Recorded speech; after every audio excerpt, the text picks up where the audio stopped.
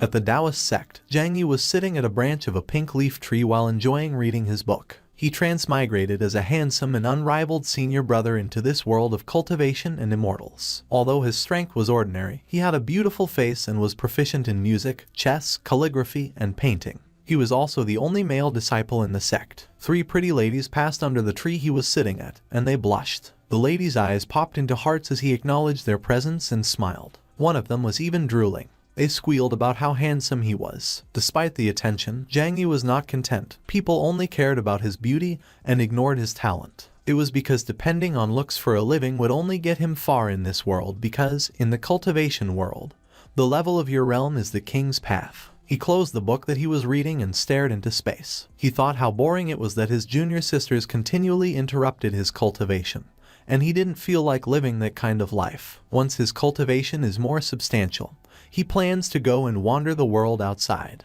He originally wanted to take it easy, slowly increase his strength, and cultivate into an immortal. But his dreams were devastated after the cheat system was activated. A pop-up screen appeared before him, offering a beginner task of confessing his love to a beautiful master with a reward of a cultivation level increase and supreme holy body. But failure meant becoming a dog for life and losing his fertility, with a time limit of 10 minutes. Zhang Yi was raging internally about this sudden and extreme task, but he was tranquil as a forest on the outside. Confessing to a master was just like asking for death, but the consequence of failing the task was also terrible. His master Yu Yao was one of the strongest in this generation. She was cold and otherworldly, so people called her the merciless fairy. In the past, many disciples confessed, but they got their cultivation removed and were kicked out of the sect. As a result, there were a lot of weeping and injured men at the sect's gate. Some were even kneeling and bowing to the floor. There have also been proposals from other strong experts, and they even tried to do it by force, but they were all defeated and thrown out of the sect's gate,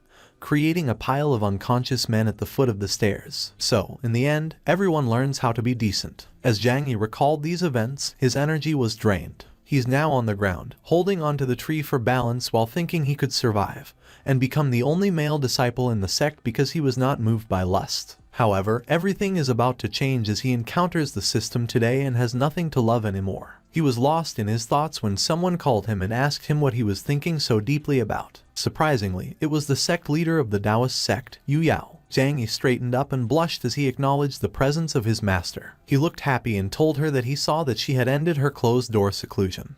But, in his mind, he adored how pretty his master was while being scared at the same time. In a commanding manner, she crossed her arms, saying it had been a long time, and she wanted to see the state of his cultivation. She also asked how he was doing these days and if any female disciples caught his attention. He cups his fist and answers he had been cultivating with all his effort, and is not moved by feelings but cursing in his mind as he can't dare confess. With a smile, she revealed that she had expelled 900 disciples because of their emotions, so she commended Zhang Yi for having a firm heart and living up to her expectation. In response, Zhang Yi replies that if one does not dare express themselves to the people they like, what would be the significance of cultivating the way of Tao? Yu Yao's eyes narrowed as she stared at him, speechless. Sweat was trickling down his face as Zhang Yi questioned why his master advocated merciless cultivation when she had never been in love, so Yu Yao glared and asked what he wanted to say. Gritting his teeth, Zhang Yi stated that he had been in love with her for a long time over the past 18 years and couldn't hold it in anymore. His face was covered with sweat due to his nervousness as he blurted out the confession that he liked her. Yu Yao glared at him as the aura was released from her body. She then calmed down and closed her eyes, and with a sigh, she replied he had really disappointed her as a master. Afterward, she summoned her moon sword. She thought he could achieve something,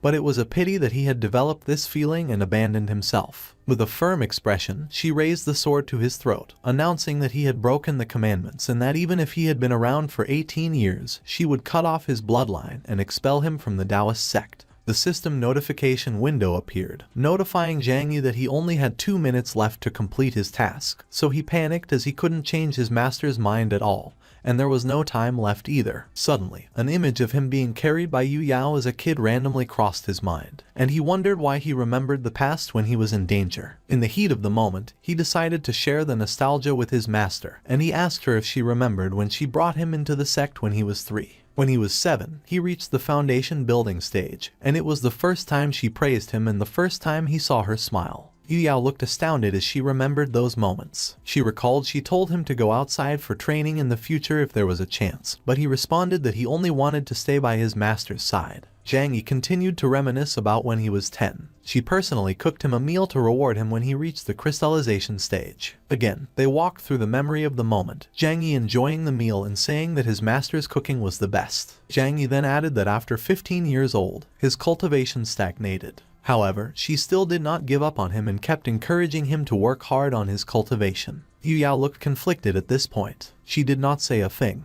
but the sword pointed at Zhang Yi's throat was shaking. It was like representing her resolve to expel Zhang Yi at this point was wavering. With a smile, Zhang Yi told her that he would follow his master's merciless way and would not force others to suffer. As he said this, he ran away from Yu Yao and jumped off the cliff. Yu Yao was astonished to see what he just did and fearfully called out to him. As he was falling, Zhang Yi looked back and declared that he would still love her when they met again in the afterlife. Zhang Yi questioned himself if this was how everything would end and realized that he was not happy with this, so he screamed at the top of his lungs that it pains him to leave his master. It took him a while to realize that he messed up because he was not yet skilled at levitating. The system notification window appeared again, notifying him that he only had 6 seconds left to complete the task. After that, not only would he become a dog, but he would also fall to his death. However, a hand suddenly grabbed his shoulder, so he looked back and blushed as he saw his master holding him. She is mad as she asks him if he wants to die and if it is necessary to do so just because of love. But he responds that he did that not because of love but for his master. Yu Yao blushed and asked him to shut up. Following this, she threw him to the ground. He crashed into the center grounds, and the ladies watched as he lay in the hole his body created in the environment due to the impact. On the other hand, Zhang Yi is surprised when he reads the notification that his confession was a success, and he has received the reward S-rank Supreme Holy Body, and he still couldn't believe that his master was moved by his words. Yu Yao stood in front of him as she criticized him for losing his future, and today she vowed to chase him out of the Taoist sect, so he has to conduct himself well. Afterward, she turned her back without waiting for his reply. At this moment, the system notified Zhang Yi that it was awakening the Supreme Holy Body. Zhang Yi sat there in amazement as he felt the power surging out, and his body was filled with divine power. Yu Yao was startled and looked back as she felt a supreme phenomenon. The ladies around the sect cheered as they watched the scene, and they were happy that their senior brother had awakened and finally broken through his limits. Zhang Yi's eyes lit up like golden fire, and he screamed like he was in anguish. A dragon-looking golden light enveloped him, and it surged toward the sky. A golden pillar light appeared around the area of the Taoist sect, and the sect all around the area clearly saw it. They were alarmed that someone had awakened a holy body and recognized that it was coming from the Taoist sect. The end of all cultivators was coming because the ancients said that once a supreme appeared, the immortal road would be destroyed. The animals and monsters around the area were terrified when they saw the golden pillar of light. They knew that a supreme had appeared in the human race. The light surging toward the sky pierced the atmosphere and escaped into space. A man wearing an astronaut suit on the moon witnessed it and stared in disbelief. Back at the Taoist sect, the system notified Zhang Yi that the Supreme Holy Body had been successfully integrated, and it congratulated him for upgrading to the spiritualization realm. Zhang Yi was ecstatic and yelled that having a cultivation breakthrough was the best. Yu Yao was surprised that Zhang Yi could advance to the spiritualization realm in seconds and thought that the Supreme Holy Body's potential was profound. Zhang Yi proudly showed off himself and told her that if she wanted to cultivate quickly, she must fall in love. Yu Yao told him he was spouting nonsense because the awakening of talent has nothing to do with romantic feelings,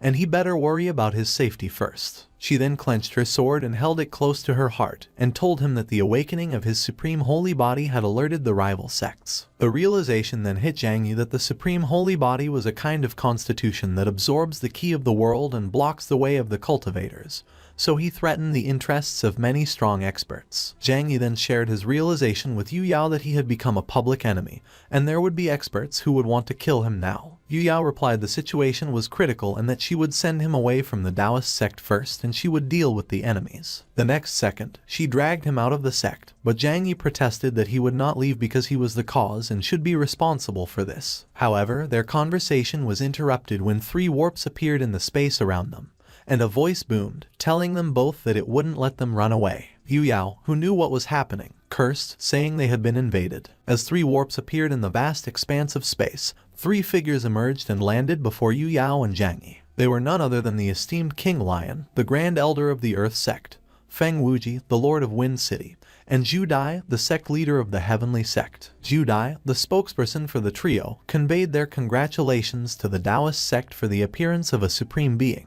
Despite their flowery words, Yu Yao was wary and told them to mind their own business, as the Taoist sect's affairs had nothing to do with them. King Lion, picking up on Yu Yao's tone, deduced that the awakened individual must be none other than Zhang Yi, her martial nephew. She went on to criticize his association with an old woman like Yu Yao, deeming it a waste of talent. King Lion then requested that Zhang Yi join her sect, as newcomers receive unique benefits. Yu Yao was infuriated by King Lion's words and defended her disciple's virtues, declaring that he would never join a sect led by a demoness like her. Zhang Yi, in agreement with his master, further angered King Lion. Zhu Dai then stepped in and tried to persuade Zhang Yi to join the heavenly sect, touting the benefits of the many beautiful women and ancient Tao techniques that could aid his cultivation. Feng Wuji followed suit, urging Zhang Yi to join the Wind City, promising abundant resources, non-stop services for immortal cultivation, and even the chance to become an official in the Great Zhu dynasty. Yu Yao was incensed, proclaiming that she would not let anyone take away her disciple. However, at the same time, she believed that she should be the only one to chase Zhang Yi out of the Taoist sect. Zhang Yi, aware of his supreme holy body's abilities to absorb the key of the world and block the way of cultivators, questioned how these leaders could help him cultivate when they were all so selfish. He caught on to their plan to use him as a chess piece to refine pills and ultimately take away his cultivation in the future. The three leaders grew nervous as Zhang Yi revealed their plan, and they attempted to deny it. King Lion played dumb and claimed she didn't know what Zhang Yi was talking about, as they were really being sincere in helping him, and there was no evil intention at all, but the sweat dripping from her face betrayed her words. Despite this, Zhuo Dai made a similar assertion, stating that he only wanted to dote on Zhang Yi. However, Feng Wuji had a different perspective, acknowledging that Zhang Yi had some value and shouldn't be afraid of being used by others. When Zhang Yi refused their offer to join them and declared himself a disciple of his master Yu Yao, a dark aura suddenly shrouded the three leaders, who began calling him an ungrateful brat. They threatened to get rough and criticized him for not taking the easy way out. However, Zhang Yi didn't back down and instead pointed out their villainous behavior. As the tension escalated, Yu Yao watched with a satisfied smile, impressed by Zhang Yi's unexpected display of dignity. King Lion then quoted a Taoist scripture and launched an attack on Zhang Yi, followed by Zhuo Dai and Feng Wuji. They criticized King Lion for lacking martial virtues and demanded that if she wanted to take Zhang Yi, they should do it together. Yu Yao intervened, calling them out for their insolence, and a chaotic clash ensued.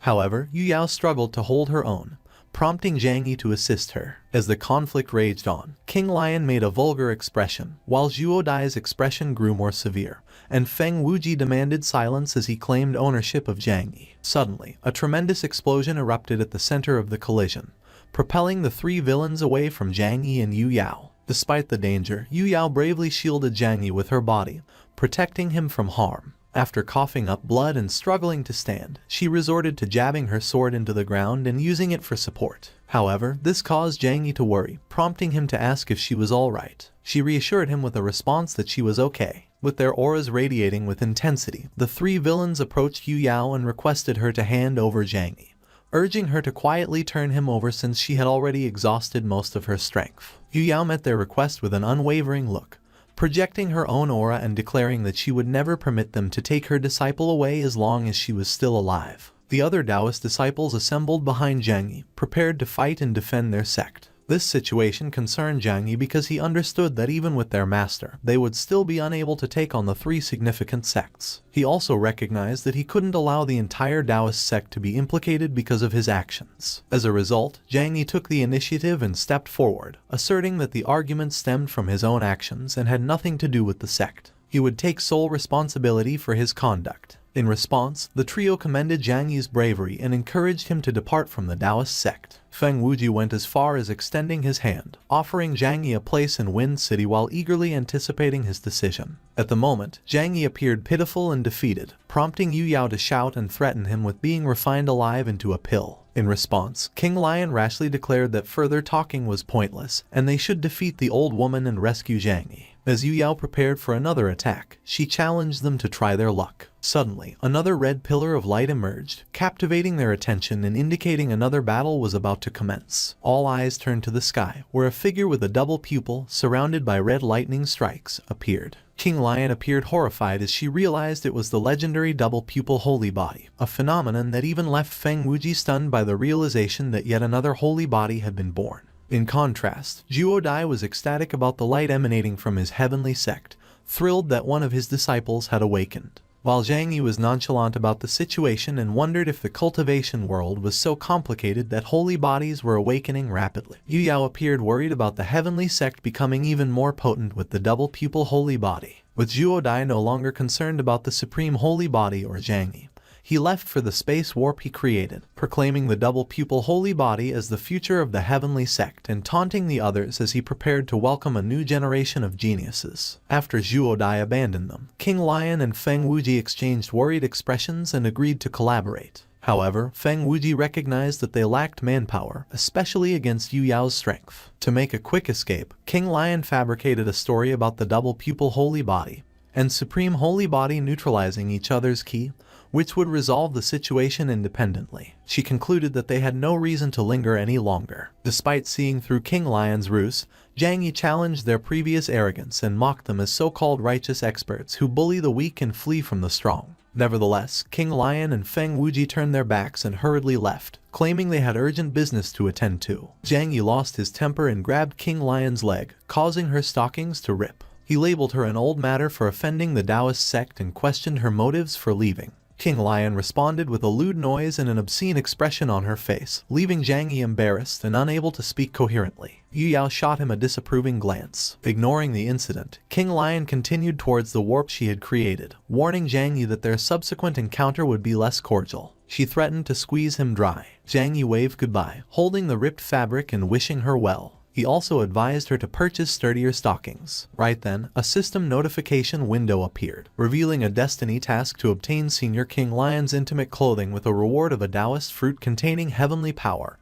and a failure penalty of increased bad luck for Zhang Yi within a 3-day time limit. At first, Zhang Yi blushed and closed his eyes, thinking the system was perverted for requesting King Lion's tight clothes, but also acknowledged it was something he always wanted to do. He wondered what the system needed the clothes for and felt like he was being asked to die. Approaching Zhang Yi with a smile, Yu Yao praised him, saying he did well and she was impressed. Zhang Yi's nose elongated, giving him a haughty expression as he boasted about being a disciple trained by his master, implying that his success was expected. He then inquired about the reward Yu Yao would grant him this time. However, Yu Yao's imposing presence made Zhang Yi tremble as she reminded him of his rule-breaking actions and gave him a choice between a year in the water prison or 5,000 lashes as punishment. Zhang Yi pleaded with her to let it go. The next moment, she expressed her concern, stating that their most urgent task was to deal with the major sects, as the Taoist sect had been targeted by many powerful enemies. In response, Zhang Yi proposed making the first move by visiting King Lion's Earth sect in the name of Tao.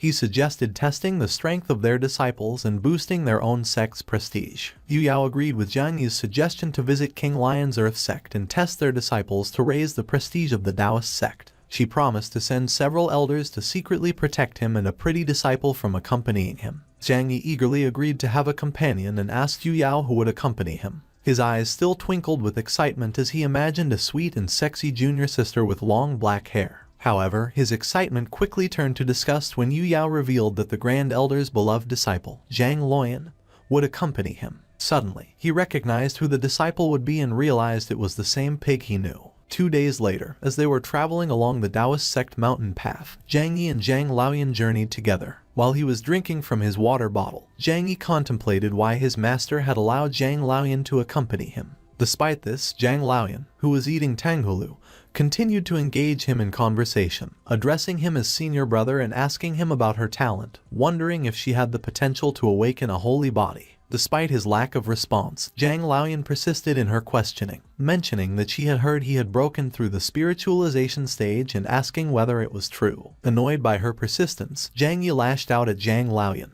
telling her to shut up and setting out 3 requirements for her to accompany him: no talking nonsense, no unauthorized actions, and strict obedience to his orders. Displeased with these rules, Zhang Luoyan called Zhang Yi a boring senior brother and looked away from him, puffing her cheeks and continuing to eat her food. Recalling the time he had trained with her and she had stolen pills from the demonic cult, causing him to feel like a pig as they ran for miles while being chased, Zhang Yi grew tired at the thought of carrying her on his back again. He sighed heavily and contemplated the suffering of mankind. After calming down and continuing to eat, Zhang Laoyan informed Zhang Yi that Yehaoran, a disciple of the heavenly sect, possessed the double pupil holy body, cautioning him to be wary. Zhang Yi acknowledged that he was aware of Yehaoran's identity and that he had defeated him in a previous literary competition, knowing that he held a grudge against him. However, now that Yehaoran possessed the double pupil holy body, he couldn't help but worry that he would seek revenge through martial power. His mind raced as he considered that he possessed the supreme holy body, which was in direct contrast to Yehaoran's double pupil holy body, making him wonder if all of this was predetermined by fate.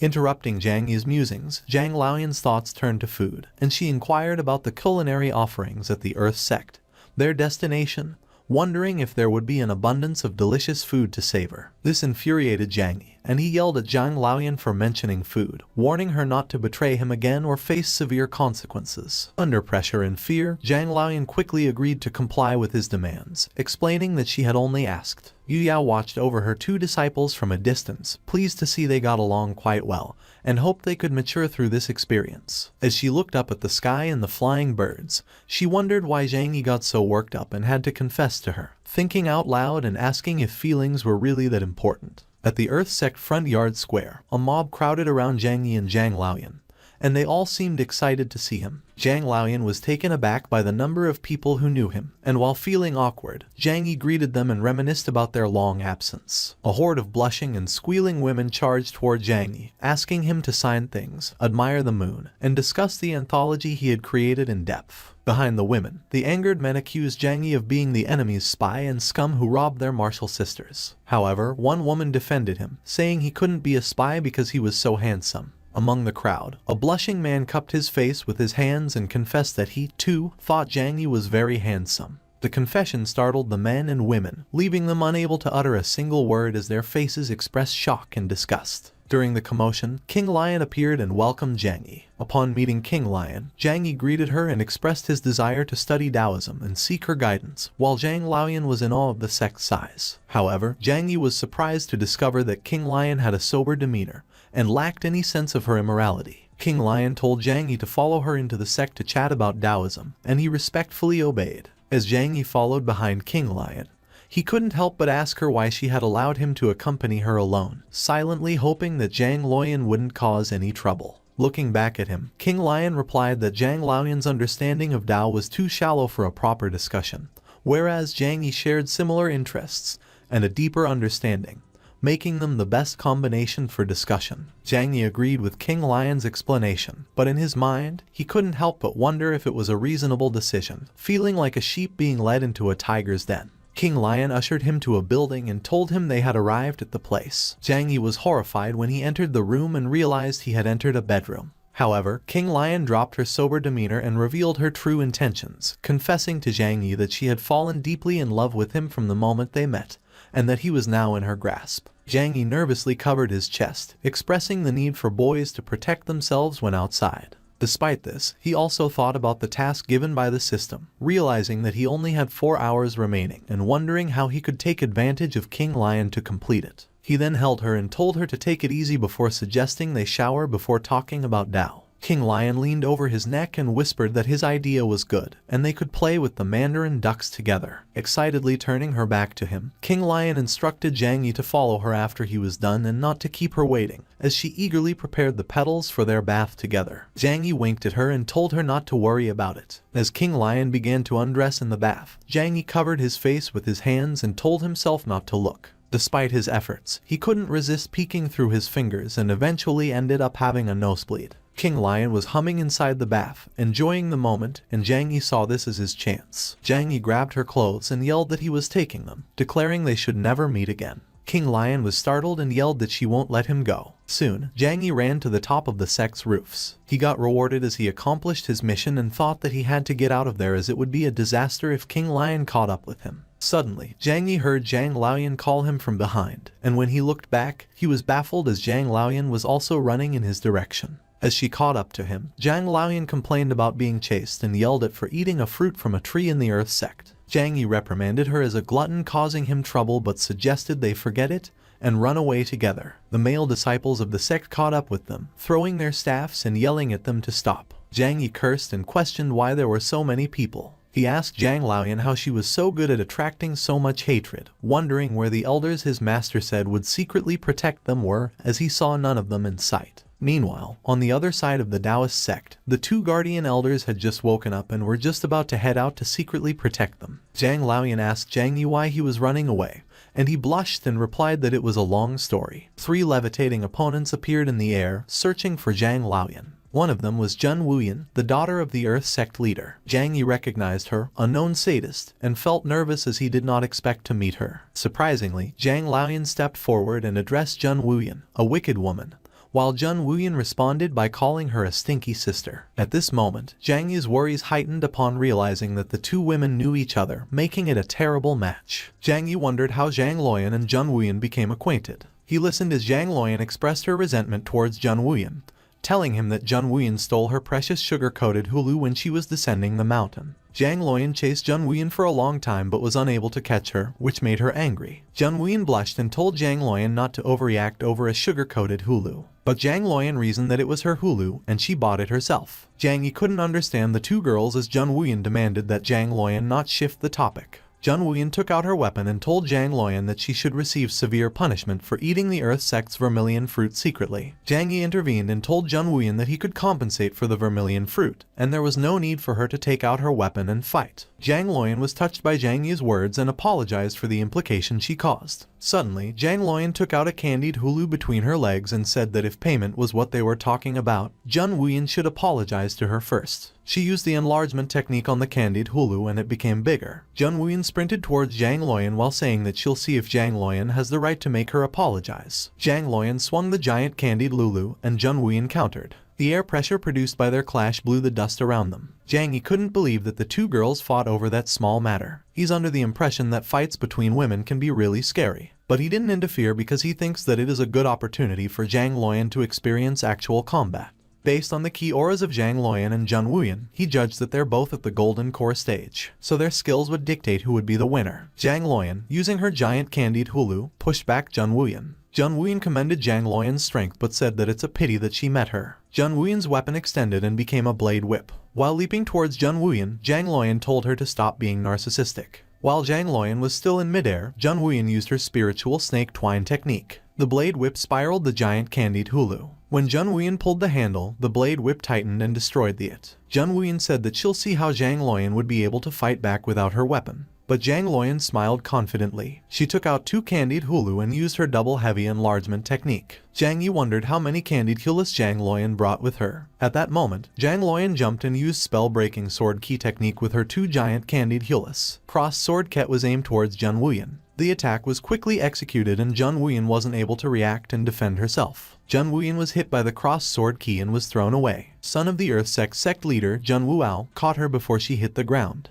Jun Wuao said that unless they're really intending to hurt his little sister, the fight must cease. Zhang Yi greeted Jun Wuao, thinking to himself that he must not underestimate Jun Wuao, who's at the spiritualization stage just like him. Jun Wuao returned the greetings and told Zhang Yi that he is ashamed of not being able to match up with his unparalleled stature. However, he criticized Zhang Yi for indulging his younger sister to hurt others, which he deemed wrong. But Zhang Yi explained that swords drawn in battle have no eyes, so it's inevitable that people get hurt. He also clarified that Zhang Laoyan is not his sister, but before he could explain his relationship with her, Zhang Laoyan interrupted them with her cry. Acting as if she's hurt, Zhang Laoyan asked Zhang Yi if he doesn't recognize and love her anymore. She pummeled Zhang Yi's chest with her little fists, and he wondered how Zhang Laoyan suddenly got so good at acting. Jun Wuyan demanded Zhang Yi to stop acting ignorant, and pointed out that it's evident that they're siblings because they're both named Zhang. But Jun Wuao wondered why Zhang Yi doesn't recognize the sibling relationship, thinking that Zhang Yi has broken through the shackles of familial affection and reached a more intimate stage. The men that surrounded them criticized Zhang Yi for not taking care of his sister and expressed how willing they are to be Zhang Laoyan's brother instead. Jun Wuao folded his fan and said that whatever the case is, it is the fault of the big brother for indulging his sister. He also used divine purple cloud technique to punish Zhang Yi for his crime. Zhang Yi instructed Zhang Laoyan to hide and said that he'll deal with Jun Wuao, thinking that it's the perfect time to put the technique he learned in his spare time in good use. He aimed his pointed finger towards Jun Wuao and used six-fold sky-clearing finger. Thunder gathered on his pointed finger, and when he released it, an image of a phoenix formed. The Thunder Phoenix clashed with Jun Wuao's purple cloud technique, and it overpowered it, hitting him. He coughed blood and was pushed back. Jun Wuyan immediately ran to help her brother, while Zhang Luoyan celebrated and said that her senior brother is so mighty and domineering.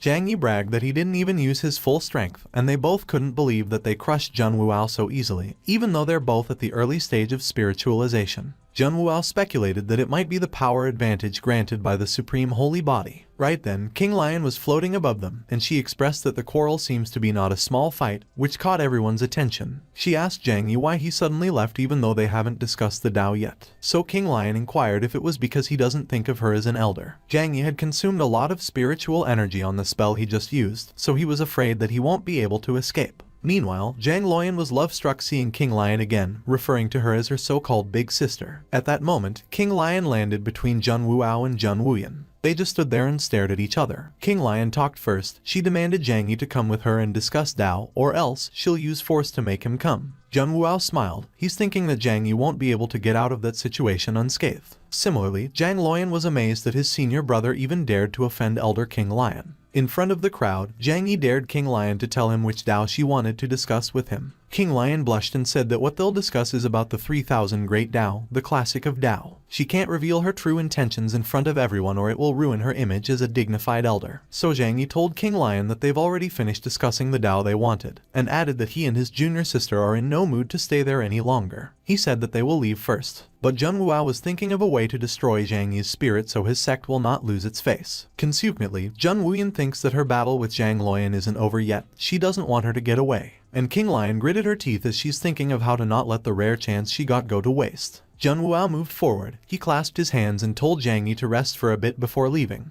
And since both of them are scholars, he invited Zhang Yi to have some drinks and recite some poems. Jun Wuao thinks that he's bound to win in a literature fight against Zhang Yi since he's the genius of the Earth sect. Zhang Yi agreed and said that it is a good idea to use poems in making friends, to see each other's strength and weakness so that they can learn from each other. He's confident that he will never lose in poetry because he experienced 9 years of compulsory education. Jun Wuao invited Zhang Yi to follow him to the top floor of the pavilion. On the side, King Lion planned on making Zhang Yi her main dish that day. Outside the Earth Sect Heavenly Pavilion, disciples of the Earth Sect gathered. They heard that Zhang Yi wanted to compete with their young master in poetry. The female disciples wanted to see Zhang Yi's literature skills. They expected that his literature skills must be as perfect as his face. But one of the male disciples expressed that Zhang Yi is probably just pretending. On the top floor of the pavilion, Zhang Yi and Jun Wuao sat on the floor and drank wine together. They can hear the cheers of the disciples. King Lion laid on the floor while Jun Wuyan and Zhang Luoyan were having a food-eating contest. Zhang Yi couldn't believe that they're even competing while eating. He thinks that it's better to be safe than sorry, so he and Zhang Luoyan used detoxification techniques in advance. Jun Wuao expressed that he's having a pleasant time after drinking 3 cups of wine, so he'll use wine as the topic and start reciting a poem. Zhang Yi said that since Jun Wuao wanted to go first, he's all ears. He's kind of excited about what's to come because Jun Wuao is considered to be a top genius. Right then, Jun Wuao started his poem. Having a drink of wine with you between heaven and earth. Let's toast as we are talking about the great Tao and recite poems until we become one with the Tao. Jun Wuao's poem concluded. His poem attracted the spiritual energy of heaven and earth. The disciples cheered and said that their young master is a real genius. Similarly, Jun Wuyan's face blushed as she appreciated her brother's face when reciting poems. But Zhang Luoyan pouted and said that Jun Wuao is not as good as her brother Zhang Yi. Meanwhile, King Lion thinks that Zhang Yi will definitely lose. She's under the impression that Jun Wuao's literature is 100% better. At that moment, Jun Wuao asked Zhang Yi's opinion about his poem. Zhang Yi told him that it wasn't bad and very dynamic. In the world of cultivation, cultivators who created poems with excellent lyrics will cause the manifestation of heaven and earth, which can be used in battles. So Zhang Yi decided to take things seriously after confirming that Jun Wuao is a genius. King Lion suggested that since he is very talented, Zhang Yi should use the word moon in his master Yu Yao's name to compose a poem. She thinks that Zhang Yi wouldn't be able to create a starry night in broad daylight. Right then, the quest screen appeared. A destined mission has been triggered. The objective is to compose a poem on the spot and move the hearts of Zhu Wuao and Elder King Lion. Upon completion, 20 mana points will be rewarded. But lowered IQ will be the consequence of failure, and the time limit is 15 minutes. Zhang Yi decided to make sure to satisfy King Lion and Jun Wuao, so he accepted King Lion's suggestion. Jun Wuao smiled. He thinks that when it comes to poetry, Zhang Yi is nothing but an amateur. Zhang Yi used his secret technique, the recollection technique. What the technique does is search his memory when he was still on Earth. When he found the poem he wanted, he said that he had a poem dedicated not only to everyone there, but also to his master, Yu Yao. Everyone was shocked, except Zhang Luoyan, who became happy. Zhang Yi raised his cup of wine and started his poem. When will the moon be clear and bright? With a cup of wine in my hand, I asked the blue sky. Right then, the sky suddenly turned dark. Zhang Yi caused the manifestation of heaven and earth. The disciples couldn't believe to see the manifestation even though Zhang Yi had only recited one line. Zhang Yi continued, I do not know in the celestial sphere what name this festive night goes by. I want to fly home, riding the air, but fear the ethereal cold up there. The jade and crystal mansions are so high. Right then, an image of a gold moon above a gold palace suddenly manifested. The disciples identified the manifestations and appreciated what they're seeing. At the same time, Jun Wuao and Jun Wuyan appreciated the poem, the manifestation, and Zhang Yi. Similarly, Zhang Luoyan said that the moon is so round and big, it looked tasty to her. King Lion couldn't believe that day turned into night. Zhang Yi continued his poem. Dancing to the shadow, I no longer feel the mortal tie. She rounds the vermilion tower, stoops to silk pad doors, shines on those who sleepless lie. Meanwhile, in the Taoist sect, Yu Yao stood on top of her roof. She's looking at the manifestation of the round moon in the direction of the earth sect. She wondered if Zhang Yi showed off his skills and triggered the manifestation of heaven and earth. And she doesn't know why, but she feels a little bit of sadness after seeing the manifestation. As Zhang Yi continued his poem, the round golden moon melted, and the golden palace's image became unstable. The disciples noticed the moon waxing and waning. A disciple remembered the girl who left him.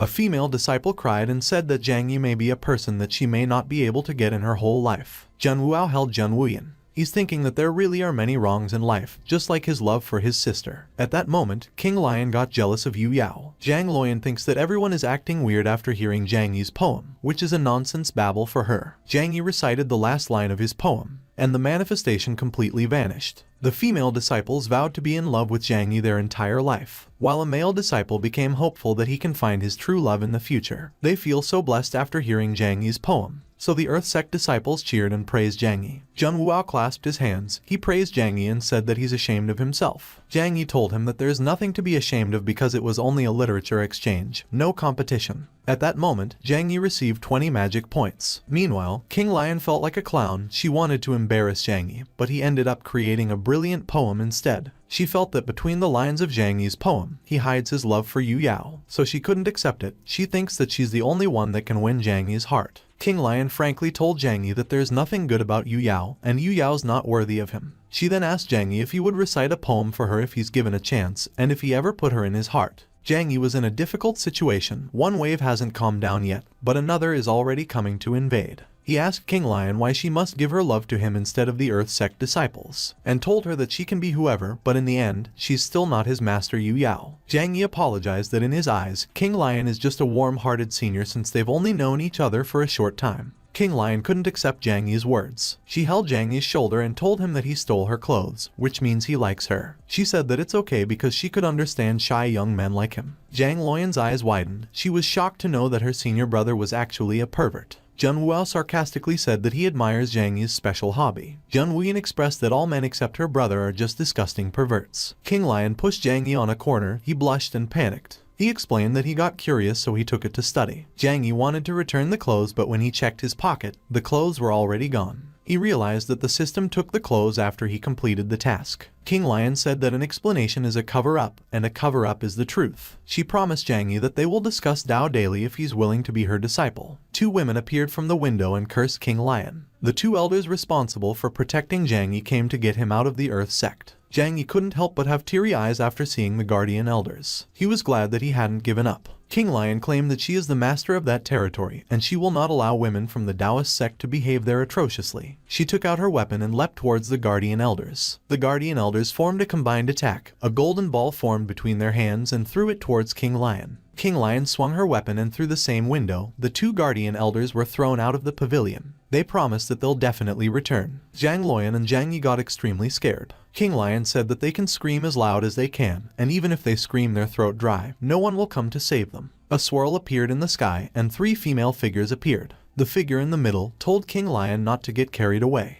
Everyone was shocked. It was Yu Yao. Yu Yao said that with her there, King Lion shouldn't think about touching her disciples. The two elders looked proud and aggressive. Zhang Luoyan and Zhang Yi got extremely excited. Jun Wuyin covered Jun Wuao's eyes, who started to appreciate Yu Yao's beauty and saying that he's jealous of Zhang Yi for having such a good master. The Earth Sect disciples were love-struck in Yu Yao's beauty. They also wanted to have a beautiful master, and some female disciples were even envious of Yu Yao's beauty. Yu Yao demanded for her to be reticent, but King Lion told her that it was her precious disciple who took the initiative by peeking when she was bathing and taking her intimate clothes. Yu Yao believed in her disciple and said that Zhang Yi could never do such a thing since he cultivates the path of ruthlessness. The Earth Sect disciples' opinions varied. Some believed that Zhang Yi is a noble man. Some speculated that he may be a beast in human clothing. Some wanted to donate their clothes instead, and some approved of the perverted act. Zhang Yi went pale, thinking that he's about to experience social death, his reputation lost, he'll have no shame left, and he'll be half dead. Yu Yao changed the topic. She said that since the Tao discussion is over, the Earth Sect should let her disciple leave. She let her power spread and said that she hoped that King Lion wouldn't abuse her power to bully the weak, or else she won't be polite anymore. King Lion was panting while thinking how terrifying Yu Yao is. She couldn't fight head-on and she couldn't call for some help because their sect leader is in closed-door training. King Lion gave in, but she cursed Yu Yao and promised to return the favor twice in the future. She claimed that Zhang Yi will be hers sooner or later. Yu Yao said that what happens in the future doesn't matter to her, she just wants Zhang Yi to leave unharmed. And with that, Yu Yao took her leave. King Lion decided to give Zhang Yi something extra since it's harmless. She forcefully handed her special product to Zhang Yi. Zhang Yi blushed, he tried to refuse, and he kept on explaining that he's not a pervert. Zhang Luoyan, Jun Wuao, and Jun Wuyin told Zhang Yi that he doesn't have to explain since all perverts always claim that they aren't perverts. Zhang Yi and Zhang Luoyan descended the pavilion and walked in the midst of the Earth Sect disciples. The Earth Sect disciples bid their farewell and asked the Zhang siblings to take care of themselves and come often to play in the future. Earth Sect disciples, both male and female, gave Zhang Yi some of their garments. Zhang Yi blushed and declined the gifts. He explained that he doesn't really have a hobby of collecting clothes. He's crying internally. He's thinking that his pure concept is about to collapse. Some of the female Earth Sect disciples used different kinds of food to bribe Zhang Luoyan. They wanted her to give their love letter to Zhang Yi and add in a few words of praise. Zhang Luoyan drooled at the sight of the variety of food in front of her. She wanted to take all the food, but Zhang Yi grabbed Zhang Luoyan's collar and ran, dragging Zhang Luoyan. So Zhang Luoyan cried as she got further away from the delicacies. The full moon was already in the sky when Zhang Luoyan and Zhang Yi arrived at the Taoist sect. They walked unhindered. No disciple was outside at that time. Zhang Luoyan was carrying a huge brown sack on her back. Reaching the Taoist sect, Zhang Yi released a sigh of relief. Zhang Luoyan opened the sack. She was mesmerized by the amount of food she harvested. She thinks that following her senior brother is the best. A female Taoist sect disciple ran towards them and informed Zhang Yi that his master Yu Yao had been waiting on the moon shadow's peak for a long time, and it seemed she had something important to tell him. So Zhang Yi cheerfully acknowledged the information. He's thinking that his master Yu Yao is looking for him to enjoy the beautiful scenery and spend the night with him. On the moon's shadow, Yu Yao stood while staring at the beautiful scenery. Zhang Yi peeked behind a tree while appreciating his master's beauty. Yu Yao's head turned. She knew that Zhang Yi was already there, so she said that there's no need for him to sneak about. Zhang Yi praised his master's strength and walked towards her. Yu Yao told him to be serious since she called him there for business. She praised Zhang Yi for doing well in the Earth Sect, but added that the experience he gained was too small, which is barely a warm-up. Yu Yao informed Zhang Yi that 3 days later, the Great Zhu Dynasty will hold a beast beheading competition, which is a great opportunity for training and worth his time to go. Beast beheading competition is a grand gathering held by the Great Zhu Dynasty, and many cultivators will participate. Zhang Yi expects Yi Haoran, the one who awakened the double pupil holy body, to attend the competition. Yu Yao said that it is natural for Yi Haoran to participate since he is the heavenly sect's great disciple and also awakened the double pupil holy body. So she is worried at the thought that Zhang Yi will inevitably fight Yi Haoran.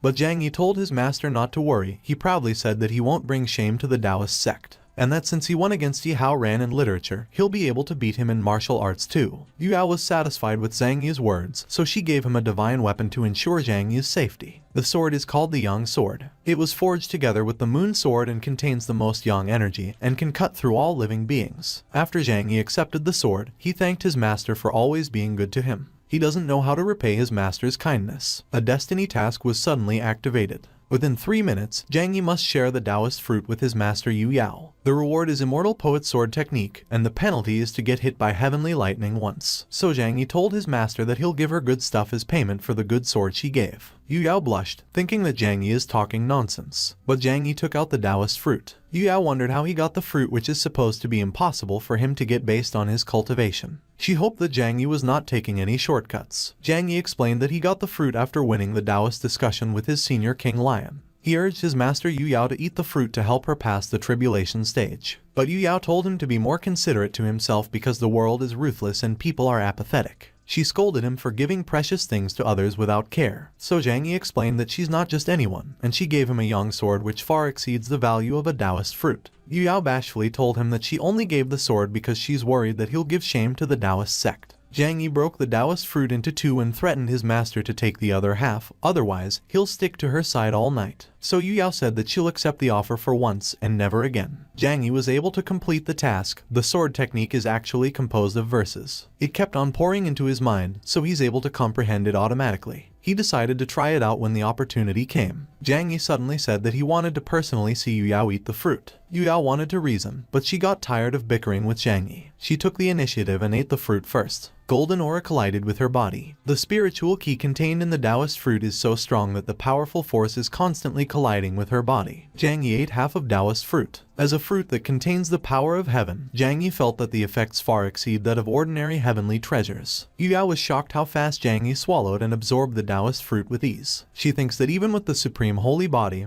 it shouldn't be that fast. Zhang Yi felt great after eating and absorbing the fruit. He's confident that with the power of the Taoist fruit and the young sword, he'll be able to defeat Yi Heoran at the beast beheading competition. But Yu Yao told him not to underestimate the enemy because according to their information, Yi Heoran's strength is higher than Zhang Yi. They both have holy bodies, but Yi Heoran's strength surpassed him. So Zhang Yi wondered if there's some kind of higher person backing Yi Heoran. Despite the bad news, he's still determined to defeat Yi Heoran. Zhang Yi promised Yu Yao that he will act cautiously and deal with the enemy carefully. Yu Yao approved. She then said that Zhang Luoyan will accompany him to gain experience. Although Zhang Luoyan gets in his way a bit, her strength is still acceptable, so Zhang Yi reluctantly agreed. He just hoped that Zhang Luoyan wouldn't cause any more trouble at the beast beheading competition. On the way to the beast beheading competition, Zhang Yi rested on a tree branch while Zhang Luoyan was roasting a whole pig and eating a candied hulu. Zhang Yi couldn't help but comment on how gluttonous Zhang Luoyan is. But Zhang Luoyan retaliated and said that Zhang Yi doesn't understand life at all. She turned around and planned on looking for some mushrooms to roast with the pig. So Zhang Yi told her to be careful because they're almost at the place where the beast beheading competition is held. More demonic beasts will start to appear. From the bush, a beast's eyes glowed red at the sight of the roasted pig. It was a giant winged white cat. It bit the pig and flew away. Zhang Yi immediately got up and took out his yang sword. Meanwhile, Zhang Luoyan couldn't help but cry after seeing the pig she roasted all morning being taken away. They chased the giant white cat. Zhang Luoyan, who was looking for mushrooms, was nearer to the winged cat than Zhang Yi. The winged cat's eyes twinkled. It had been a long time since it had eaten meat cooked by humans. The beast licked the pig as it flew away. Zhang Luoyan appeared behind the white cat and demanded it to return the roasted pig. She leaped towards the white cat and bit its tail. So the white cat shrieked as tears flowed from its eyes. It wagged its tail vigorously and demanded Zhang Luoyan to let go. But Zhang Luoyan is being more of a beast than the white cat. She doesn't want to let go. The cat decided to ignore the pain and ate the pig. It didn't want to die of hunger. Zhang Yi caught up and immediately used immortal binding arts. Golden key binds the giant winged white cat. The rope slowly took away the beast's strength, so the beast seemed to struggle maintaining its form.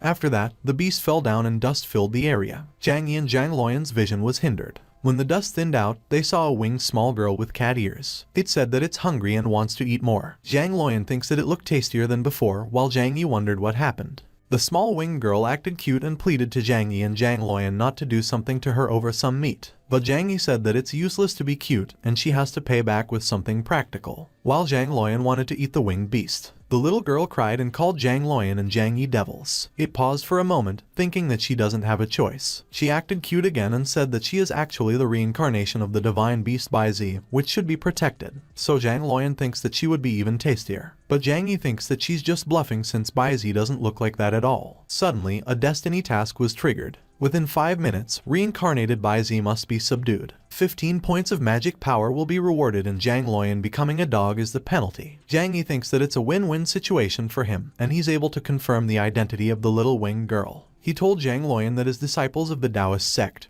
they cannot kill animals without reason. He suggested that it's better if they subdue it and let it be their means of transportation. So Zhang Luoyan agreed but said that she'd still eat the little winged girl after being their means of transportation. As a result, the little winged girl cried and begged Zhang Luoyan to be humane. Unconcerned, Zhang Yi used beast taming arts onto the little winged girl. but he was confused when a puff of smoke appeared beside him. The subduing failed, so Zhang Luoyan became a dog and the duration is 1 day. So Zhang Luoyan cried as she accused Zhang Yi. Normal beast taming arts weren't able to subdue Bai Zi. So the little winged girl laughed at Zhang Luoyan and she said that the tables have turned as Zhang Luoyan wouldn't be able to eat her since she became a dog. But Zhang Luoyan slapped the little winged girl with her paw. Consequently, the little winged girl was thrown away by the slap. She thinks that there must be something wrong for Zhang Luoyan to be still so strong even after turning into a dog. So Zhang Yi took the opportunity to sign a master-servant contract with the little winged girl. As a result, the little winged girl was caught off guard. Zhang Yi's strong spiritual aura forced her into a master-servant contract. He then called the little winged girl Little Bai Zi. After that, he patted Little Bai Zi's head and told her that she will be his means of transportation. So Little Bai Zi couldn't help but like the head pat, thinking that it is how Zhang Yi swindles other people. But Zhang Luoyan suggested using Little Bai Zi as emergency food. So Zhang Yi told her that she should worry about herself first, or she'll forever be a cute dog. Flustered, Zhang Luoyan kicked Zhang Yi and asked him to take responsibility. So Zhang Yi stopped teasing her and informed her that the spell should be lifted the next day. They then moved forward towards the beast beheading competition venue. Little Bai Zi teased Zhang Luoyan. She called her good dog and commanded her to follow along. So Zhang Luoyan got irritated.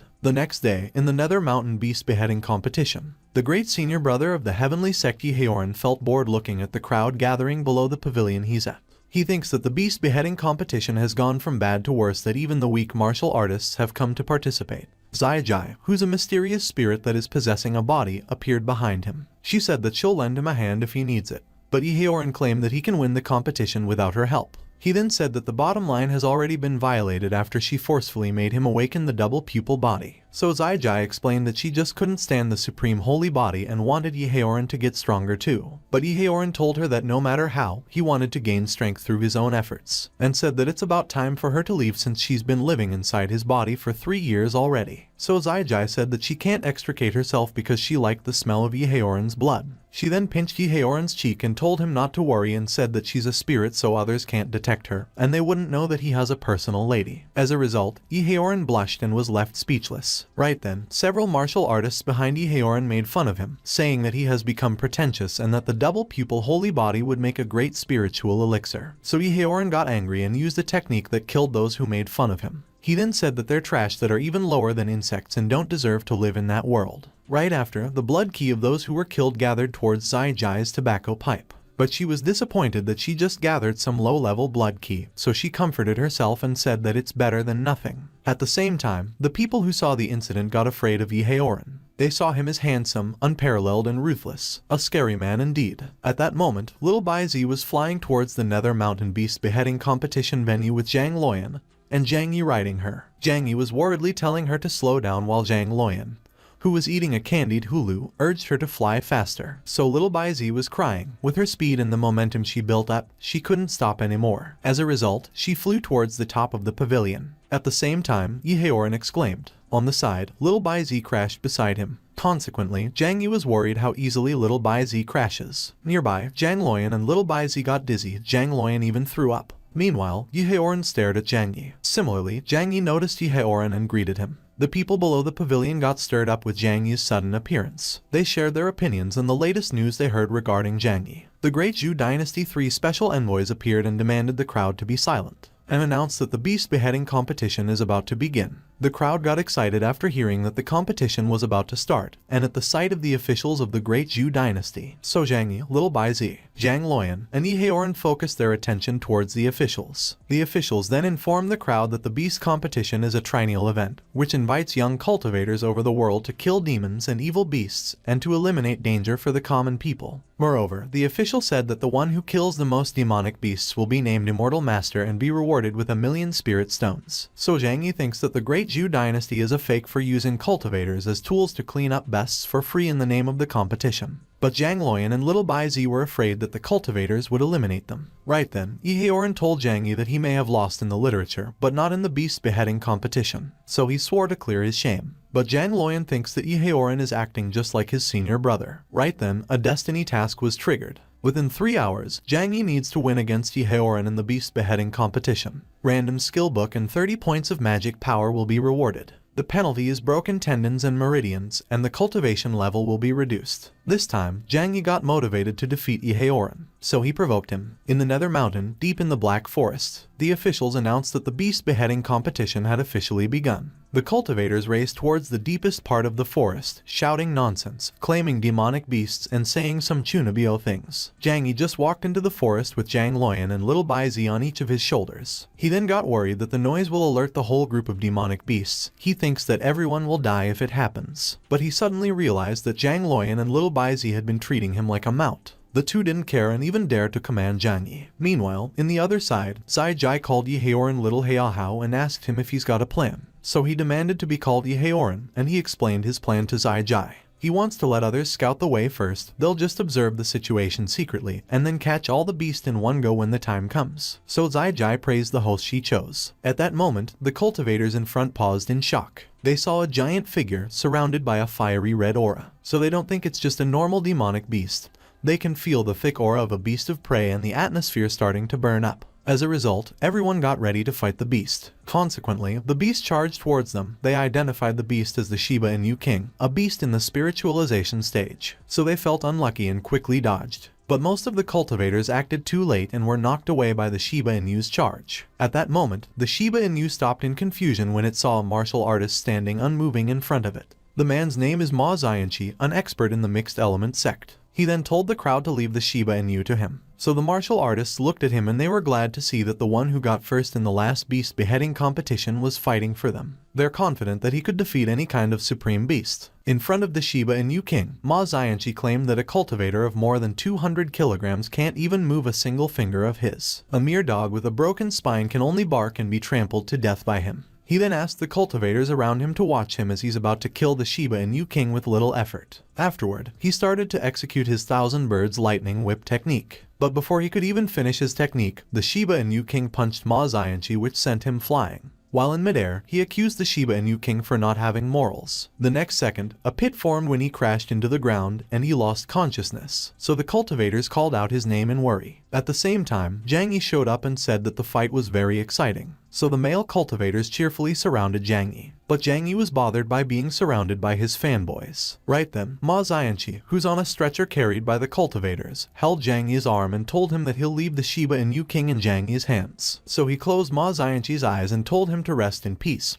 He promised that he will avenge him and get first place in the competition. But Ma Xianqi got irritated and tried to take Jang Yi's hands off his face, saying he was still alive. Meanwhile, the cultivators panicked as the Shiba Inu King started attacking once again. So Jang Yi demanded the loitering cultivators to move out of the way, and he'll take care of the Shiba Inu King, which he calls appetizer. At that moment, he wanted to try using the Yang sword. So he plans to catch the Shiba Inu King off guard and finish things quickly. The next second, he dashed through the Shiba Inu King. After that, he appeared behind the Shiba Inu King, and while he was sheathing his sword slashes made the Shiba Inu King groan in pain. Consequently, the Shiba Inu King's fur vanished. If not for its high defense, it would have broken into pieces. So it immediately ran away while Zhang Luoyan and little Bai Zi chased on its tail, as the Shiba Inu King desperately ran for his life. Meanwhile, the cultivators started to gather around Jang Yi once again, singing praises. But Jang Yi told them to not be too infatuated with him, and reminded everyone of the task of the beast beheading competition. Somewhere in the forest, Yehaoran expressed his contempt. He then said that everything has only started.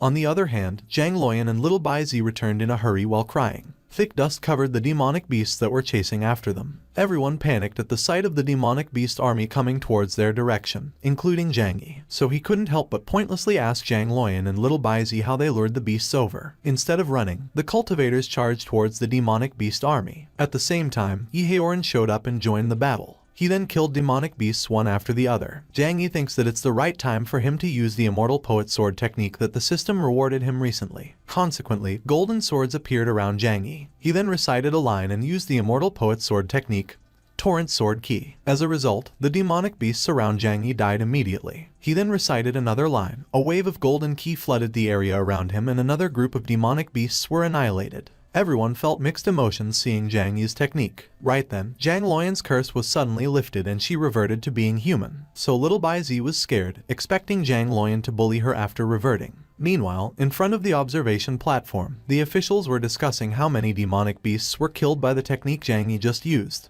They speculated that he must have killed 100 more than 3,000 demonic beasts. At this moment, the cultivators, including Yehaoran, were left in awe after seeing Zhang Yi's technique. But Yehaoran noticed the poetic power mixed within the technique, so Zai expressed that she wanted to catch Zhang Yi and suck his blood dry. Meanwhile, Zhang Yi sheathed his sword and said that being strong is really lonely, there's nothing that can't be solved with one move. And if there's something, he can just use another move. Consequently, a tiger was scavenging in front of him. He saw Yehaoran on the opposite side, so he immediately acted as to not let his prey get snatched away. As a result, the tiger panicked when it noticed that it's being targeted. But the tiger was able to dodge and run away. Eventually, Zhang Yi's sword clashed with Yehaoran's sword. At the same time, Zai instructed Yehaoran to quickly use the double pupil ability. So he used the technique and declared that he will not stop unless one of them is dead. But Zhang Yi told him that he'll see what he can do. So Yehaoran used the double pupil ability which pushed Zhang Yi away. But Zhang Yi pierced his sword to the ground to stop himself from getting pushed back. He is stronger than he thought. He thinks that Yehaoran will be a good opponent for him. Consequently, he provoked Yehaoran. So Yehaoran said that he didn't want to use the power of the blood pupil, but Zhang Yi forced him to. He then charged towards Zhang Yi and swung a red weapon towards Zhang Yi. But Zhang Yi sidestepped to dodge the attack and he immediately counterattacked. Simultaneously, Yehaoran blocked Zhang Yi's counterattack. Zhang Yi talked to provoke him, but Yehaoran told him that it was useless against him. On the other hand, the cultivators around them ran away, not wanting to get caught up on the two people's fight. They noticed that Yehaoran's moves are more like those of the demon sects. Some took it as a privilege to be able to witness a duel between two geniuses. While the two were fighting, two demonic beasts took the opportunity to aim for their necks. So Zhang Yi and Yehaoran were annoyed and easily dealt with the demonic beasts. After that, they continued their fight. Yehaoran threw daggers towards Zhang Yi. Yehaoran can turn blood ki into a variety of weapons. His tactics are more versatile than Zhang Yi's. One of the officials urged that they must stop the two to carry on the competition. The other two reasoned that it's difficult to stop since they're being so aggressive, and that the demonic beasts wouldn't dare to go near the two. At that moment, Yehaoran told Zhang Yi that he has broken his flow, and that in the double pupil state, he can see all his weaknesses. So Zhang Yi decided to use the explosive power of the Supreme Holy Body since he can't stall the fight.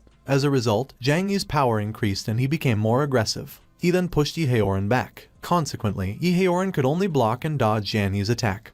He couldn't believe that the strength of Holy Body was stronger than his. At the same time, Zai watched the fight while blowing on her tobacco pipe. She determined that between the two, Zhang Yi is stronger, but Yehaoran has a stronger desire to win, and she could use it to rule the world of cultivation. Meanwhile, the three officials appeared and commanded the two to stop fighting. They said that the beast beheading competition is for killing demonic beasts, and not to have personal duels. Afterward, they announced that the competition is coming to an end. The cultivators couldn't believe that it's going to end just like that. Meanwhile, Little Baizi and Zhang Luoyan cooked and ate the demonic beasts that were killed, and the tiger that was about to be killed by Zhang Yi. Bones were everywhere around them, and they're still cooking more. On the other hand, Yehaoran claimed that he wouldn't lose to Zhang Yi in the number of beasts killed. At that moment, the officials calculated the number of monsters killed, but the officials couldn't believe the result. Yehaoran killed 3,600 demonic beasts, while Zhang Yi killed 3,650 demonic beasts, and the rest of the contestants killed less than 1,000 demonic beasts. Zhang Yi won the competition and received the title of Immortal Master and will be rewarded 1,000,000 spirit stones. But he thinks that it's a pity that his fight with Yehaoran wasn't able to satisfy him. On the other hand, Yehaoran felt humiliated after losing even with Zai help. Everyone praised Zhang Yi for gaining both wealth and fame, and pitied Yehaoran for meeting Zhang Yi who has better talent. Similarly, Little Baizi and Zhang Luoyan hugged Zhang Yi. They praised him and asked for some share of the spirit stone. As Zhang Yi completed the task, he got 30 points of magic power, and the random skill book he got is to summon RPG Spiritual Key Rocket Launcher. So Zhang Yi was confused as to what kind of shady technology is the RPG Spiritual Key Rocket Launcher. At that moment, Yehaoran vowed that he would surely kill Zhang Yi next time. But Zai told him to relax and she promised that she'll help him have his revenge later at night. All of a sudden, the sect leader of the heavenly sect Zhu Dai came out of a portal and said that he's been watching the competition, and it was too shameful for him to come out. So Yehaoran got angry and asked the sect leader who he was to mock him. He then said everything that the sect leader lacked as a leader and said that Zhu Dai is no different from a trash. But Zhu Dai retaliated. The heavenly sect disciples defended their sect leader. They couldn't accept the attitude that Yehaoran is giving their sect and sect leader. But Yehaoran walked away and promised that one day he'll slaughter the people in the world and rebuild the cultivation world, where it will be the world that's unqualified to have him instead of the other way around.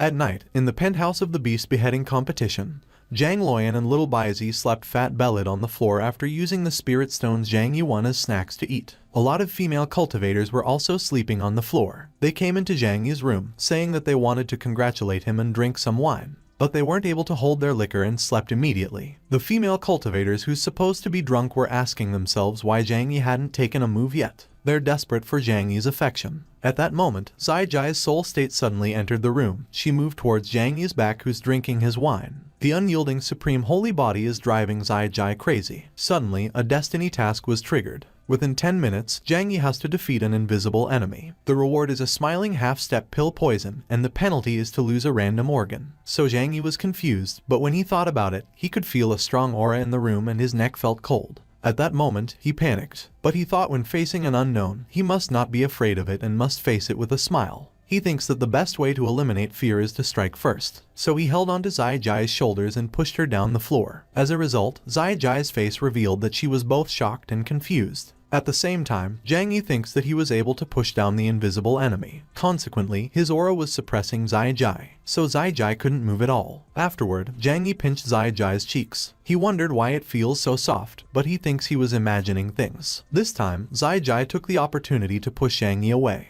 She then leaped towards Zhang Yi, thinking that in her soul state, he could never defeat her. The next second, she bent her right leg, preparing to kick Zhang Yi. But Zhang Yi used observation arts and felt the disturbance in the flow of qi. As a result, he caught Zai Jai's right leg before it hit his face. So Zai Jai was confused, while Zhang Yi laughed and guessed that what he coughed was a leg. Fortunately, Zai Jai managed to free her right leg from Zhang Yi's grip. But she wondered what spell he used to detect her attack. Zai Jai then acted as if she wanted to scratch Zhang Yi and blade ki was released from her claws. So Zhang Yi dodged the blade ki while shouting at the supposed to be drunk female cultivators to dodge. A second later, the blade ki hit the female cultivators and their clothes got ragged and ripped apart. But instead of getting alarmed, they liked it. And they even got excited as they thought Zhang Yi did it to them. But Zhang Yi panicked and struggled to explain that it wasn't his doing. Consequently, Zhang Luoyan and little Baizi woke up because of the noise. Right after, Zhang Luoyan asked Zhang Yi what was going on, and if he molested the female cultivators. At that moment, Zai Jai decided to leave immediately since everyone in the room was already awake. But Zhang Yi felt Zai Jai's aura and he stretched his hand toward the direction, seemingly wanting to grab something. When he grabbed it, he momentarily blushed and felt that he might have grabbed something weird. At that instant, he felt that he was like Adam who has picked the forbidden fruit. Furthermore, he thinks he has touched the power of gods. However, Zai Jai slapped Zhang Yi's face as it was the first time that she's been insulted like that in her entire life. She then immediately escaped and promised that she won't let Zhang Yi off easily next time. All of a sudden, the task was completed and Zhang Yi received the smiling half-step pill, a mysterious poison that can drive people insane. So Zhang Yi wondered why the task was completed, and he complained about getting slapped without even seeing how the enemy looked. Right then, little Baizi felt the aura in the room. She determined that a soul body must have appeared.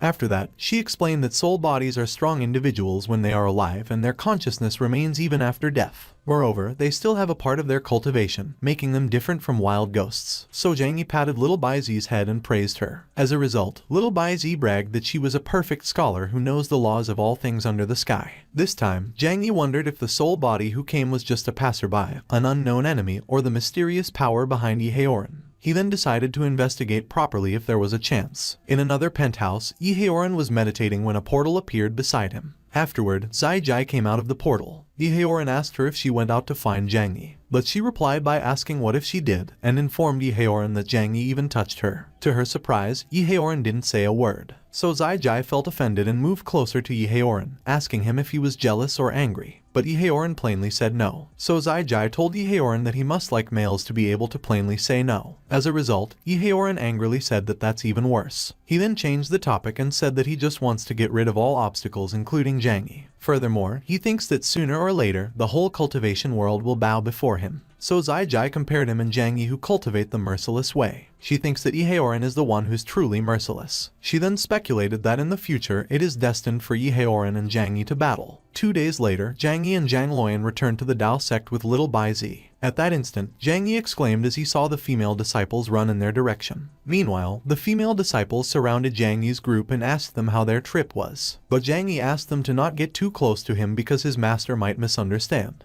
At the same time, other female disciples were busy touching and pinching little Baizi. All of a sudden, Yu Yao showed up and asked everyone to observe decency, and stop being so noisy. She then instructed Jang Yi to follow her and said that she had something to discuss with him. So Jang Yi clasped his hands and acknowledged the instruction. But he was alarmed by the sudden call. He got a bad feeling about it. In the Taoist council hall, Yu Yao sat while drinking tea. She then told Jang Yi that his win in the competition is his first step in the path of cultivation. After that, she warned him not to let his guard down since the enemy is surely eager for revenge, and will constantly strive to become stronger. So Jang Yi took his master's words seriously. He's thinking that there will be other enemies for him to face in the future, and he can only seek destiny and pursue a higher realm of strength. Right then, Yu Yao angrily put down the cup of tea she was holding. She told Jang Yi not to be promiscuous, to not forget that he is her disciple and that he cultivates the merciless way. Moreover, she said that she has already investigated the matter regarding King Lion, and Jang Yi is yet to get punished for it. So Jang Yi blushed and asked his master Yu Yao if she was jealous. So Yu Yao exclaimed and unknowingly broke the cup of tea that she just put down. At the same time, Jang Yi was blushing and lost to his own world.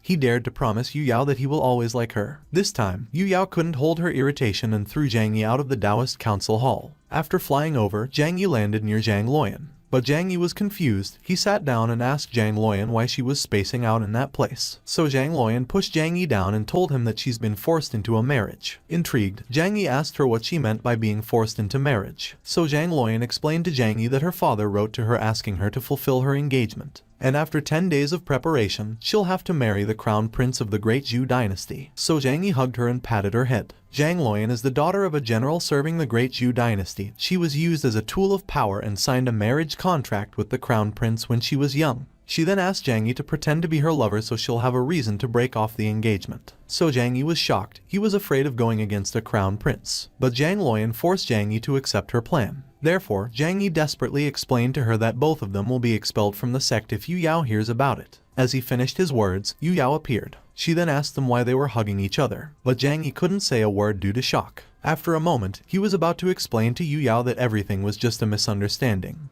But Zhang Luoyan covered his mouth. Zhang Luoyan then told Yu Yao that she and Jang Yi are getting married and are preparing to return to meet their parents. As a result, Yu Yao was shocked upon hearing the word married. Right then, Zhang Luoyan ran away, carrying Jang Yi with her. But Jang Yi couldn't process what just happened. He wasn't able to do and explain anything. Eventually, Yu Yao let them leave, but she promised to punish them when they return. The next moment, the elders appeared and offered to catch Zhang Luoyan. They're angry that Zhang Luoyan took Jang Yi with her and didn't show respect towards Yu Yao. But Yu Yao told the elders to not chase the two and said that she'll just punish them when they come back. She thinks that Jang Yi has been going around being so promiscuous, and it's time for him to experience the feeling of being misunderstood by others. Later, Jang Yi and Zhang Luoyan were riding the transformed little Bai Zi. At this moment, Jang Yi was blaming Zhang Luoyan for making his master misunderstand. So Zhang Luoyan apologized and said that she had no other choice. Meanwhile, little Bai Zi was crying while going on about how she was being pampered by the senior sisters, eating good food and drinking delicious drinks, but she got pulled out just to be a mount. This time, Jang Yi told Luoyan to forget about it and said that he will never pretend to be her lover. All of a sudden, a destiny task was triggered. Within 2 days, Jang Yi has to pretend to be Zhang Luoyan's lover and help her break off the engagement. The reward is God's brush, a magic brush that can manifest objects. The penalty is to get hit by lightning every day. Jang Yi is speculating that the system is purposely trying to see some action. He then thinks he's a righteous man. He doesn't intend to do the task and vowed not to bow down for any rewards. At that moment, an image of him being sweet and in love with Zhang Luoyan appeared in his imagination. Meanwhile, little Bai Zi was thinking to herself that they'd been feeding her dog food like crazy. She wondered if they were treating her like a dog.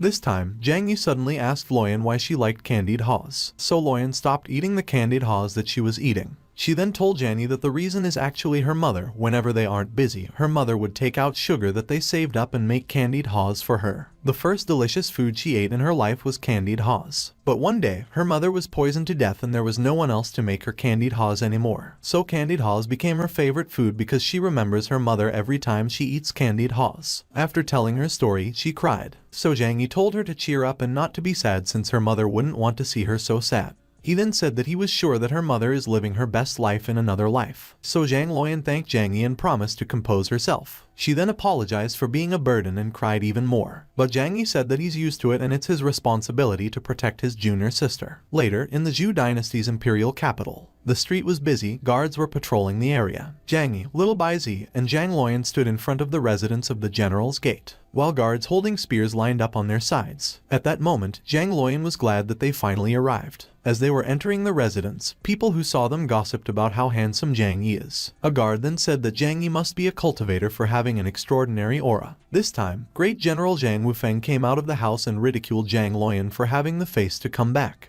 Each on his side, Madame Zhang and her son stood. They called Zhang Luoyan trash and a bastard child. But Zhang Luoyan ignored the provocations and told her father that Zhang Yi and her have fallen deeply in love. She then instructed her father to ask the crown prince to break off the engagement. After hearing Luoyan's words, Zhang Wufeng accused them of rebelling against the orthodox. Consequently, Madame Zhang demanded Zhang Luoyan to quietly listen to them and stop doing nonsense. But Zhang Luoyan retaliated. She told her that a witch who depends on her own body to climb the ranks doesn't deserve to say those words. She then remembered that Madame Zhang forced her and her mother into the firewood shed and made their life difficult. After that, she accused Madame Zhang of poisoning her mother. So Madame Zhang and her son's faces darkened. They threatened Zhang Luoyan and told her not to talk nonsense. Similarly, Zhang Wufeng scolded Luoyan for talking to her stepmother like that. So Zhang Luoyan was about to say more, but Zhang Yi stopped her and told her not to get taken by her emotions. He then claimed that he has a way to let her deal with them openly. Afterward, Zhang Yi used body controlling arts to Madame Zhang, so Madame Zhang couldn't control her body. After that, Zhang Yi threw the smiling half-step pill toward Madame Zhang's mouth. He then controlled her body to eat the smiling half-step pill. When the pill was swallowed, he released his control. As a result, Madame Zhang angrily asked Zhang Yi what he threw in her mouth. Consequently, Zhang Wufeng released his aura and told Zhang Yi that he shouldn't think that he was safe just because he was a great disciple of the Taoist sect. Meanwhile, Zhang Luoyan wondered what her senior brother fed to Madame Zhang.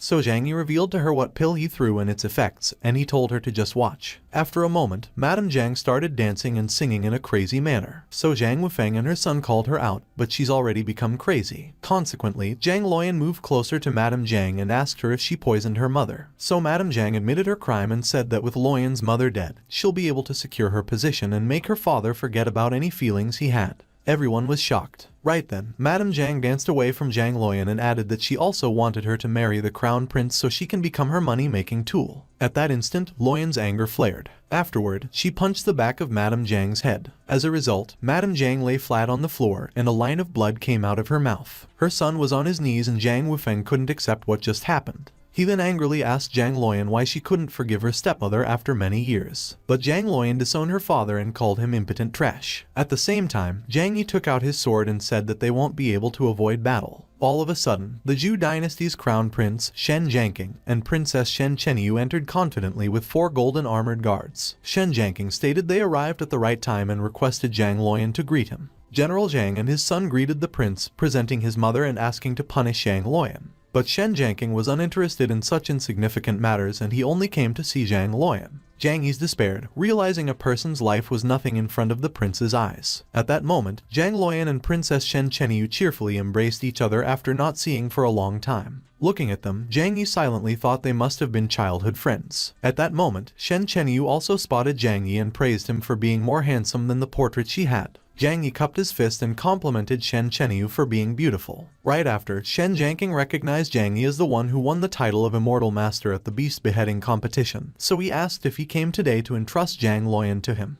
But Zhang Yi revealed he was there to help Zhang Luoyan to break off the engagement as she was still a child and should not get married yet. The prince retorted he was 16 years old and of legal age, so he wondered who would dare oppose him. Shen Chenyu immediately raised her hands, followed by Zhang Luoyan, expressing their opposition. Shen Jiangqing was frustrated and questioned why she opposed him as his sister, so she reasoned it was not right to force a marriage on someone. At that moment, Zhang Yi stated he was a cultivator who settled things with virtue, so he proposed a duel. The prince saw it as a good solution, thinking he had countless experts to defeat Zhang Yi and stopped him from meddling. However, Zhang Yi already charged forward, presenting himself as the crown prince's representative. He wanted to kill Zhang Yi, but he was struck away instead. General Zhang was quick to catch his son, who had fallen unconscious from the impact. Shen Jiangqing was surprised to see Zhang Yi got defeated with one punch, so he decided he would show his card and not underestimate Zhang Yi anymore. Afterward, he commanded his 4 armored guards to attack, which made Zhang Yi conclude he could not get himself surrounded. As the armored guards attacked him, Zhang Yi also made his moves. He hit their balls first to increase his chance of winning by half. As a result, the armored guard clutched their family jewels with various expressions of pain. Although it was shameless, his techniques were good, which made everyone comment in surprise. Seeing that they were getting defeated easily, the armored guards felt insulted and vowed to take revenge for their family jewels. However, Jang Yi had the supreme holy body which made his strength far stronger than theirs, resulting in their defeat. Right after, Shen Jianqing leaped forward, declaring he would fight personally. But Jang Yi beat him easily. Shen Jianqing's guards were dumbfounded, wondering how audacious the Taoist sects were for bravely punching the crown prince. Meanwhile, Shen Jianqing experienced strange comfort as his meridians opened up, discovering the punch was better than the service of Yahong court. When dealing with a dignified person, a dignified weapon was required, so Jang Yi brought out an RPG to try it out. Once Jang Yi summoned the RPG spiritual key rocket launcher, the guards paled as they learned how cruel Jang Yi was. The spiritual rocket shot towards Shen Jianqing and its astonishing speed rendered him unable to dodge. With a loud boom, a mushroom cloud erupted, making Zhang Luoyan guess if Jang Yi was setting off fireworks. As the explosion receded, Shen Jianqing felt comfortable as he lied on the crater, thinking Jang Yi's weapon was great for tempering his body. At that moment, Jang Yi also realized Shen Jianqing's high defense, but he wondered why the man's expression was strange. Meanwhile, the girl snorted after seeing Shen Jianqing's perverted face. Suddenly, Shen Jianqing stood up and demanded an exchange again, as it had been a long time since he had gotten excited. So Jang Yi attacked once again and struck his family jewel, stating the battle would end there, otherwise the great Zhou dynasty would not have a future. Consequently, Shen Jianqing's eyes bulged in horror. He clutched his family jewel in pain and declared his surrender. Shen Chenyu was ashamed of her brother being inferior as Zhang Luoyan cheered for Jang Yi's whim. Right then, Jang Yi demanded that Shen Jianqing honor his promise and cancel the engagement.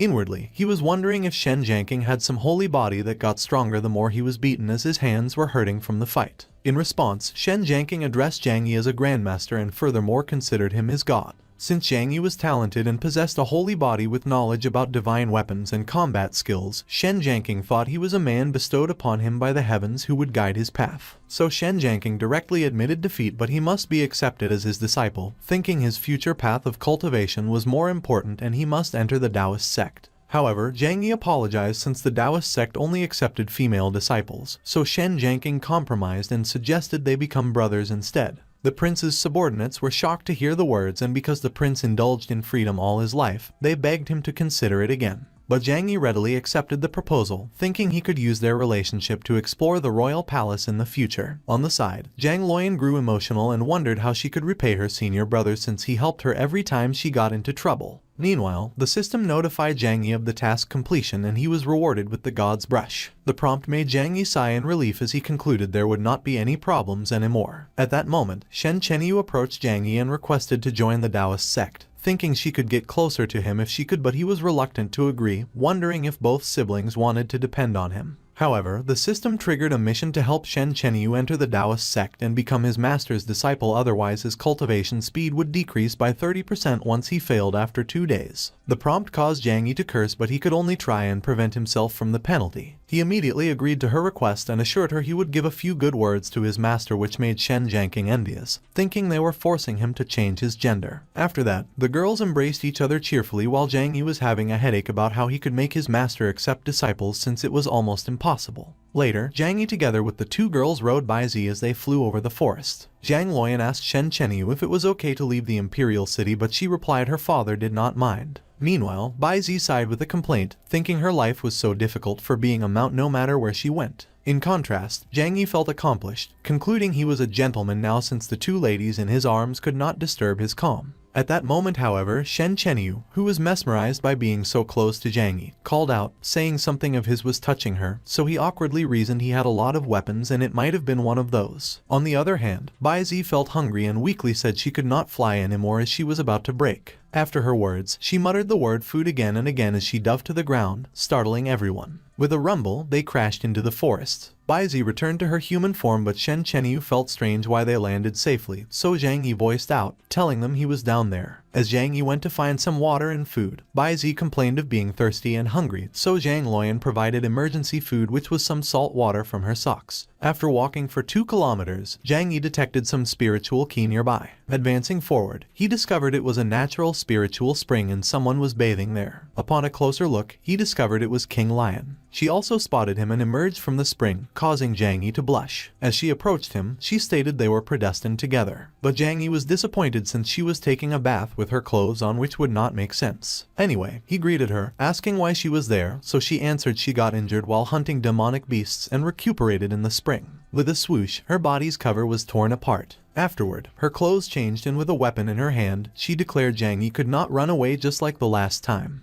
It was impossible to escape now, so a demon and an angel urged Jang Yi to refuse and obey respectively, but if he would obey, he thought it was a letdown for his master. Right then, King Lion was alarmed and saw the nether demon sheep who seriously injured her before. Looking at the rampaging beast, Jang Yi wondered if it was the beast at the peak of the spiritualization stage. The giant sheep charged at them, so King Lion hurriedly helped Jang Yi to dodge it. Afterward, she brandished her weapon to fight the beast once again. On the side, Jang Yi took out his god brush and decided to use it. With a sinister look, he started painting, a fusion of ancient and modern art techniques to become God's painting skills. Moments later, his technique succeeded and he called it Rhubarb the dog. The dog barked and leaped toward the sheep, but King Lion found the summoned beast to be weird. Unsurprisingly, Rhubarb was stomped flat into the ground. Jang Yi realized the fighting power would be weak if the art was bad, so King Lion was speechless. Unconvinced, he tried it once more, making a net that was simple but effective. The huge net engulfed the beast whole, so Jang Yi exclaimed upon seeing it worked. After that, King Lion praised him for a job well done as she flew up and activated ripples of Tao, aiming to kill the beast in one blow. The attack hit the sheep's head and it emitted a mournful noise. As the sheep fell limply to the ground, King Lion celebrated the win and thanked Jang Yi for his help.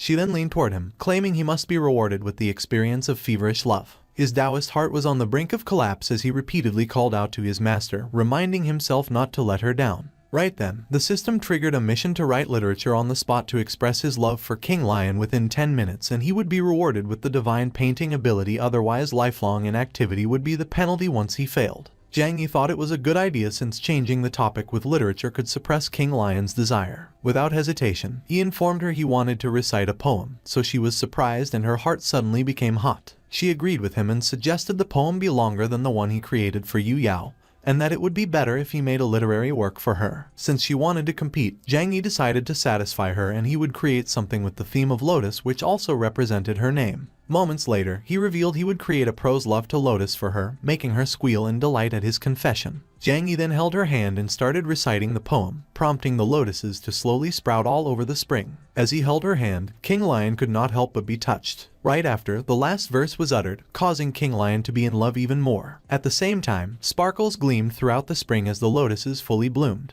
The system notified the mission was completed and the divine painting ability was rewarded. On the other hand, King Lion firmly held Jang Yi as she praised his eloquence, stating she had felt his love for her from those words. She then pounced at him to make their love much deeper, but Jang Yi was flustered when King Lion got even more excited instead of calming down, so he wondered if it was the end for him since she was too greedy to be satisfied. Without choice, Jang Yi rejected her for his master, declaring she could take his body but not his heart. King Lion gritted her teeth and asked if he would like Yu Yao for 10 points and how many points she would get. Jang Yi answered 5, so she sadly questioned why she only got half. After that, she bit him with annoyance and declared she wanted everything, so Jang Yi was shocked. Feeling hurt from the bite, he likened her to a tiger, so she threw him away, announcing she would get his body sooner or later. With tears trickling down her face, she vowed to make him fall in love with her just like how Yu Yao did. Looking at her departing back, Jang Yi thought it was over as he would be having a bad time in the future since she had her eyes on him now. Moments later, after taking out the inner pill from the demon sheep, King Lion stated she would leave its corpse for him. Without waiting for his reply, she flew away, swearing she would make him bend down to her once they meet again someday. After she left, Jang Yi wondered why he was sad, but he guessed he would not be able to withstand the temptation next time when his Taoist heart disappears. Later, Jang Yi returned to the girls with demon sheep in hand. As Shen Chenyu approached, she smelled a woman's scent on him, so he awkwardly questioned how could there be a woman when they were in the middle of nowhere, frightened of Shen Chenyu's sensitive nose. Sure enough, Shen Chenyu replied she could smell someone lying. In order to escape, Jang Yi laughed it off and told her not to think so much as he invited everyone to roast some meat. But Shen Chenyu wondered who exactly did he meet with. On the other hand, Zhang Luoyan rejoiced and even the dying Baizi straightened herself up excitedly. Meanwhile, Shen Chenyu noticed Zhang Yi's unusual behavior, so she decided to find his weakness and use that to make any request. At dusk, everyone returned happily to the Taoist sect except for Zhang Yi, who hoped his master would not find out, otherwise he would definitely be punished. Not far away, the disciples were beside with delight once they saw Zhang Yi's arrival. The disciples warmly welcomed them, but Zhang Yi shut them up, otherwise his master would be alerted. Similarly, the disciples were curious about Zhang Luoyan's baggage, but she warily reasoned it was only some mutton, and she would give some to them if they wanted it. At that moment, Yu Yao appeared and called Zhang Yi, questioning why he still had the face to come back after running off to Zhang Luoyan's family and marrying her. Both of them paled as Zhang Yi sensed the tremendous killing intent his master was exuding. Meanwhile, Shen Chenyu was surprised by Yu Yao's beauty, so after seeing her, she suddenly felt like disregarding Zhang Yi for her. Shen Chenyu then approached Yu Yao and revealed Zhang Yi left the sect to help Zhang Luoyan to break off her engagement. Narrowing her eyes, Yu Yao questioned who she was. Shen Chenyu squealed in delight and presented herself as the great Zhu's princess, revealing Zhang Yi's promise to be introduced to Yu Yao as she wanted to be her disciple. Hearing the direct words, Zhang Yi and Zhang Luoyan paled even more. Sure enough, Yu Yao brought out the void bag and announced they would be punished regardless of the reason, since they had broken the sect's rules. After the void bag opened, the space warped and both Zhang Yi and Zhang Luoyan were sucked inside. Right after, Shen Chenyu kneeled and addressed Yu Yao as master and begged forgiveness for talking too much, causing them to be punished. But Yu Yao turned around and declined to be called her master since she was not accepted as her disciple yet, rendering Shen Chenyu speechless. Inside the void bag, Zhang Luoyan apologized, but Zhang Yi replied they should forget it since it was very lenient of her to only lock them inside. Checking his mission, Zhang Yi discovered there was no time left, so he felt he would be failing the task. At this moment, a storm engulfed the Taoist sect. However, Shen Chenyu still remained kneeling on the ground. She wondered if Yu Yao would really refuse her since she barely managed to enter the sect. The disciple acknowledged her persistence, but the other disciple replied it would be difficult to be Yu Yao's disciple since she was the princess of the great Zhu dynasty. At the same time, Shen Chenyu sadly thought about Zhang Yi and Zhang Luoyan, wondering what had happened to them. Unknown to her, Yu Yao was observing through the door and the rainy scenery reminded her of the past. She begged the cultivators to let her join the Taoist sect, offering all the money she saved. However, the cultivators bullied her for being a beggar with little money, so she could only grit her teeth, saying she would not give up on cultivation. She believed she was the strongest and would not cry, so she would survive and rely on herself to keep cultivating. Moments later, Yu Yao's thoughts returned to the present. If Shen Chenyu wanted to be her disciple, Yu Yao required her to have a resolute heart. The next day, Yu Yao opened the door and saw Shen Chenyu still kneeling on the ground.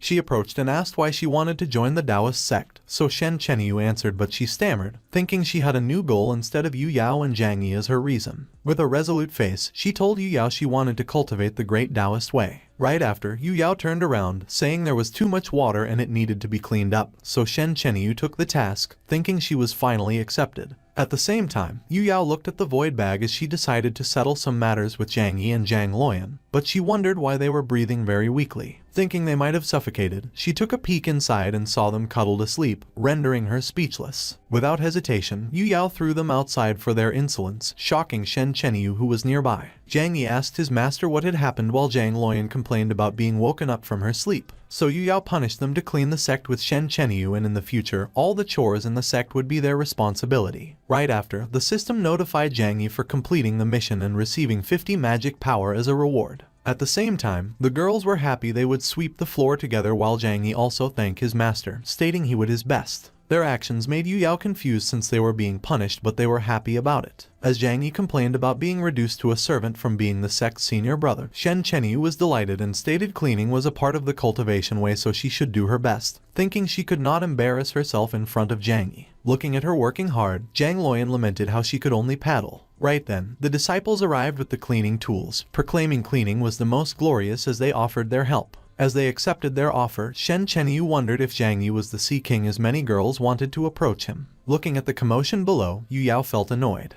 Holding the hilt of her sword, she tried to calm her urge to kill Zhang Yi, thinking she had rewarded him instead. 7 days later, the disciples' enthusiasm to help Zhang Yi intensified, so he begged them not to come, otherwise his master would misunderstand. Sure enough, Yu Yao arrived and rebuked their sloppy and disgraceful behavior, so Zhang Yi together with the disciples reasoned they were only cleaning. Fortunately, Yu Yao let them off and revealed she had something to discuss: the barbarians' forbidden land in the sand which had been opened and treasure had been discovered. Even the barbarian king's blood, which could stimulate the bloodline, was up for grabs. So Zhang Yi asked if she wanted him to get it, to which she confirmed, informing him that he would go and bring Shen Chenyu and Zhang Luoyan along to train. Zhang Yi accepted the task since the sooner he got stronger, the sooner he could protect the Taoist sect and his master. After that, Yu Yao tossed a key replenishing elixir to take with him. Delighted, Zhang Yi helped the elixir intimately, asking if it was his master's love for him. However, Yu Yao berated him for talking nonsense as she urged him to quickly head out, otherwise she would beat him into a dungeon. Regardless of her words, Zhang Yi remained affectionate, claiming he understood her heart. Later, they journeyed to the barbarian land. They talked as they neared the barbarian city on top of the sleeping Bai Zi. Moments later, they finally arrived at the city's vicinity. As they walked along the street, Zhang Luoyan wondered why there was no food in the city, but Zhang was more concerned about the strong cultivators around them. Nonetheless, he was awed by how open-minded the barbarians were for allowing other races to gather in their place, so he was clueless about Shen Chenyu's infatuated eyes that were looking at him. Right then, a couple of winged girls emerged ahead of them, demanding to check Zhang Yi's body. But Zhang Yi's group ignored them and instead looked for something to eat, making them annoyed. Without hesitation, the winged girls ordered them to stop, otherwise none of their ashes would be left. In the end, Zhang Yi found them noisy, so he showed them a glimpse of his strength. The girls were powerless against it, but at the same time,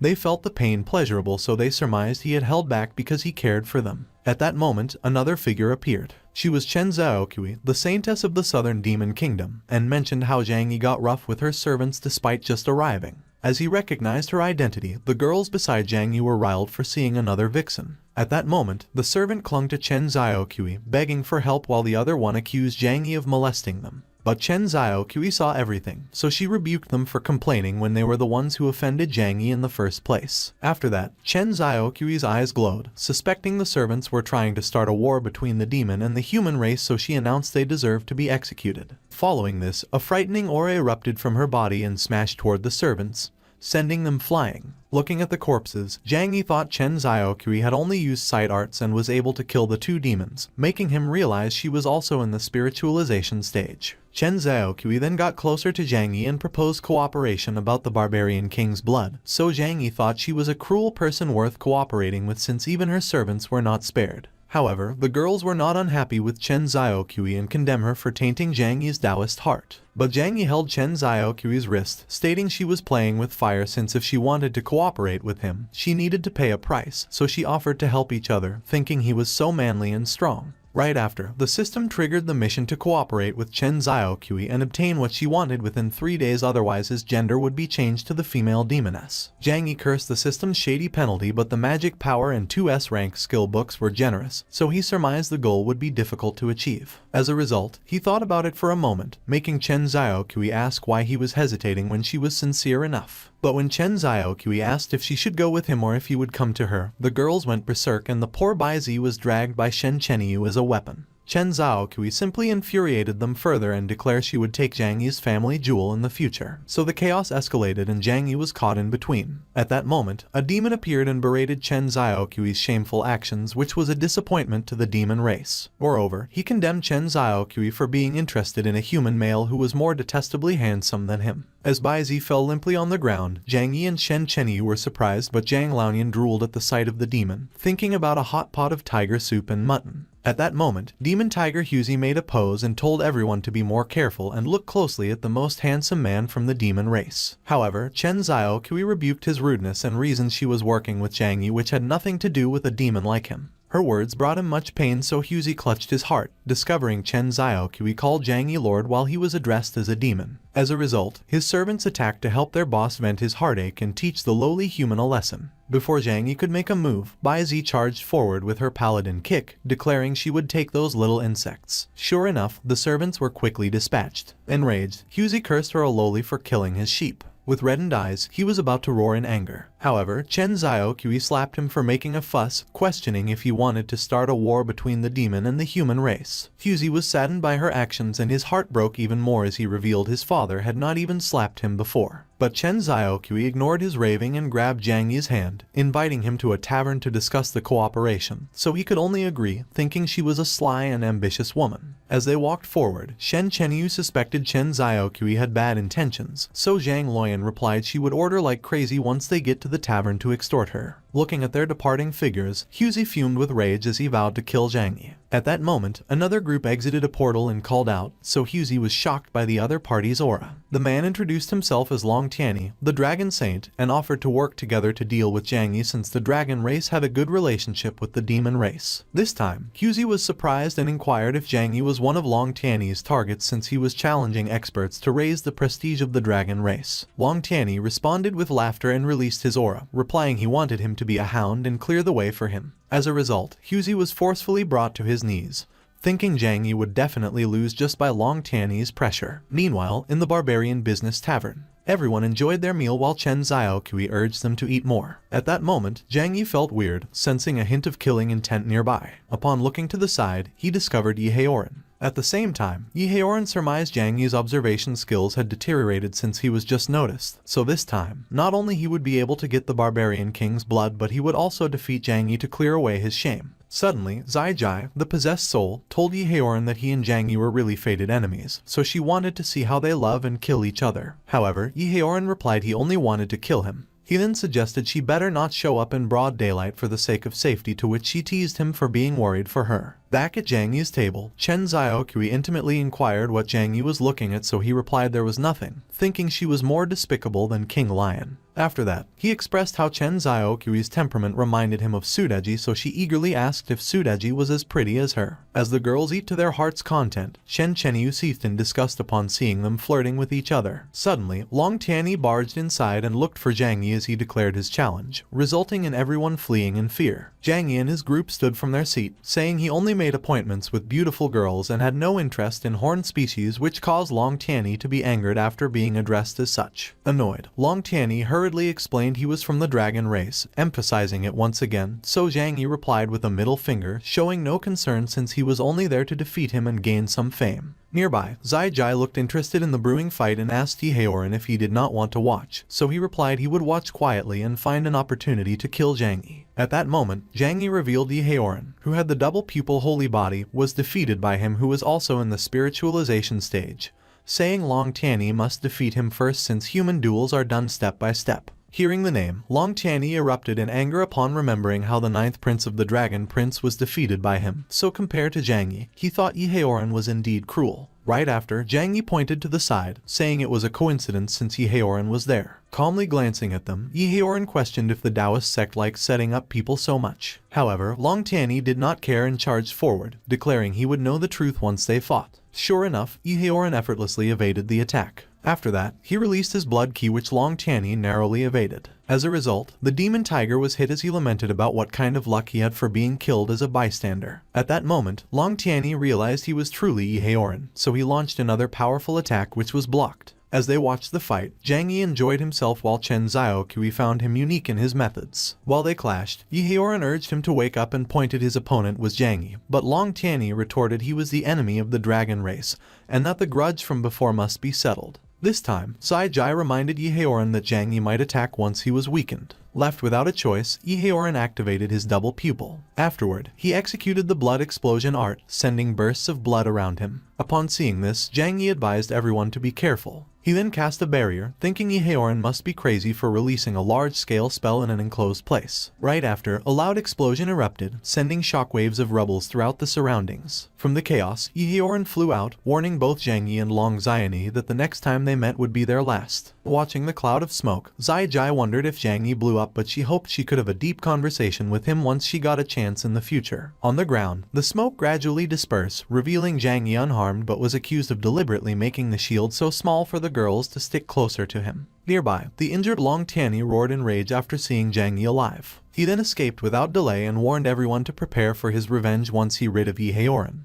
But Jiang Yi would not allow him to leave, so he took out a brick. After that, he chased Long Tianyi and threw the brick at his head, stating he should leave something behind. After he fell to the ground, everyone sinisterly gathered around to take a look if he had any treasures. The next second, chaos erupted once more, making Chen Xiaoqui wonder if they really were from the Taoist sect, which was based on morality and ethics. Regarding their despicable behavior, she only had one thought in mind. She pounced forward, intending to participate in the riot. 30 minutes later, Long Tianyi sniffled in the corner with nothing left except for his pants, rendering him ashamed and violated. Meanwhile, everyone had their loot except for Baizi, but Jiang Yi complained about how small the family jewel Long Tianyi had, so he could only get some first-quality blood. Hearing his rambling, Long Tianyi fumed in rage and cursed Zhang Yi, announcing their matter was not finished yet. However, his pants suddenly loosened. As a result, the crowd who gathered around got a clear view of his family jewel, causing them to mock it for being too small, so at that moment, the Dragon Clan's dignity had vanished from the face of the earth. Later, Zhang Yi's group arrived at the barbarians' forbidden land.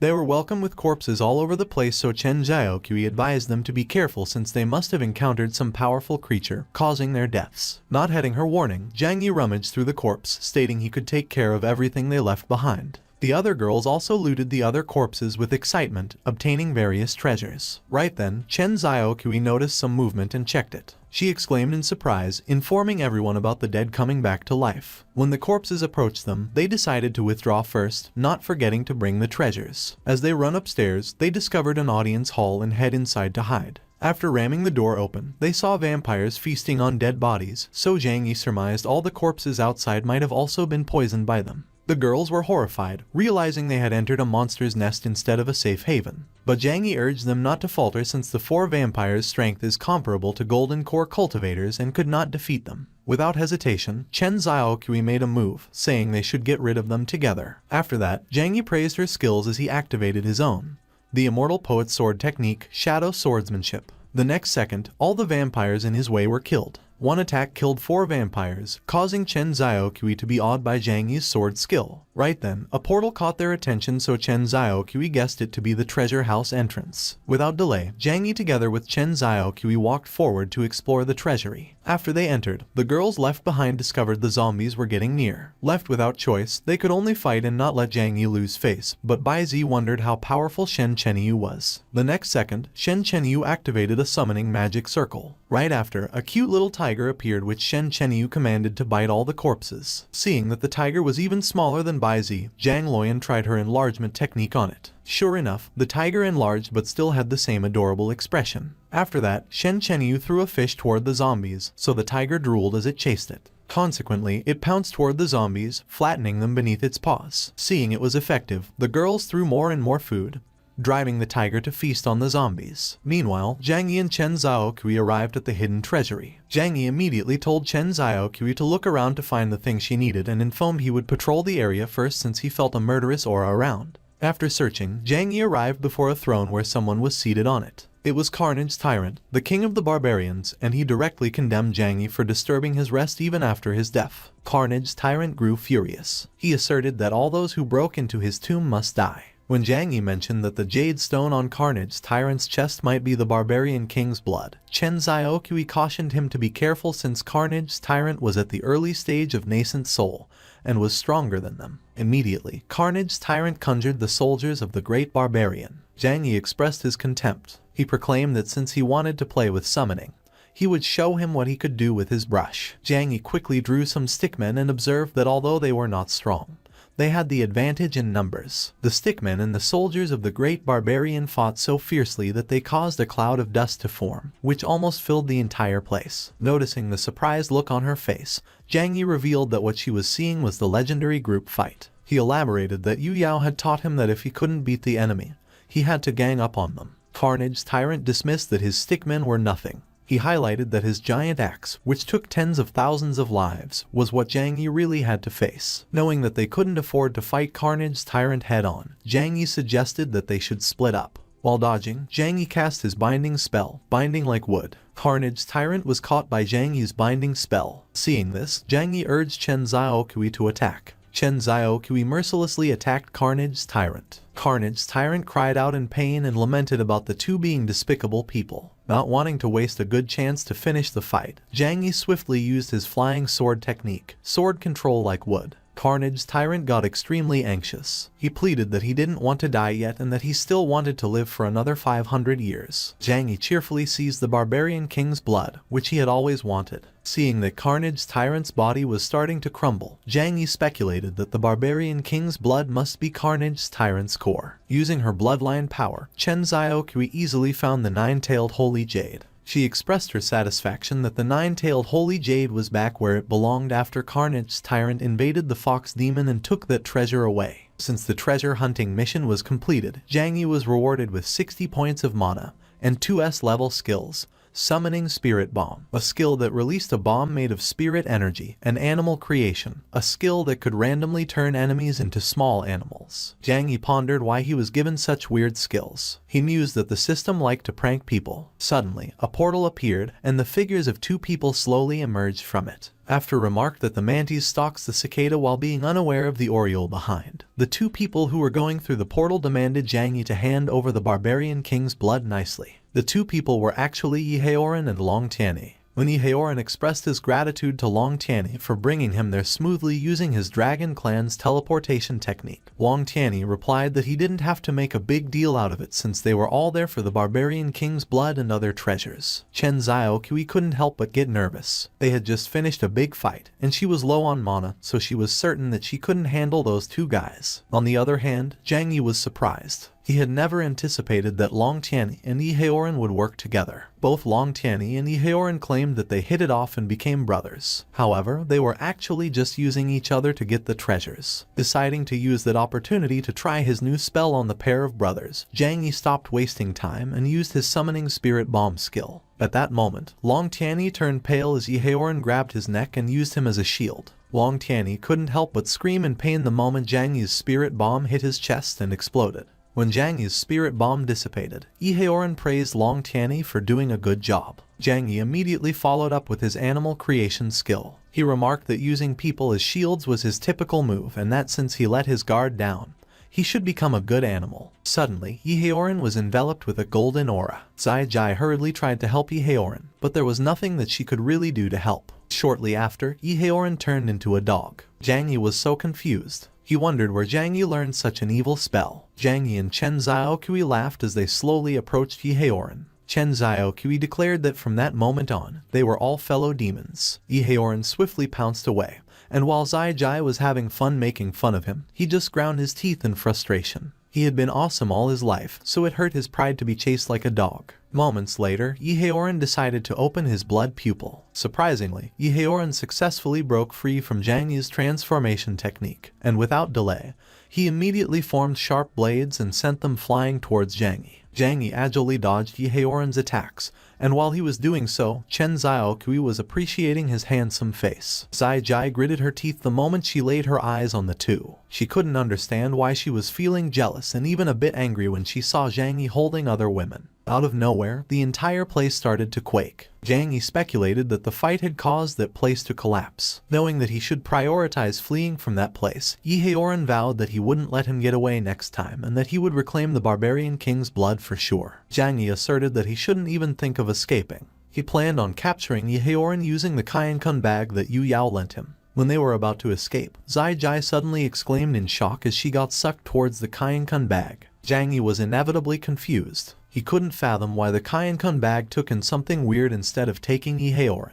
Noticing that Jang Yi was dazed, Chen Xiaoqui quickly seized his hand and urgently led him out of Carnage's tyrant's place. Simultaneously, Yi Haoran got hit by the falling debris. As soon as they got out of the portal, Chen Xiaoqui and Jang Yi immediately implored Baizi, Shen Chenyu, and Zhang Luoyan to quickly run away. The horrifying sound of things getting crushed echoed in the entire Great Barbarian Forbidden Land as huge rocks fell and pulverized anything that was below them. Some time later, after seeing that the Great Barbarian Forbidden Land was totally destroyed, Zhang Luoyan observed that it was a good thing that they got the treasures out. Meanwhile, Jang Yi gasped the moment he opened the Kainkun bag. When Jang Yi interrogated Zai Jai about her identity, Zai Jai couldn't help but become flustered. She had actually lost her power, causing Jang Yi to perceive her directly. Everyone immediately gathered to look at what was inside the Kainkun bag, and when they saw Zai Jai, they were surprised by her beauty, and the fact that she showed no signs of life. When Baizi revealed that Zai Jai was a soul body, Jang Yi elaborated that Zai Jai should be Yi Haoran's guardian spirit. Zai Jai asserted that she was just an innocent soul who had been injured by mistake. She insisted that they should let her go and pursue Yi Haoran. Jang Yi counseled Zai Jai that she shouldn't even contemplate leaving.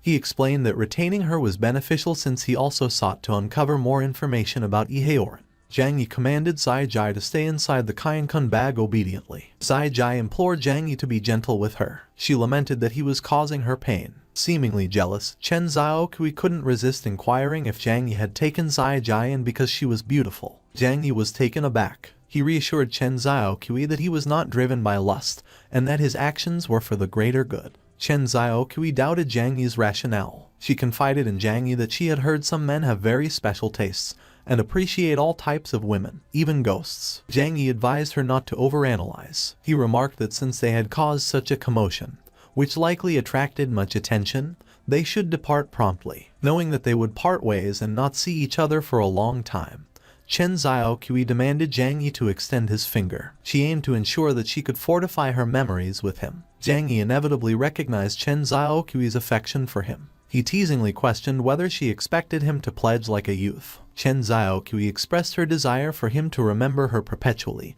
and to recognize that she was unlike other women. Jiang Yi reprimanded Chen Xiaokui for biting his finger akin to a canine. He attempted to make her realize that biting was unnecessary for leaving a lasting impression, but Chen Xiaokui appeared indifferent. At that moment, both Shen Chenyu and Zhang Luoyan decided to also leave their marks on Jiang Yi. Seeing this, Bai Zi sighed and voiced her feeling of being out of place among them for not being eccentric enough. Chen Xiaokui departed and mentioned that they would reunite if destiny permitted. She voiced her sincere wish that he wouldn't forget her. Jiang Yi guaranteed Chen Xiaokui that he would remember her. He anticipated their next meeting.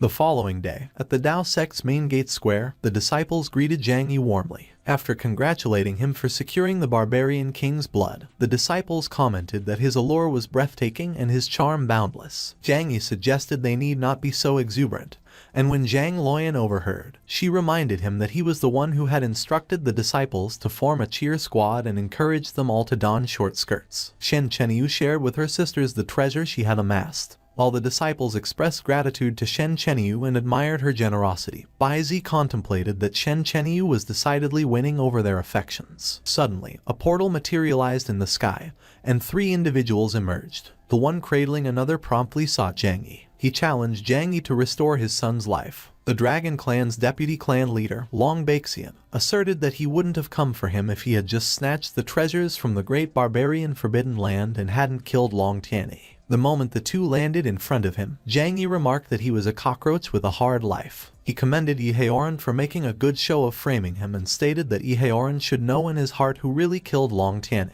Yi Heoran confessed that he was clearly the one who killed Long Tianyi. He maintained that he even risked his life to bring back Long Tianyi's corpse. Not having the patience to hear some explanation, Long Baixian immediately acted to make Jiang Yi pay with his blood. Out of nowhere, Yu Yao suddenly appeared. She instructed Long Baixian to not hurt Jiang Yi. Yu Yao questioned Long Baixian as to where he got the guts to be presumptuous in her Dao sect, and Long Baixian, who was surprised by the swiftness of Yu Yao's sword, hurriedly crouched down to dodge. While Yi Heoran suggested that it would be more fun if the Dragon Clan and the Dao sect became enemies, Long Baixian inquired of Yu Yao if she wanted to cover up Jiang Yi's crime. Jiang Yi stopped Yu Yao from responding. He announced that he would explain and that she didn't need to worry because the upright need not fear the crooked shadows. Jiang Yi confidently took out a normal stone that was transformed by magic. After informing Long Baixian that the stone was a memory stone that he used to record the situation when Long Tianyi died, Jiang Yi revealed that it could prove that it was Yi Heoran who used Long Tianyi's body as a meat shield and killed him.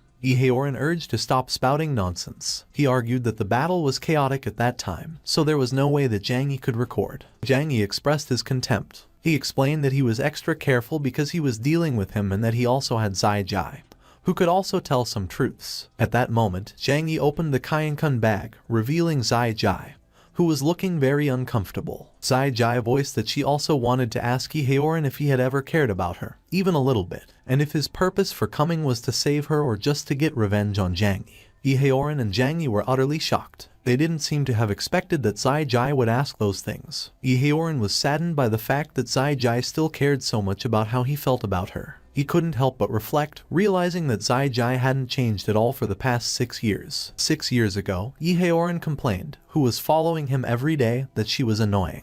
Zai Jai let Yi Heoran know that she liked him because his blood smelled good. She proposed he should call him sister and that she could help him become stronger. Yi Heoran advised to mind her own business. He declared that he only wanted to rely on his own strength to become stronger. When the shoulder that Yi Heoran sprained while chopping wood suddenly began to hurt again, Zai Jai teased him for not being able to overcome a simple pain. Zai Jai helped Yi Heoran heal. She promised him that if he trained with her, He would definitely go from a beginner disciple who chops wood to a powerful senior brother of the heavenly sect. Seemingly convinced, Iheoran decided to just accept Zai Jai's offer and be her brother. Iheoran snapped back to his senses. He quickly activated a technique and swiftly ran towards Zhang Yi. Iheoran revealed that he came to save her and that, in his eyes, she had always been the best sister. Zai Jai was surprised to know that Iheoran actually regarded her as a sister. She did feel more like siblings with Iheoran, so she could tell that she had a different kind of feeling with Zhang Yi. Zhang Yi accused Iheoran of daring to steal his woman and the Kaiyankun bag, and Zhang Luoyan added that Iheoran must be asking for death since he dared to steal Zhang Yi's stuff. Yu Yao observed that Zhang Yi seemed to care a lot about Zai Jai. She gave him the Kaiyankun bag for his protection, so it annoyed her that Zhang Yi used it to store a woman. Seeing how quickly Iheoran left, Long Baixian began to believe that Iheoran was the one who killed Long Tianyi. He asserted that they couldn't let Iheoran just get away. Just when Long Baixian was about to chase after Iheoran, Long Tianyi suddenly moved and began coughing to block his airway. Long Tianyi explained that he had to use a fake death technique to save his life and that it was Iheoran who screwed him over. Long Baixian grew furious. He decided to chase after Iheoran and settle the score. Zhang Yi admitted that it was too late to chase after Iheoran. Knowing that they were the real moneybags, he argued that since Long Tianyi had offended him before and even wanted to kill him, they should compensate for the mental distress they had caused. Long Baixian demanded to stop talking nonsense. He boasted to the disciples that they should watch carefully how he was going to walk out of their Dao sect in broad daylight. However, when Yu Yao put her sword near his throat, Long Baixian quickly suggested that they should talk nicely, and that she didn't have to draw her sword out. Yu Yao clarified to Long Baixian that if the Dragon Clan doesn't show its sincerity, the Dao sect will not be kind. And Zhang Luoyan and Shen Chenyu warned that the two dragons' blood would be drawn and their tendons would be dug if they didn't hand over their treasures. When Long Baixian queried bitterly if it was the Dao sect's means of winning people with virtue, Long Tianyi warned that they might die if they didn't agree. Later that day, Long Tianyi screamed in disbelief as Zhang Yi and the others took even his clothes. Zhang Yi teasingly remarked that, as a dragon, he must be sincere and hand over all his treasures. Despite being told that a man needed to be flexible and given sometimes, Long Tianyi still felt like the Dragon Clan had lost face. Moments later, while Yu Yao watched Zhang Yi and the others inspect and play with the pile of treasures they took from Long Baixian and Long Tianyi, she thought to herself that she seemed to have corrupted those disciples. When Long Baixian threatened Yu Yao that he would definitely get her next time, Zhang Yi joked to have a nice trip and that he was welcome to come again,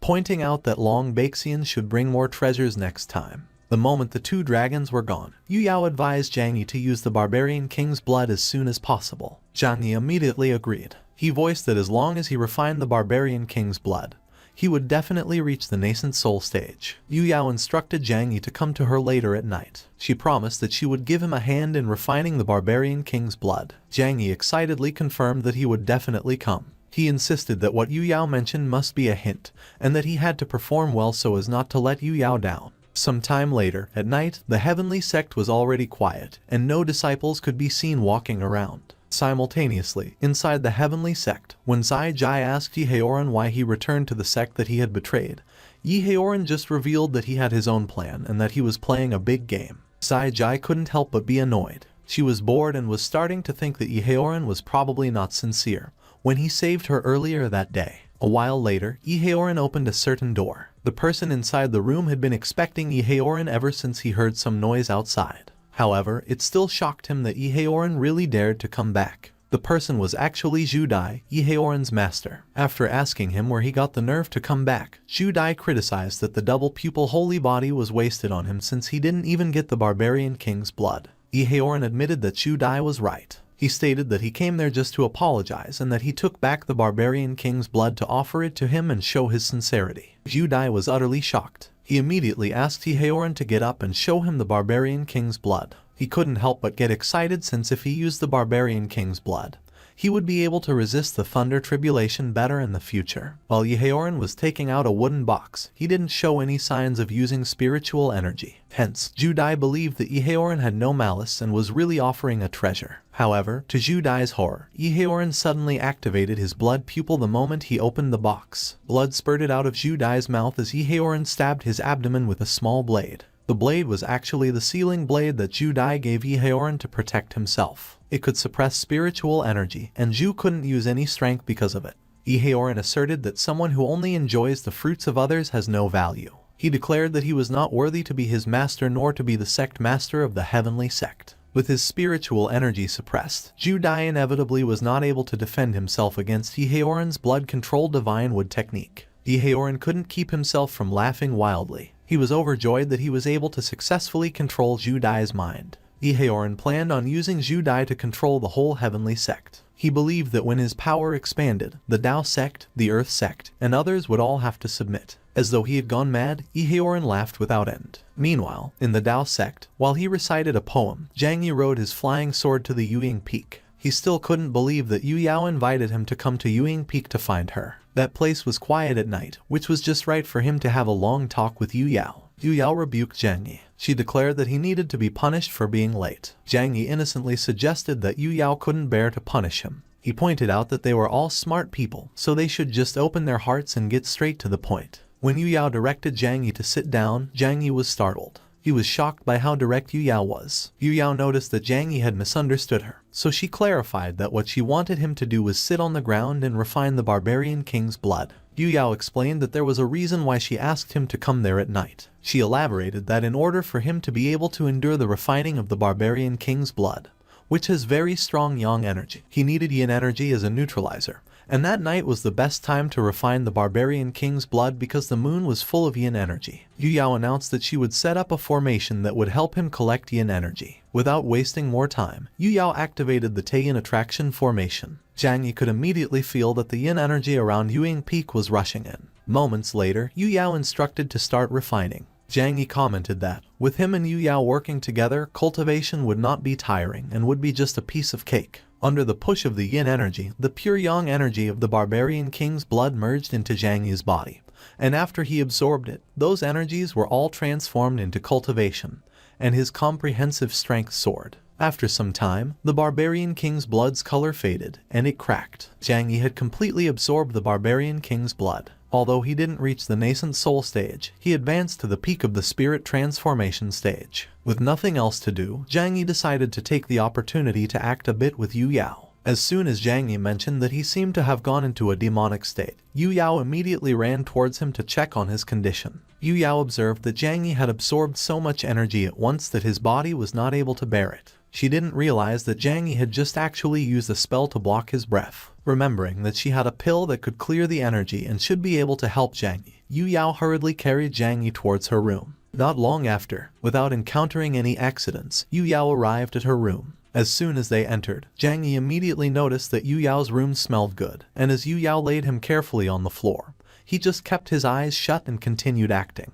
Yu Yao took a closer look at Zhang Yi's condition. When she discovered that Zhang Yi's bloodline was still running, she immediately realized that Zhang Yi had deliberately deceived her by using a spell to block his breath. Yu Yao was annoyed, so she decided to give Zhang Yi some punishment. Yu Yao suddenly stood up and stepped on Zhang Yi's hand. Zhang Yi couldn't help but be confused the moment he felt the pain on his hand. It was so painful that he wanted to cry but couldn't. To let him reflect on himself, Yu Yao decided to punish Zhang Yi by letting him sleep on the floor. She slept on her bed in silence. Zhang Yi couldn't understand why Yu Yao suddenly stopped caring about him. He couldn't help but wonder if Yu Yao already knew that he was just acting, why she didn't expose him, and if she wanted him to take the initiative. The next day, in Yu Yao's room, Zhang Yi's head inevitably started hurting as he couldn't sleep the entire night. He didn't dare touch Yu Yao at all. He was afraid he would be beaten to death if he did so. Zhang Yi stared at Yu Yao, who was sleeping comfortably on her bed. He couldn't help but blush. The way Yu Yao slept was too provocative for him. Suddenly, Yu Yao turned and looked at Zhang Yi. Caught off guard, Zhang Yi's eyes widened in shock. Yu Yao inquired Zhang Yi if sleeping on the floor felt good and if he thought she didn't notice his trick. Zhang Yi immediately confessed his mistake and pleaded for forgiveness. He never thought he would get played by Yu Yao. Going back to the main concern, Yu Yao mentioned that it was surprising he didn't descend into the nascent soul realm after absorbing the barbarian king's blood. She added that the supreme holy body seemed to be extraordinary, with an emphasis on stable cultivation. After hearing Zhang Yi declare that he would work hard in his cultivation, Yu Yao redirected the topic to Zhang Yi's punishment. She reminded him that he repeatedly womanized, dared to play dead to trick her, and let Yeoran take away the Kaiyan-kun bag. Zhang Yi felt that something was not right. Realizing that Yu Yao seemed to have intentionally let Yeoran take away the Kaiyan-kun bag to send Sai Jai away to prevent him from interacting with her, Zhang Yi discovered that he was still a noob in planning compared to Yu Yao. Yu Yao questioned Zhang Yi how he would apologize in recompense. She cautioned him that if he couldn't explain how he would apologize in recompense, she would lock him up and keep him in prison. Zhang Yi immediately vowed Yu Yao that he would not actively pursue women or debauchery and that he would find Yi Haoran to retrieve the Kainkun bag. He couldn't help but cry, realizing that Yu Yao had him in her hands. Yu Yao commented that his promise about women sounded like a joke to her. She observed that since taking back the Kainkun bag, which was just an ordinary item, was simply not enough, Zhang Yi must make Yi Haoran and the heavenly sect repay tenfold and take more treasures. Zhang Yi guaranteed Yu Yao that he would take everything he wanted from the heavenly sect. He couldn't help but admire Yu Yao's ruthlessness. With the Kainkun bag being taken away by Yi Haoran, he had gained a proper reason to attack the heavenly sect. Yu Yao commended Zhang Yi for quickly grasping what she meant. She advised him to stay calm, to avoid rushing into matters, and to learn to make use of his advantage. All of a sudden, Shen Chenyu hurriedly entered the room and announced that the people from the heavenly sect were attacking their sect. She noticed that Zhang Yi was also inside. With how close Zhang Yi and Yu Yao were, Shen Chenyu couldn't help but wonder if they had done something exciting before she entered the room. Ignoring Shen Chenyu's curious expression, Yu Yao and Zhang Yi stated that since the heavenly sect had willingly presented themselves, they shouldn't hold back and just wipe them all out. Simultaneously, at Dao Sect's main gate, Dao Sect's disciples desperately tried their best to push back the disciples of the heavenly sect. Dao Sect's disciples couldn't understand why the disciples of the heavenly sect were attacking them like hives. However, when they noticed that the bodies of the disciples of the heavenly sect were full of a demonic aura, they surmised that they were probably under someone's control. To enable them to attack and defend at the same time, Bai Zi directed the disciples of Dao Sect to stand in the crane sword formation. She was a divine beast that excels in knowledge, so it was a piece of cake for her to instruct a band of lady cultivators to fight. As if they had known each other for a long time, the disciples followed Bai Zi's instruction without the slightest bit of hesitation. Out of nowhere, everyone heard someone mention that the heavenly sect disciples must have lost their minds to offend the Dao Sect. Two huge sword kiss's were launched towards the disciples of the heavenly sect. They were so sharp that they easily sliced through the disciples of the heavenly sect like butter. Zhang Yi and Yu Yao's arrival elevated the morale of the disciples of Dao Sect. They could sense their combat power soaring just by observing Zhang Yi's handsome face. Yu Yao commanded her disciples to wipe out the unruly rats who dared to come to their sect and seek death. Zhang Yi asserted that the heavenly sect's group must have been manipulated by Yi Haoran to attack Dao Sect. Suddenly, a weird sound reached everyone's ears. From the portal that had just appeared, a person emerged. The person voiced his delight to see that Yu Yao had finally shown up. The person was actually Zhu Dai. He vowed that he would slaughter them all that day. Zhang Yi suggested that Yi Haoran must have used some sort of trick. He was convinced that Yi Haoran was not powerful enough to influence Zhu Dai. Knowing that Zhu Dai's strength would increase if he lost his mind, Yu Yao cautioned her disciples that they could not underestimate Zhu Dai. All of a sudden, a woman appeared from another portal. She inquired Yu Yao why she didn't invite the Earth Sect when she was fighting. With a grin on her face, King Lion slowly stepped out of the portal. She approached confidently towards Yu Yao, whom she called an old hag. Simultaneously, Zhang Yi looked dazed. He found himself captivated by King Lion. When Yu Yao queried King Lion if she was there to help Zhu Dai, King Lion revealed that she was there to assist her. She explained that they shared a common enemy and that she could not permit the heavenly sect to grow. Yu Yao declared that she didn't need a gremlin like her to interfere. She insisted that she alone was enough to confront a maniac like Zhu Dai. King Lion didn't object to letting Yu Yao fight Zhu Dai by herself. She stated that she would just elope with Zhang Yi and rob the heavenly sect. Yu Yao couldn't resist cursing at King Lion. She realized that King Lion's real purpose in coming there was not to aid her but to steal Zhang Yi. Without wasting more time, King Lion whisked Zhang Yi away. She assured Yu Yao that she was not playing around anymore. Zhang Yi could only cling to King Lion and plead with her to discuss things out and fly slower. Shortly after, when Zhang Yi promised that he would give her a special reward if she complied with him during their operation at the heavenly sect,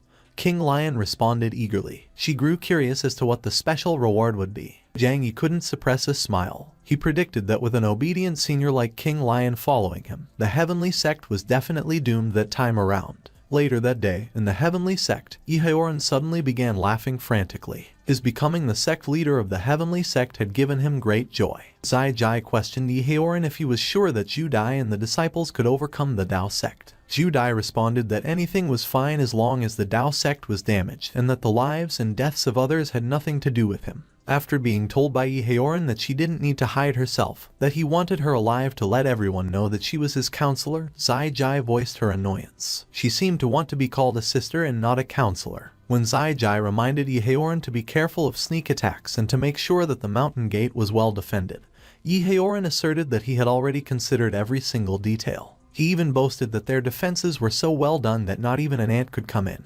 Suddenly, a disciple informed Heoran that Zhang Yi and an old gremlin had launched a sneak attack at the treasury court. Heoran was utterly shocked. He had felt the need to act himself to stop Zhang Yi. He just couldn't let him get away with it. Meanwhile, in the Heavenly Sect's treasury court, the lifeless bodies of the disciples could be seen all over the place. The land was raised whenever Zhang Yi acted. Inside the treasury court, when King Lion asked Zhang Yi why he was aiming for the treasures instead of killing people, Zhang Yi advised that she should not just think about killing but should also collect the treasures and quietly get rich. He felt lucky that there was a storage space in the destiny system that he could use to store treasures. King Lion concurred vigorously. She seemed determined to do anything for the sake of the special reward. At that moment, Heoran arrived, and he immediately accused Zhang Yi of daring to operate a sneak attack on him. Zhang Yi was surprised. He didn't expect that Zai Jai and Heoran would discover them that quickly. Suddenly, a destiny mission was initiated. The mission was to take back the Kainkun bag. The success reward was 40 points. The time limit was 1 hour, and King Lion would go insane and molest Zhang Yi like crazy if he failed to complete the mission. Zhang Yi responded with a smile after reading the punishment. He felt like the system was giving him a reward.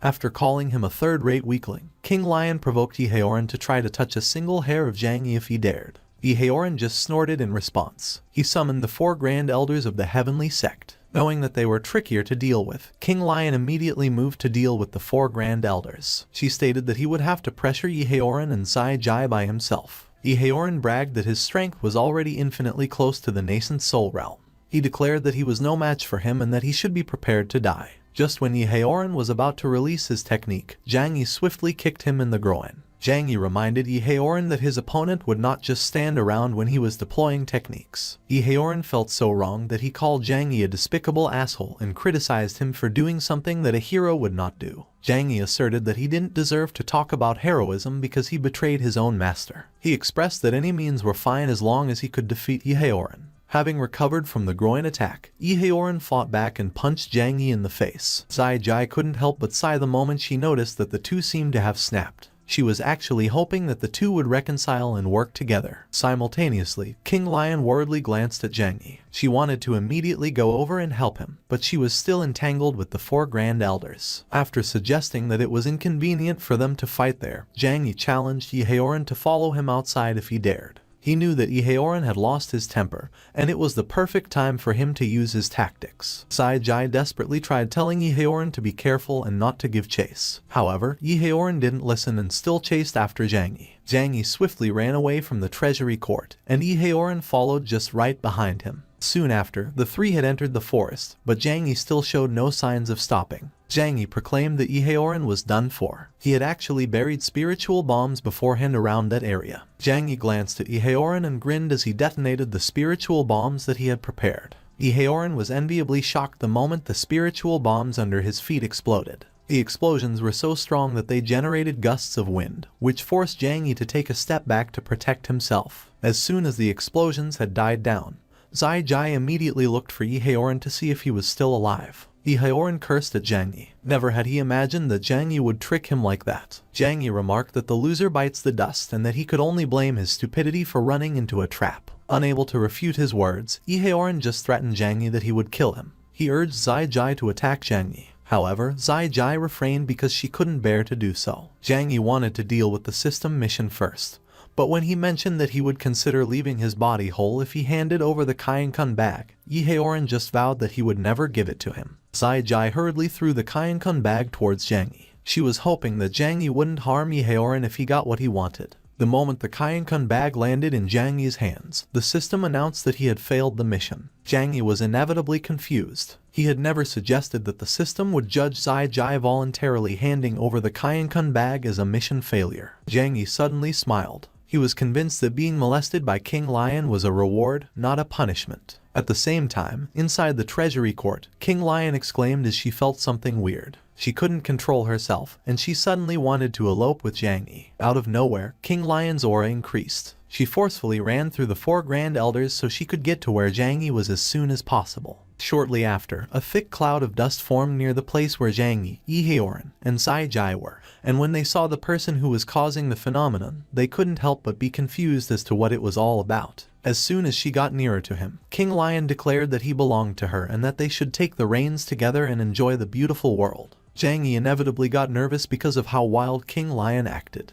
He desperately implored her to get a hold of herself and to deal with Heoran first. However, King Lion didn't listen and still chased after him. After getting pinned to the ground, Zhang Yi could only inquire King Lion what she was trying to do in broad daylight. Sai Jai and Heoran immediately took the opportunity to leave. Heoran vowed Zhang Yi that he would come back and take revenge. Simultaneously, when King Lion asserted that he wouldn't be able to escape the palm of her hands, Zhang Yi tried to persuade her to calm down and not let Heoran escape, but to no avail. Zhang Yi couldn't help but curse at the destiny system for making King Lion so insane. King Lion confessed that she doesn't care about others, that only Zhang Yi was so unforgettable to her, and that she only has him in her eyes. She urged to scream, saying that the harder Zhang Yi screams, the more excited she gets. While King Lion was whipping him, Zhang Yi could do nothing but cry and complain about King Lion being a perverted devil. King Lion suddenly halted and suggested that, since he was afraid of pain, they would try something gentle. Zhang Yi got even more nervous. He pondered what tricks King Lion was attempting to play. King Lion requested Zhang Yi not to move and to just listen to her. As King Lion kissed him on the cheek, Zhang Yi couldn't help but blush. He got excited to see that King Lion was doing it for real. All of a sudden, King Lion bit Zhang Yi's chest. It inevitably made Zhang Yi remember the fox,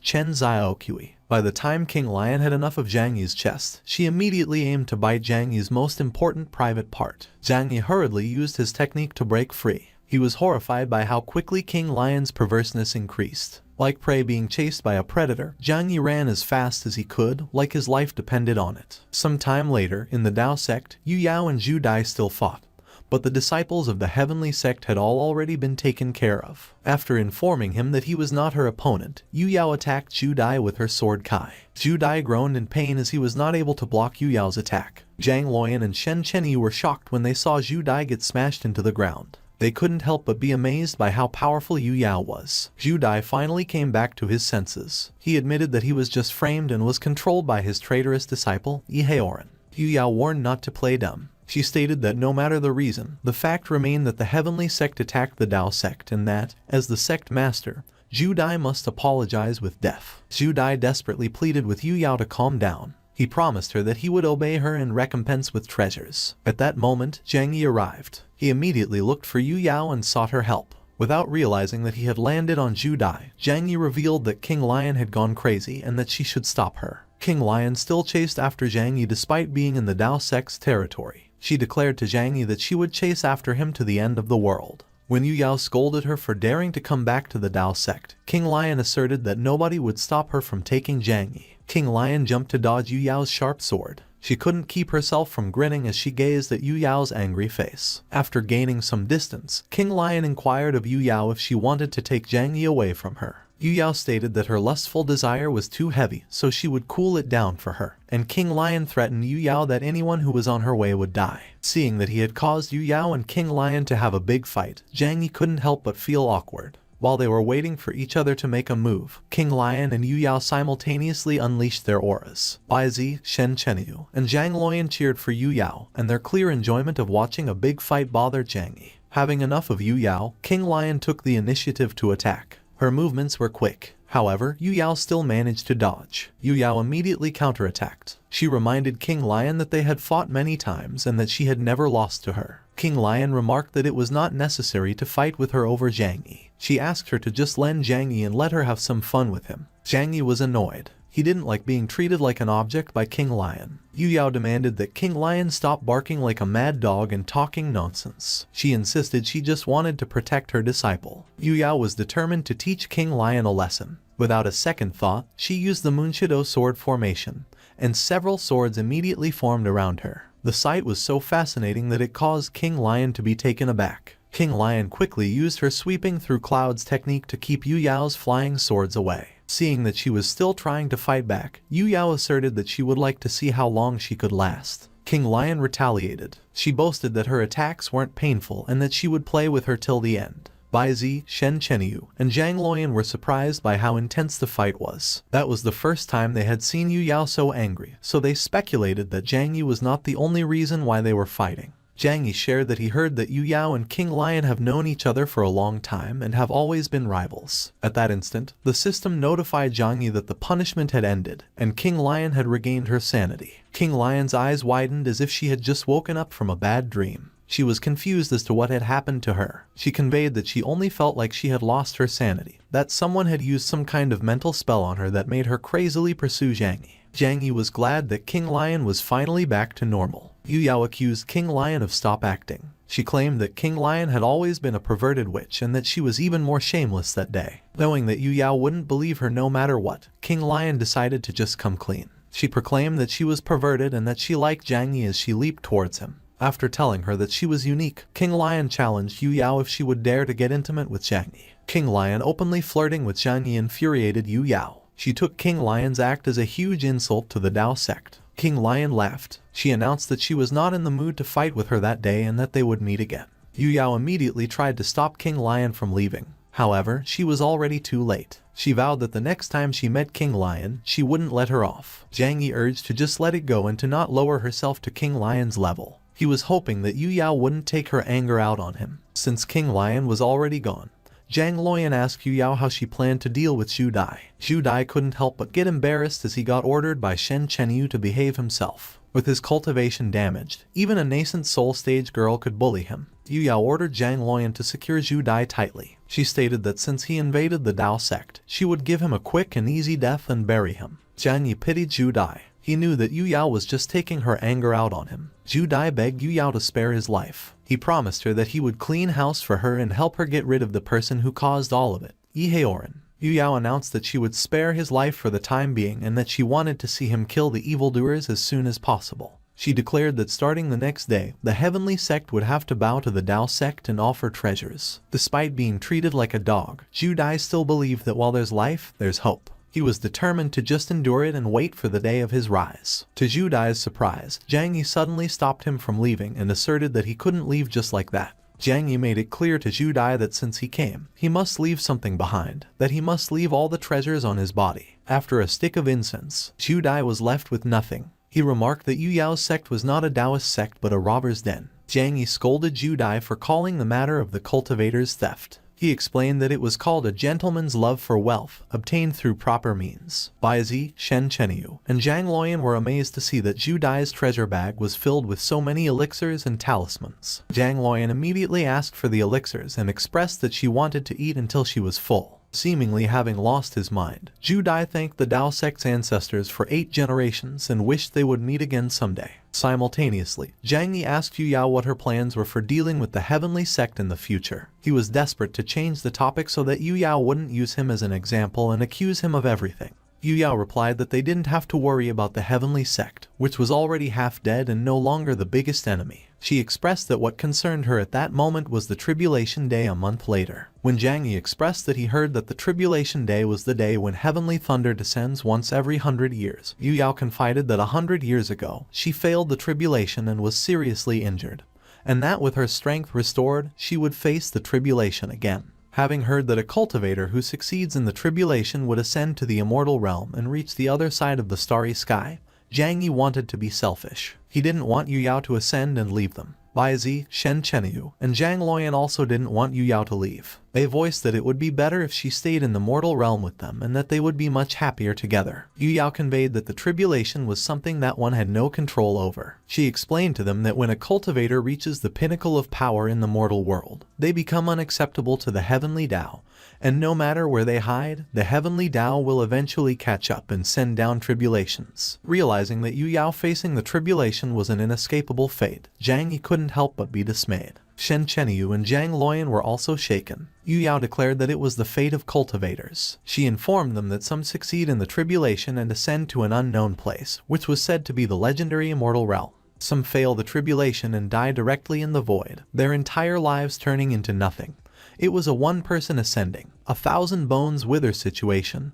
The ones who succeed in the tribulation were in the minority. Yu Yao elaborated that there are also those who resist the heavenly thunder, lingering in the mortal realm, struggling for who knows how many centuries. Although it was a bit selfish, Zhang Yi still hoped that Yu Yao would stay in the mortal realm. After crossing over from the earth to that different world, Yu Yao had become the person closest to him, so he really didn't want to be separated from her. Suddenly, a disciple announced that a messenger pigeon outside the mountain gate left a letter for him. The disciple handed the letter to Zhang Yi. The letter was actually from Chen Xiaoqui to thank Zhang Yi for his cooperation in helping her find the nine-tailed scarlet jade. She invited him to be their guest at the Green Hill of the southern demon country. While Zhang Yi was trying to keep them from reading the letter, Shen Chenyu implored him not to go. She claimed that Chen Xiaoqui definitely has ulterior motives. Zhang Yi couldn't help but cry. He was certain that Yu Yao definitely wouldn't let him go. Yu Yao snorted. She remarked that he was quite capable since he was able to attract the attention of the southern demon country's saintess, so she wouldn't misunderstand. Zhang Yi hurriedly explained to Yu Yao that he was not trying to seduce anyone and that his previous encounter with Chen Xiaoqui was purely a matter of mutual interest. Unexpectedly, Yu Yao believed what Zhang Yi shared. She consented that she would allow him to accept the invitation if he used that opportunity to gather information about the demon race. Zhang Yi assured Yu Yao that he would prioritize the bigger picture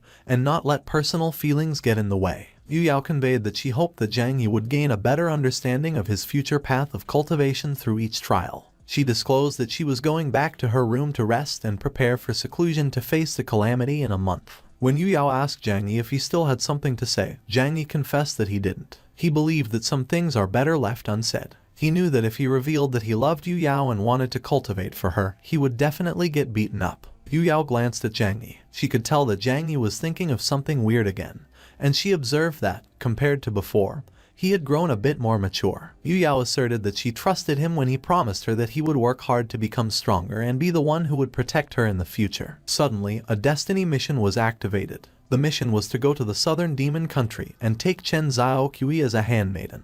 The success reward was 2 great Dao fruits and a random S-rank skill. The time limit was 5 days, and if Zhang Yi failed, he would be transformed into a cute beast-eared girl for 1 year. Zhang Yi couldn't help but think that the system was intentionally trying to make trouble. He couldn't believe that just when he finally wanted to be serious, the system came up with such a terrible idea. The next day, the disciples gathered outside the mountain gate to bid their farewell to Zhang Yi. Shen Chenyu scolded Zhang Yi, telling him that he was a scoundrel for leaving her behind. Zhang Yi bade goodbye to all his junior sisters, informing them that he was going to visit Chen Xiaoqui at Green Hill. Zhang Luoyan hated the fact that Zhang Yi took Bai Zi with him but left her, and Shen Chenyu expressed that with Zhang Yi going to meet Chen Xiaoqui, she wanted to have some peace and quiet. Meanwhile, Yu Yao was hoping that Zhang Yi would gain something from that trip. She wouldn't be able to monitor him closely since she also needed to focus on her cultivation and prepare for the upcoming tribulation. From the Dao sect, Zhang Yi and Bai Zi carefully passed through the Grand Wilderness before they reached Green Hill. Some time later, the two entered the southern demon country's Green Hill. Zhang Yi voiced his relief to have finally arrived, and Bai Zi was amazed by how refreshing the air was. When Bai Zi mentioned that she could smell a hint of demonic energy in the air, Zhang Yi found it strange that he didn't see any fox demons around. He wondered if they were just hiding. Suddenly, Zhang Yi and Bai Zi noticed a group of beasts peeking out of the bushes. As soon as the people from the Fox clan realized they had been discovered, they leapt out of hiding and ran towards Zhang Yi and Bai Zi. The one leading the group inquired of Zhang Yi and Bai Zi who they were and where they got the courage to dare to trespass on Green Hill. Zhang Yi couldn't help but admire how cute the people from the Fox clan were, but as he noticed that the Fox clan was all female,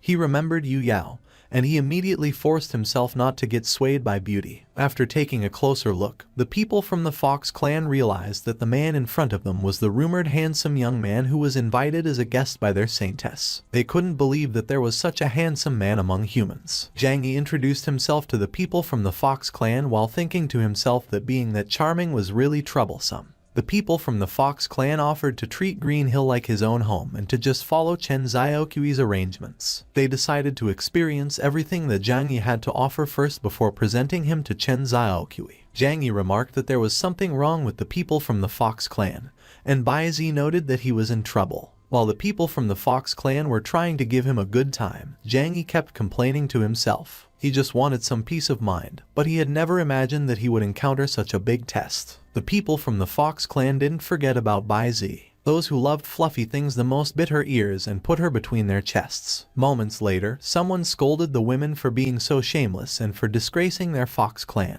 Chen Xiaoqui declared that Zhang Yi was not someone they could manipulate. Without delay, the people from the Fox clan simultaneously bowed down and solicited Chen Xiaoqui's forgiveness. When Chen Xiaoqui stated that she would take him to meet their ancestor, Zhang Yi questioned her if her clan leader was the Fire Fox ancestor. Chen Xiaoqui confirmed that Zhang Yi was right. She held his hand and guided him towards the Fire Fox ancestor. Baizi couldn't help but hate Chen Xiaoqui for leaving her there, and the people from the Fox clan also resented Chen Xiaoqui for keeping Zhang Yi all to herself. While they were on their way, Chen Xiaoqui inquired of Zhang Yi if he had missed her. Zhang Yi quickly replied that he did not. He made it clear to Chen Xiaoqui that his heart only had room for Yu Yao. Chen Xiaoqui nonchalantly mentioned that she wondered if what Zhang Yi stated was really true. After putting his hand on her back and letting him feel it, Chen Xiaoqui queried Zhang Yi if there was room for her in his heart. Zhang Yi was so flustered that his hand trembled. He didn't know how to respond. Chen Xiaoqui was pushing his boundaries, and he didn't know how to deal with it. The moment Chen Xiaoqui announced that she would stop teasing him, Zhang Yi immediately had a bad feeling about that trip.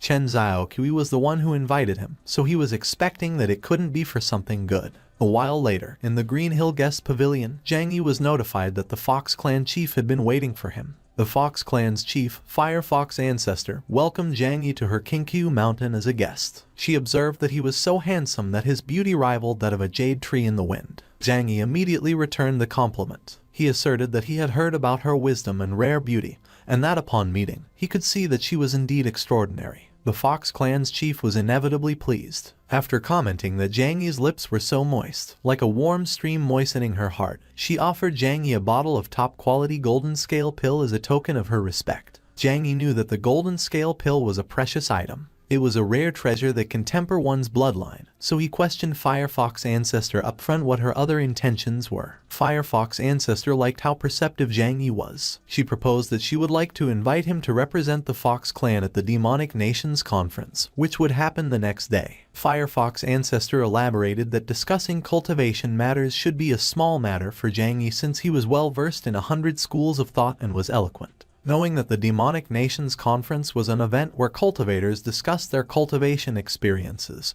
Zhang Yi considered that he could use that opportunity to assess the state of demon cultivation. Firefox Ancestor revealed that the reward for the conference was a precious item in the eyes of the powerful, the Millennium Thunderwood. She explained that if he won the conference, the reward would go to him and that even if he didn't need the Millennium Thunderwood, he could sell it for a handsome price. Without a second thought, Zhang Yi agreed to participate. He was determined to get the Millennium Thunderwood. It was a rare item for resisting thunder tribulations, so he wanted to give it to Yu Yao, who would definitely make good use of it. Firefox Ancestor suddenly threw herself at Zhang Yi and praised how agreeable he was, and Chen Xiaoqui immediately commanded her to behave herself and act according to her status. After asking her to calm down, Zhang Yi conveyed that he had another request. He articulated, as a member of the Dao sect, if he was to help her Fox clan, they needed to have a mutually beneficial relationship with her clan. He also had a system task to complete, and he was still about to find a way to make Chen Xiaoqui his handmaiden. All of a sudden, Chen Xiaoqui suggested that she had a way. She affirmed that she was willing to be betrothed to Zhang Yi so that their clan and his sect would have a connection. Firefox Ancestor immediately dismissed Chen Xiaoqui's suggestion. She declared she was not part of the discussion. Zhang Yi tried telling Firefox Ancestor that he could let Chen Xiaoqui become his handmaiden. However, Firefox Ancestor didn't agree. Chen Xiaoqui was the recognized saintess of the southern demon country, so she found it inappropriate to make her Zhang Yi's handmaiden. Chen Xiaoqui asserted that she was willing to become Zhang Yi's handmaiden. She thought to herself that if she became Zhang Yi's handmaiden, she could get close to him and do whatever she wanted. At that instant, the handmaiden task was completed. 2 great Dao fruits and the kneel technique, a technique that can force others to kneel, were given to Zhang Yi. Zhang Yi couldn't believe that the task was completed with just verbal agreement. He was also shocked to see that the skill named kneel technique was rated S rank. Firefox Ancestor decided to just let Chen Xiaoqui choose her own happiness, and Chen Xiaoqui immediately celebrated and proclaimed that from that moment on, she was Zhang Yi's handmaiden. Some time later, as the bright full moon dominated the sky, the Kinkyu mountain grew silent, and no one could be seen roaming around. Inside the guest pavilion, Zhang Yi was being escorted to his room for rest, which had already been arranged. Zhang Yi thanked the women from the Fox clan, and when he asked them where Baizi was, they replied that they had arranged a nice place for Baizi as well. Meanwhile, somewhere in the Kinkyu mountain, Baizi was tied to a pillar, and was being checked by the women from the Fox clan to see if she was male or female. Thinking that Baizi was being treated well, Zhang Yi expressed that he could get a good night's sleep that night. However, the moment he entered his room, he was surprised to see someone lying on his bed. Chen Xiaokui mentioned that since she had become his handmaiden, she needed to learn how to serve him in every way. As he tried to keep himself calm, Zhang Yi scolded Chen Xiaokui for toying with his Dao heart. Simultaneously, under the bed, Chen Xiaokui was in disbelief that Firefox Ancestor was really trying to make a move on Zhang Yi. She couldn't help but be jealous and envious. On the bed, after pulling him over, Firefox Ancestor whispered not to be afraid and to just surrender his body to her. At that moment, members of the Fox clan suddenly came to Zhang Yi's room to visit him. Firefox Ancestor was inevitably alarmed. She was worried that her reputation would be ruined if the clan members discovered her. Firefox Ancestor could do nothing but hide, and with nowhere else to go, she decided to quickly hide under the bed. The moment she saw Chen Xiaokui, Firefox Ancestor couldn't help but be surprised. Chen Xiaokui didn't bother to explain and just instructed Firefox Ancestor to be quiet. The members of the Fox clan asked Zhang Yi to let them warm his bed and to let them serve him. Zhang Yi tried to persuade the members of the Fox clan to come another time. However, they didn't listen to him and they brashly barged into his room. The members of the Fox clan urged not to be shy and to punish them as he wished. They decided to just take the initiative and go together. As he was getting teased by the members of the Fox clan, Zhang Yi complained that that place should be called the Shameless Daughters Kingdom, not Kinkyu Mountain. Firefox Ancestor and Chen Xiaokui were furious. They declared that what the members of their clan were doing was outrageous and could not be tolerated. Without waiting for things to escalate further, the two went out of hiding, and Firefox Ancestor commanded the members of their clan to let go of Zhang Yi and let her handle him. The members of the Fox clan were utterly shocked. They immediately inquired Firefox Ancestor what she was doing there. When Firefox Ancestor explained to the members of their clan that she came there to check how hospitable they are to Zhang Yi, Chen Xiaokui whispered to her that her reason was a bit far-fetched.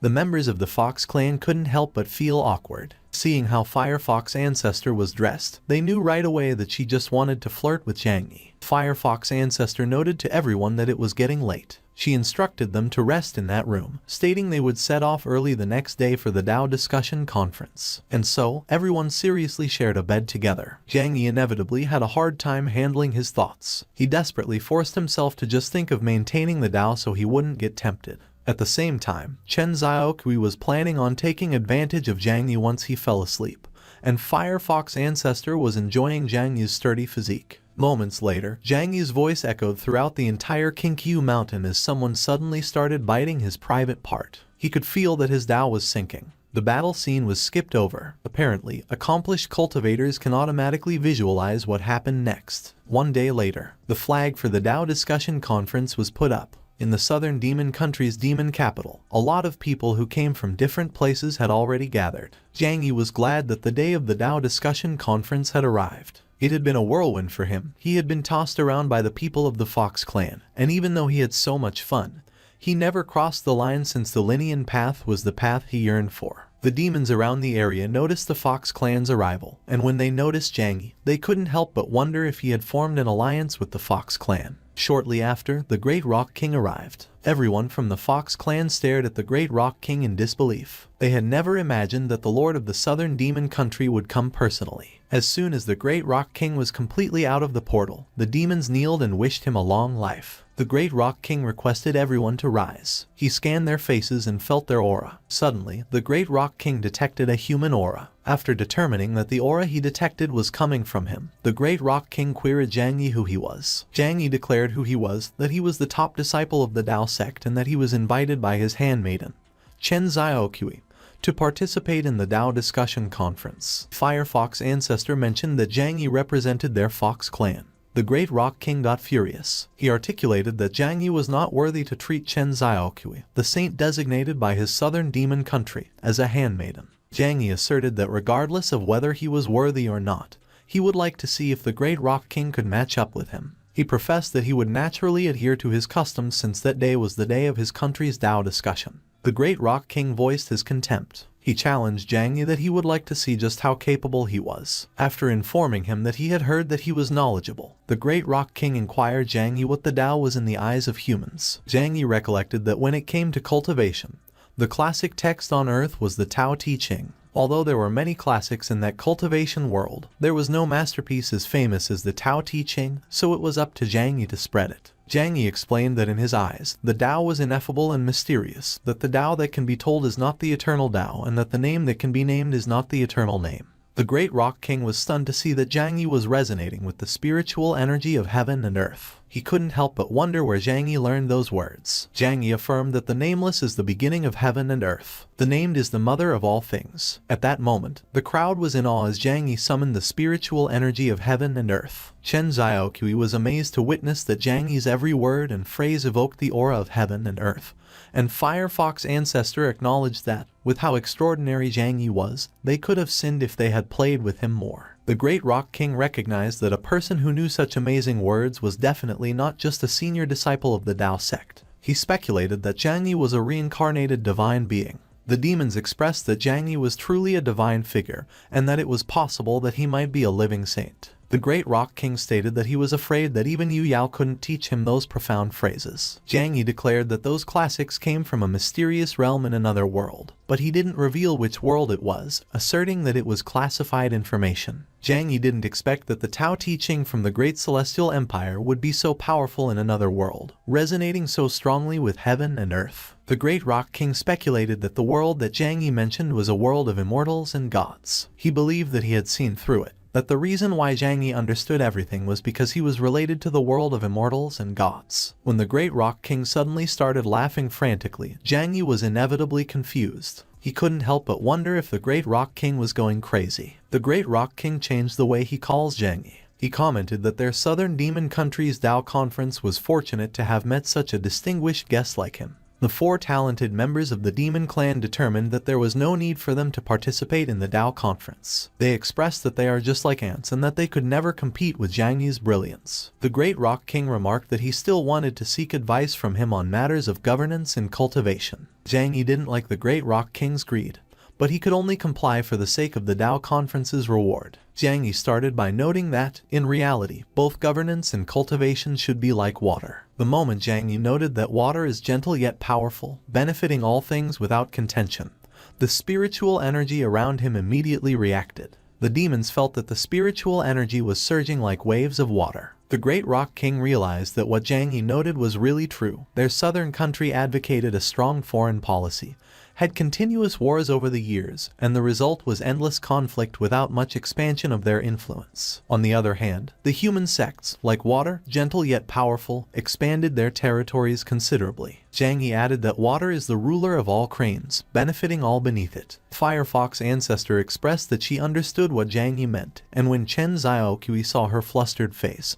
Chen Xiaoqui got confused about what Firefox Ancestor understood. After telling him that what he explained was the principle of being supremely good, just like water, Jiang Yi asked the Great Rock King if he understood it. The Great Rock King admitted that he had realized it. He expressed that listening to Jiang Yi's words was like a shower of enlightenment, that he was taught to govern, to cultivate, and to be a better person, just like water. He affirmed that being gentle to become strong was the path to becoming stronger. The demos expressed that they had realized it as well, that listening to Jiang Yi's words was better than reading hundreds of years of cold window books, and that their admiration for Jiang Yi was like a flood that couldn't be contained. Firefox Ancestor reminded everyone that Jiang Yi was an honored guest specially invited by their Fox clan. She announced that in the future, if anyone wanted to get close to Jiang Yi, they must go through their Fox clan's introduction. The demons wasted no time and immediately started flattering Firefox Ancestor. They could only complain to themselves for letting the Fox clan steal a march on them and getting close to Jiang Yi. Suddenly, a demon proclaimed that he would take his life for his son's revenge. The demon was actually Huya, the leader of the Tiger clan.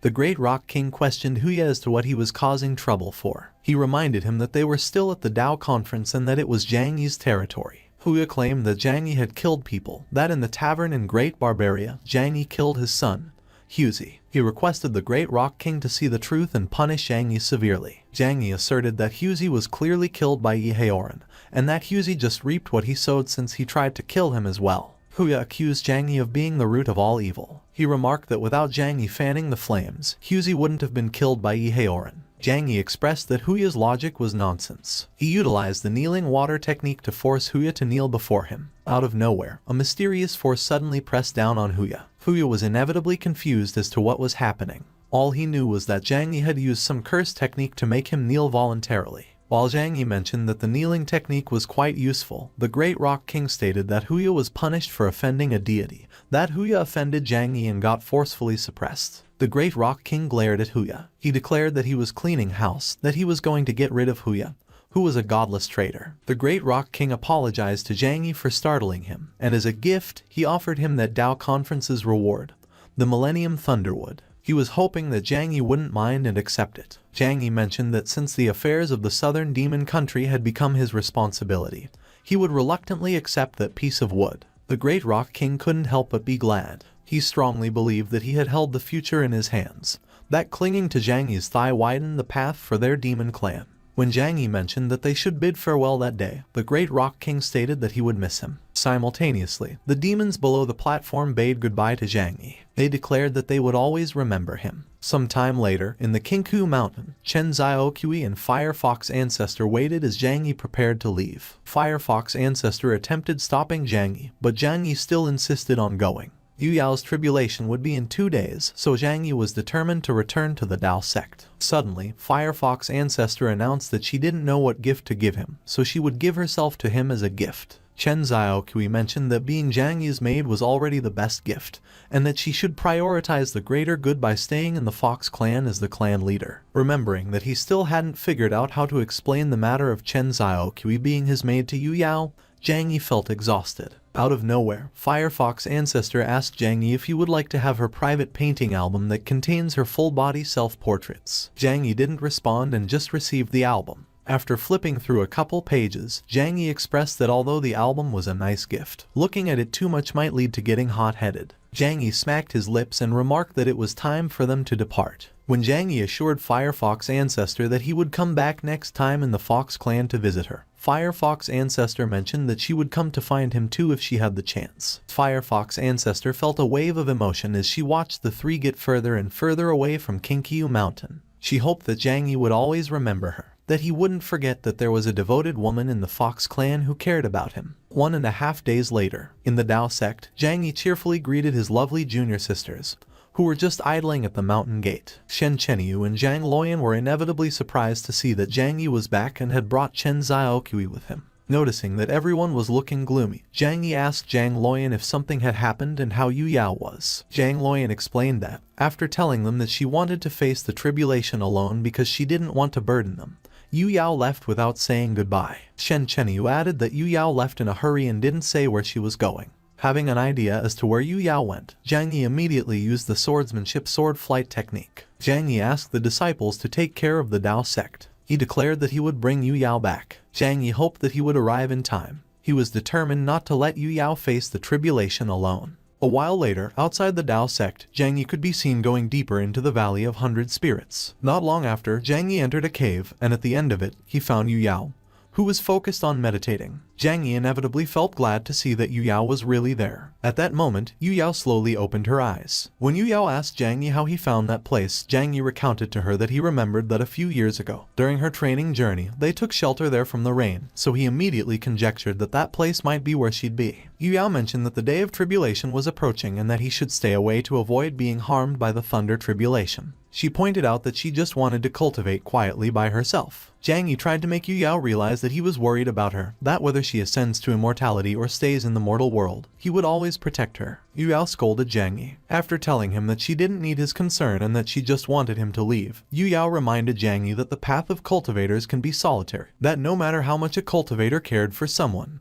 there would be a day of separation, and that only by achieving immortality and eternal life can one reach the ultimate destination. Zhang Yi argued that, in his opinion, eternal life was pointless, that being able to stay with the person one loves forever was what truly matters. All of a sudden, the clouds swirled, and the horrifying rumbling of thunder entered everyone's ears. Realizing that the day of tribulation had arrived early, Yu Yao urged Zhang Yi to quickly leave and stay away from her. Zhang Yi paid no heed to Yu Yao's words. He insisted that they should cast a protective spell together, saying that he would protect her and provide a bit of strength. Meanwhile, in the Dao sect, when Zhang Luoyan and Shen Chenyu expressed their worry about how their master and senior brother were doing, Chen Xiaoqui reassured them that Yu Yao and Zhang Yi would be fine. Zhang Luoyan regained her composure. She reminded her fellow disciples that their task was to defend the Dao sect in case enemy sects attacked while Yu Yao was away. Chen Xiaoqui vowed that, as Zhang Yi's maid, she would help the Dao sect with all her might. Everyone focused their minds on guarding the Dao sect. Simultaneously, somewhere in that cultivation world, Zai Jai and Yehoran stopped in their tracks and stared at the thunder tribulation. When Zai Jai remarked that interesting spectacle, the sudden appearance of thunder tribulation, was likely to take the lives of many strong individuals, Yehoran questioned her if she met her end due to a failed tribulation. Zai Jai confirmed that a failed tribulation was what killed her. She remarked that after reaching the pinnacle of strength, she was killed by a thunder tribulation, and became a wandering spirit. Zai Jai stated that he and Zhang Yi have a lot of hope for the future, that they have a great chance of passing the tribulation and becoming immortal. Yehoran scoffed and vowed that once he regained his strength, he would make sure to kill Zhang Yi. At that moment, the thunder tribulation became even more horrifying. There were more and thicker bolts of lightning. In the Earth sect, King Lion couldn't keep her excitement as she watched the thunder tribulation. Even though she finds Yu Yao very annoying, she still hoped that Yu Yao could pass the tribulation successfully. King Lion believed that once Yu Yao ascended and departed, Zhang Yi would be hers. She was determined to get Zhang Yi's heart in that life and in that world. Moments later, lightning struck the cave where Zhang Yi and Yu Yao were. After stating that the thunder tribulation was the might of heaven, which would seek out and strike her no matter where she hid, Yu Yao advised that staying put and employing their best defenses was the wisest approach. All of a sudden, multiple bolts of lightning simultaneously struck the cave, causing it to collapse. While she was evading the falling rocks, Yu Yao warned Zhang Yi that the celestial thunder was descending. Shortly after, the celestial thunder struck both Yu Yao and Zhang Yi. Surprisingly, despite how strong the celestial thunder was, Yu Yao and Zhang Yi still came out unscathed. Zhang Yi was glad that the Millennium Thunderwood came in handy, and Yu Yao was surprised to see that Zhang Yi had an item that could hold back the thunder tribulation. Suddenly, another thunder tribulation formed above Yu Yao and Zhang Yi. Yu Yao could tell that it was even more intense. She couldn't help but feel that heaven was aiming to obliterate her directly. The Millennium Thunderwood shattered the moment the thunder tribulation struck. Knowing that that power was beyond what Zhang Yi could withstand, Yu Yao desperately tried to block the thunder tribulation. After using all her strength, Yu Yao barely held on and withstood the thunder tribulation. Zhang Yi immediately supported Yu Yao and checked her condition. Thinking that it was all over for her, Yu Yao urged to quickly leave and to be careful of the heavenly tribulation. In that instant, an unusual phenomenon took place. A face formed in the sky, and it declared to Zhang Yi that it didn't expect that mortals like them could resist the thunder tribulation. Zhang Yi received a warning from the destiny system. After informing him that he had encountered a formidable foe, the evil avatar of heaven, the destiny system inquired of Zhang Yi if he wished to activate the heaven barrier, a function that was only available for one time and would cost his supreme holy body. Heaven was supposed to be the supreme ruler of the world, so Zhang Yi was inevitably confused as to why it was evil. He wondered if it was possible that the heaven of that cultivation world had fallen into a dark state. When the evil avatar of heaven announced that those who go against heaven would suffer heavenly punishment, Zhang Yi suspected that fate was being manipulated by heaven. Zhang Yi was furious. For the sake of protecting Yu Yao and achieving immortality, for those people that he cared about, he would fight even if it was heaven. Thus, without the slightest bit of hesitation, Zhang Yi used his supreme holy body to activate the heaven barrier. Just as the heavenly barrier was activated, 3 powerful thunder tribulations struck. Moments later, the thunder tribulation's power was exhausted before it could even do some damage to the heavenly barrier. The evil avatar of heaven was in disbelief. It had never claimed that a power that was similar to its own existed in that world. The cultivators around the area inevitably noticed that someone was challenging heaven, and since legend has it that only ancient powerhouses could confront heaven, they speculated that the one in the sky was not the real heaven. The evil avatar of heaven determined that it couldn't fight Zhang Yi directly because of the mysterious power backing him, so it decided to act tough by telling Zhang Yi that it would spare him and that, as an ant, he had some strength. The evil avatar of heaven added that Zhang Yi should fatten himself up, mentioning that when the next tribulation day arrives, it will consume Zhang Yi and take possession of him. Zhang Yi contended that it was not worthy of being called heaven. He swore to defeat its true body someday. Without uttering another word, the evil avatar of heaven disappeared. Only its frantic laughter was heard as the sky began to clear up. Zhang Yi found the barrier function triggered by the destiny system really useful. However, the cost was too steep since it depleted the power of the supreme holy body. Fortunately, Yu Yao's life force didn't dissipate, and with the golden scale pill that was gifted by the Fox clan, and the Dao fruit that he received from the system, Zhang Yi could wake Yu Yao up. Zhang Yi immediately used a technique. The technique Zhang Yi used extracted the essences of the Dao fruits and the golden scale pills. Zhang Yi carefully guided the essences towards Yu Yao and made her absorb them. A while later, Yu Yao regained consciousness. Zhang Yi couldn't help but be relieved to see that Yu Yao finally woke up. At that moment, Yu Yao noticed that Zhang Yi's supreme holy body seemed to have vanished. Zhang Yi remarked that it didn't matter as long as she was safe. He stated that he consumed the supreme holy body to drive away the evil avatar of heaven. Thinking that exchanging the supreme holy body for her life was not worth it, Yu Yao called Zhang Yi an idiot. She was gravely concerned about what Zhang Yi's future would be without his supreme holy body. Zhang Yi explained that even though the supreme holy body was gone, he could still work hard to recover, pointing out that he could lose everything but couldn't lose Yu Yao, that he would be worse than dead without her. After telling her that he cared deeply for her and that his feelings were unwavering, Zhang Yi inquired of Yu Yao what her feelings were for him. Yu Yao looked Zhang Yi in the eyes and began to express what she truly felt. Without beating around the bush, Yu Yao admitted to Zhang Yi that she also liked him. Zhang Yi couldn't help but be euphoric because of Yu Yao's confession. Yu Yao stated that her feelings for him are based on the master-disciple relationship, the kind of emotion that was both familial and selfish love. She added that, in the face of the outside world, she advocates ruthless cultivation.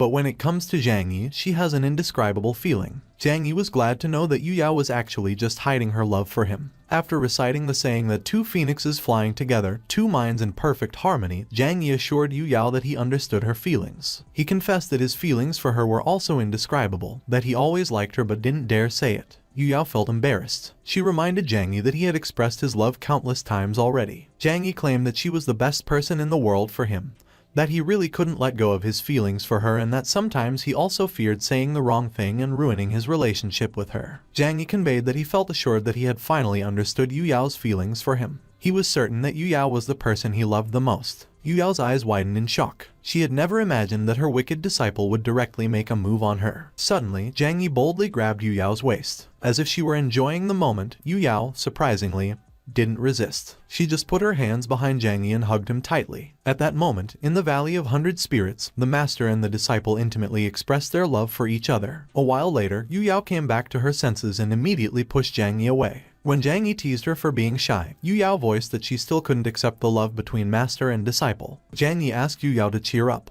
He mentioned that there was a story called Divine Bird Lovers, which was about a master and disciple falling in love. As Zhang Yi tried to convince Yu Yao that she didn't have to suppress her Dao heart anymore, Yu Yao felt odd that she couldn't get angry at Zhang Yi. Shortly after, Zhang Yi and Yu Yao were found by Bai Zi, Shen Chenyu, Zhang Luoyan, and Chen Xiaoqui. While Chen Xiaoqui remarked that a master-disciple romance was good to see, Shen Chenyu and Zhang Luoyan asked Zhang Yi if he and Yu Yao were making love in the wild. Feeling embarrassed, Zhang Yi awkwardly explained to the four that after Yu Yao's tribulation, she became weak and fell, so he helped her up. The four didn't believe what Zhang Yi explained. Chen Xiaoqui suggested that Zhang Yi was clearly trying to take advantage of Yu Yao. All of a sudden, Yu Yao's mood soured. She praised Zhang Yi for being capable of bringing Chen Xiaoqui with him. Knowing that he was in trouble, Zhang Yi immediately responded to Yu Yao that Chen Xiaoqui had volunteered to be his maid. To Zhang Yi's dismay, Chen Xiaoqui disclosed that she didn't volunteer, that it was him who made her his maid. Yu Yao got even more annoyed. She accused Zhang Yi of really still being a playboy.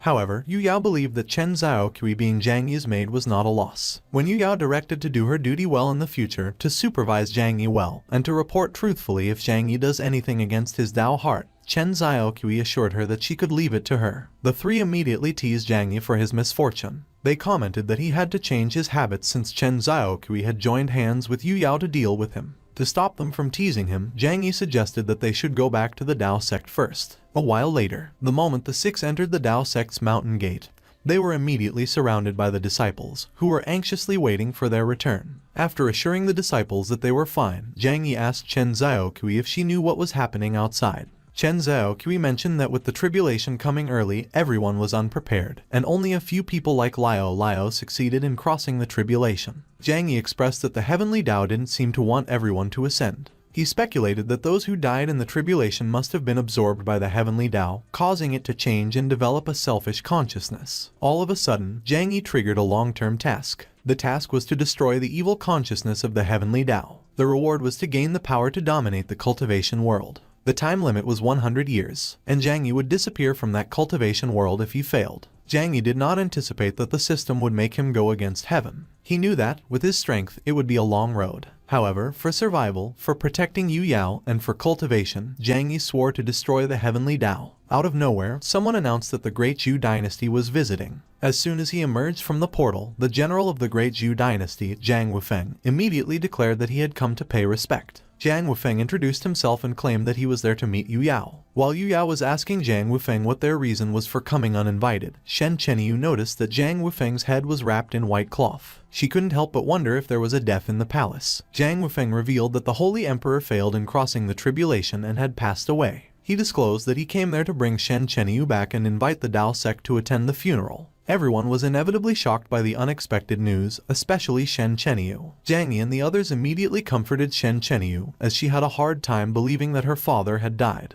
After stating that she would stay to guard the Dao sect, Yu Yao instructed Zhang Yi to take Shen Chenyu back to the Great Zhou's imperial city. She voiced that she was afraid that since the king had died, the world would be in chaos, and an era of strife among the great forces was coming. Zhang Yi didn't question Yu Yao's decision. He gave her his word that he would bring Shen Chenyu back. Sometime later, in the Great Zhou Palace, someone announced the arrival of Shen Chenyu and Zhang Yi. The moment they entered the palace, Zhang Yi looked around and commented that the place was quite imposing. The elders who were watching from the sidelines learned that Zhang Yi was the sworn brother of Shen Jianqing, and when they realized that Zhang Yi's maid was Chen Xiaoqui, they were convinced that Zhang Yi was a god, since not even the royal family could make a demon race saintess a maid. Moments later, the queen and Shen Jianqing came to welcome Shen Chenyu, Zhang Yi, and Chen Xiaoqui. Shen Chenyu immediately put herself between the queen's arms and wept. Although she was sad herself, the queen advised not to be sad because the king was resting in peace. Meanwhile, when Shen Jianqing expressed that he missed him so much, Zhang Yi didn't comfort him but instead urged him to be a man since he was about to inherit the throne.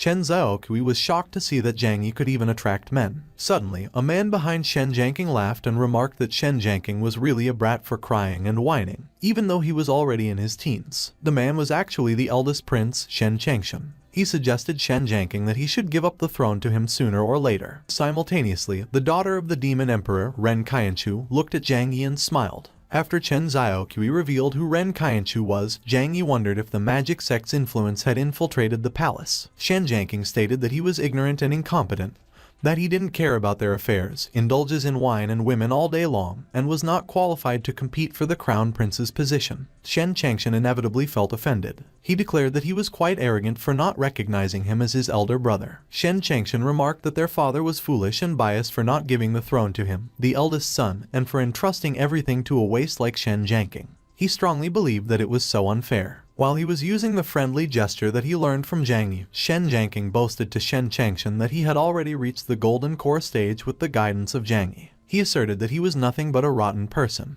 Ren Qianchu suddenly interfered. After pointing out to him that he hasn't ascended the throne yet, Ren Qianchu inquired Shen Jianqing how he could be so disrespectful to his elder brother. Horrified, Shen Jianqing promptly clarified to Ren Qianchu that he was just joking. Zhang Yi believed that Ren Qianchu wouldn't help Shen Changshan for no reason, so he speculated that there was a conspiracy, that Shen Changshan wanted to use the power of the royal family to achieve some purpose. Before Zhang Yi could think of what Ren Qianchu was trying to achieve, Ren Qianchu approached him and called him the male god of the Dao sect. Zhang Yi couldn't help but ponder if he had maxed out his charm value. He couldn't understand why every beauty wanted to flirt with him. Not liking how she was touching Zhang Yi, Chen Xiaoqui intervened and commanded Ren Qianchu to stay away from Zhang Yi. When Ren Qianchu mentioned that a mere fox demon like her should be careful that she wouldn't be polite with her, Chen Xiaoqui challenged her to come at her from the front and show her how impolite she could be. In that heated moment, someone mentioned that they didn't need to use force. The queen declared that she didn't want to cause a conflict between their sects because of the royal family's affairs, that the dispute over the throne between Shen Changshan and Shen Jianqing should be by themselves and that everyone should just watch quietly. As he watched Ren Qianchu and Chen Xiaoqui walk away while throwing insults at each other, Zhang Yi observed that the hatred between women was really strange. Shen Jianqing claimed that no matter what her terms were,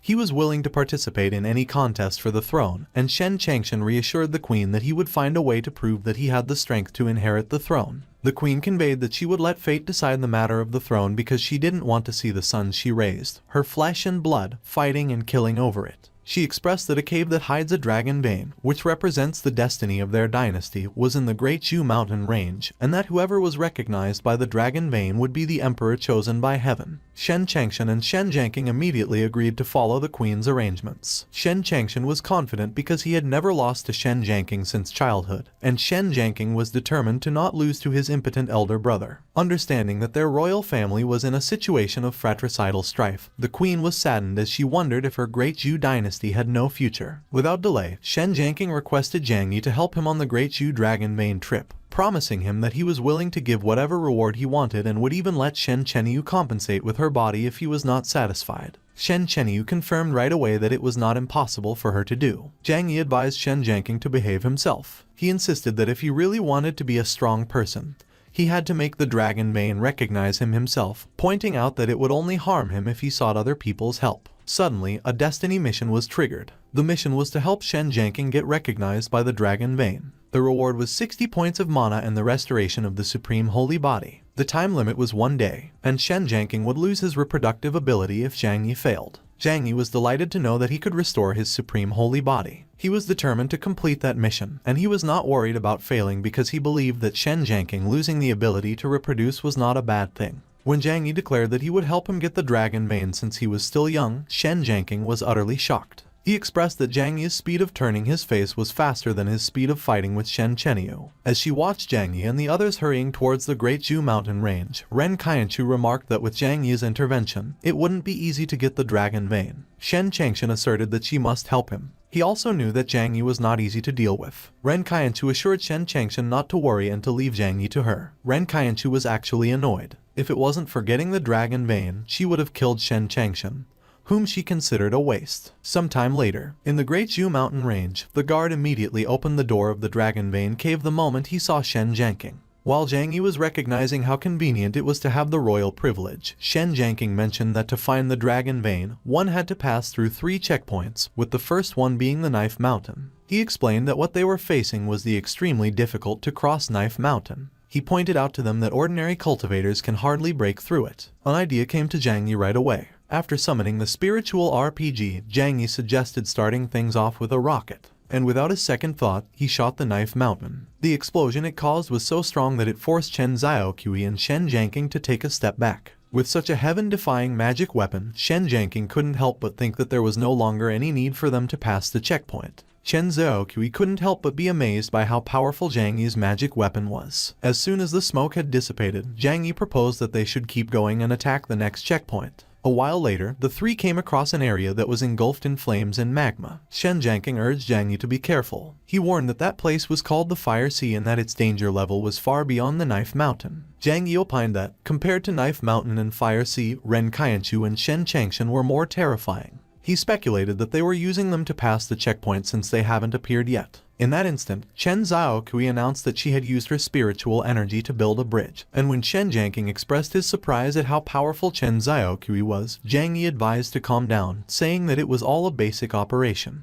All of a sudden, someone's frantic laugh echoed inside the cave. Ren Qianchu exclaimed that the feeling of reaping the rewards without any effort was great, and Shen Changshan credited that it was thanks to her cleverness that she easily tracked the second checkpoint. Knowing that they had to stop Ren Qianchu from following them, Jiang Yi instructed Shen Jiangqing to go first and explore the third checkpoint. Shen Jiangqing trusted Jiang Yi, so he agreed without the slightest bit of hesitation. Shen Jiangqing didn't want to let Jiang Yi down. He was determined to pass the third checkpoint and get recognized by the Dragon Bane so he could prove that he was not a waste in everyone's eyes, that he was a man who would inherit the throne. Shen Changshan immediately ordered Ren Qianchu to hurry up and stop Shen Jiangqing. However, instead of following his command, Ren Qianchu criticized that he was stupid for thinking that he could still order her after arriving at that place. Ren Qianchu remarked that he had lost his value of use the moment he brought her there. She declared that the Dragon Vein belonged to her magic sect. While he was preparing to attack, Jiang Yi observed that being merciless was truly the typical behavior of her magic sect. Ren Qianchu ignored Jiang Yi's taunts. She stated that both of them, who were still at the transformation stage, were too inexperienced to block her from seizing the Dragon Vein. With just a wave of her hand, Ren Qianchu repelled Chen Xiaoqui and Jiang Yi's attacks. It was then Jiang Yi realized that Ren Qianchu was at the nascent Soul High stage. Jiang Yi stopped Chen Xiaoqui from attacking any further. He explained that Ren Kaienchu's cultivation was above theirs and that they could only use magic weapons to deal with her. Hearing what he just mentioned, Ren Kaienchu replied that the gap between the spirit transformation stage and the nascent soul stage was not something that a mere magic weapon could make up for. At that moment, Zhang Yi finished what he was doing. As Zhang Yi was reciting a line from the poem Spring River Flower Moon Night by Zhang Ruixu from the Tang Dynasty, numerous large tentacles emerged from the ground.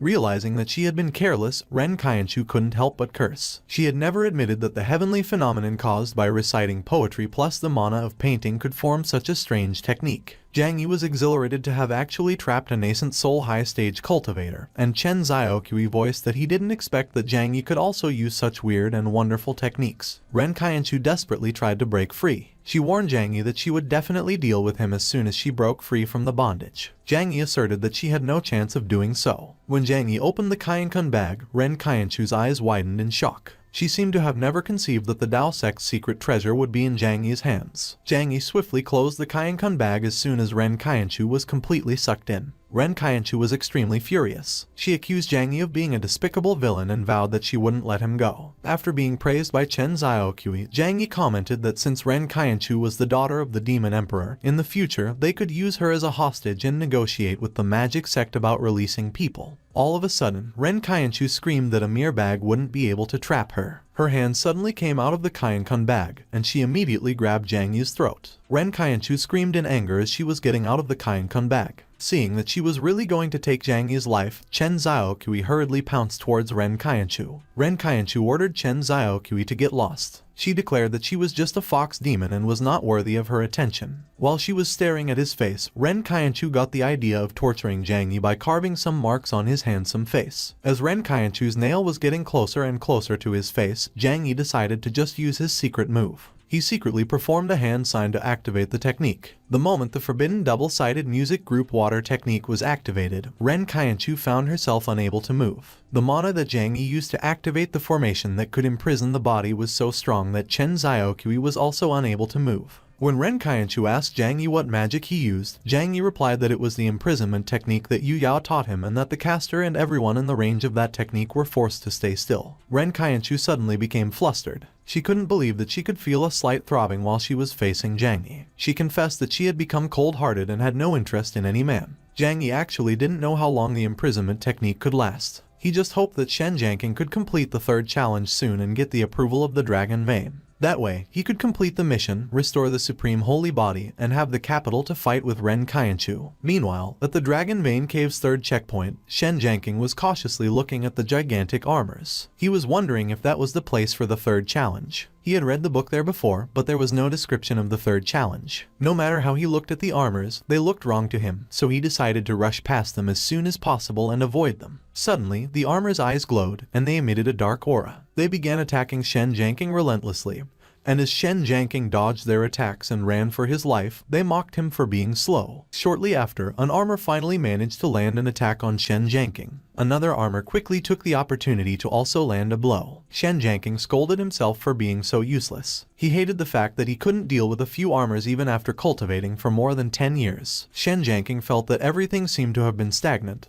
that he had been that useless from childhood to adulthood. As far as he could remember, he had always been bullied by his brothers, and even the eunuchs and maids stated that he was useless. Shen Jianqing was kind-hearted by nature. He pitied his sister, respected his father, and longed for a warm life. He believed that kindness and justice were the keys to cultivating and being a human. However, for so many years, his kindness was seen as weakness by others. He became the crown prince, but he was looked down upon by his own brothers, who even wanted to kill him. Even though his strength had increased, he was still seen as useless by others. Shen Jianqing couldn't help but cry, knowing that while he was being ravaged by a bunch of armors, Zhang Yi was having a hard time fighting against Ren Kaienchu. He didn't want to drag Zhang Yi down and disappoint his father's expectations of him before he died. Shen Jianqing wanted to protect Shen Chenyu. He wanted to revive the Great Zhou dynasty and prove something to Zhang Yi. At that very moment, Shen Jianqing stopped whining. His aura suddenly flared up as he mustered the resolve to prove that he was not a useless drag. Shen Jianqing screamed at the top of his lungs as he let his aura erupt, creating a shockwave that pushed all the armors away. Overwhelmed by the pressure of Shen Jianqing's aura, the armors crumbled without even being able to fight back. Shen Jianqing was utterly shocked when he realized that he seemed to have awakened the 100-battle tyrant body of the Great Zhou clan. He could feel that his body had really become stronger. Understanding that the urgent matter at hand was to find the dragon vein as soon as possible, Shen Jiangqing put aside his concern about whether he had truly awakened the 100-battle tyrant body, and quickly ran towards where the dragon vein should be. A while later, after going deeper into the cave, Shen Jiangqing finally found the dragon vein's secret chamber. He could tell that it was the place where the dragon vein was hidden, so he found it strange that he couldn't sense any dragon aura. When he looked around the chamber, Shen Jiangqing noticed that a person he didn't know was sleeping on the stone altar. Suddenly, Shen Jiangqing was mercilessly punched by the person he saw. Seemingly irritated, the unknown person sat up and inquired which bastard was disturbing her sleep. Shen Jiangqing addressed the person as a weird little girl. He couldn't understand why her aura was very similar to their Great Zhu's ancestor, Shen Wangu, the founding emperor of their Great Zhu, who lived for more than 1,000 years. The person scolded Shen Jiangqing. He declared that he was a man, that he was his ancestor, Shen Wangu. Shen Jiangqing was inevitably confused. He promptly queried Shen Wangu how he became like that. Shen Wangu revealed that he was seriously injured in the Thunder Tribulation a while ago, and had to teleport there to swallow the dragon vein, and that he didn't expect the dragon vein to have the effect of rejuvenating, turning him into a child. Shen Jiangqing was shock-stricken. He confessed that he couldn't believe that one of the sacred objects that blessed their Great Zhu's prosperity, the thing that he originally wanted to get the approval of to inherit the throne, had already been swallowed. Shen Wangu playfully suggested that since he wanted to get the approval of the dragon vein, he would represent the dragon vein and approve him. Annoyed, Shen Jiangqing requested Shen Wangu not to tease him. At the same time, Zhang Yi's mission was completed. The 60 points of mana were immediately given to Zhang Yi, and the restoration of his supreme holy body started right away. Zhang Yi couldn't help but grin. He was thrilled to learn that Shen Jiangqing got the approval of the dragon vein. The moment Zhang Yi's supreme holy body was restored and the 60 points of mana had merged into his body, he directly reached the nascent soul realm. In that instant, Zhang Yi's aura drastically increased, and Chen Xiaoqui and Ren Qianchu, who were not expecting it, simultaneously exclaimed in shock. Ren Qianchu was bewildered. She couldn't understand how Zhang Yi suddenly reached the nascent soul stage and also burst out the supreme holy body aura. After addressing her as Little Cabbage, Zhang Yi questioned Ren Qianchu if she was scared. Ren Qianchu couldn't keep herself from trembling in fear as she watched Zhang Yi approach her. Her body just got rid of the imprisonment technique, and she was a bit too weak to use spiritual energy. Suddenly, Zhang Yi grabbed Ren Qianchu's arm. He pointed out to her that she was just a pebble and was far from being able to fight with him. Ren Qianchu couldn't help but be confused when, out of nowhere, Zhang Yi forced her to face the ground. Without the slightest bit of hesitation, Zhang Yi let Ren Qianchu taste the power of the Zhang family's lightning whip. 1 whip to the soul, 2 whips to the sky, and 3 whips to become immortal. Ren Qianchu felt so aggrieved that she cursed at Zhang Yi. She was the daughter of the demon emperor. She had been high above in the magic sect since she was a child, and it was the first time she had suffered such humiliation. Zhang Yi ordered Ren Qianchu to kneel down and to straighten up. With the kneeling technique in play, Ren Qianchu's body immediately complied, leaving Ren Qianchu confused, unable to understand why her body knelt down uncontrollably. As she watched Zhang Yi repeatedly whip Ren Qianchu's ass, Chen Xiaoqui expressed that it was so exciting and that she also wanted to try it. At that exact moment, Shen Jiangqing arrived at where Zhang Yi and the others were. He announced that he had brought his ancestor, who was a master of the god transformation stage, to help. Zhang Yi stopped whipping Ren Qianchu and just awkwardly stared at Shen Jiangqing. Shen Jiangqing's eyes widened in shock as he gazed at the scene in front of him. He complained that Zhang Yi was really good at playing. Zhang Yi remarked that he came at the perfect time and that they should cast the imprisonment spell together and lock Ren Qianchu up. Seeing that she was outnumbered, Ren Qianchu determined that she must escape. She had actually preserved a trump card passed down from her father, the malevolent emperor's teleportation talisman. The moment Ren Qianchu activated the talisman, a strong, dangerous aura immediately filled the area. She warned Zhang Yi that he should get out of there right away if he wanted to stay alive. Shen Wangu instructed everyone to stop wasting time and leave. He stated that Ren Qianchu was using the curse-breaking spell. While the portal was still forming behind her, Ren Qianchu threatened Zhang Yi that she would remember him. She declared that that time around, she was just careless and fell into his trap, and that he wouldn't be so lucky the next time they met. Zhang Yi found it a pity that Ren Qianchu managed to escape. He mentioned that he was planning to use her as a hostage and extort a valuable treasure from the magic sect. Chen Zhaoqui couldn't help but be worried, knowing that they had made enemies with the entire magic sect. After saying that everything was fine as long as Zhang Yi was safe, Shen Jiangqing explained that the dragon vein was within the body of his ancestor. Thinking that Shen Wangu was a little girl, Zhang Yi laughed and asserted that he must be joking. Shen Wangu scolded Zhang Yi. He announced that he was Shen Wangu of the Great Zhu dynasty, a vigorous and spirited man who was carrying the bloodline of the human emperor, Shen Wangu. Zhang Yi was utterly shocked. He had heard that Shen Wangu was once a powerful individual comparable to an immortal whose strength had regressed to the nascent soul stage after failing the tribulation. Shen Wangu couldn't help but sigh. He expressed that once he stabilized his strength, he would be able to restore his former handsome appearance. Jiang Yi understood that on the day of tribulation, many cultivators were deceived, and all of it was a conspiracy orchestrated by the evil heavenly Tao. He understood that the cultivation world had turned into a breeding ground and the cultivators had become lambs waiting to be slaughtered. Shen Wangu voiced that Ren Qianchu would surely gather forces to deal with the Great Zhu dynasty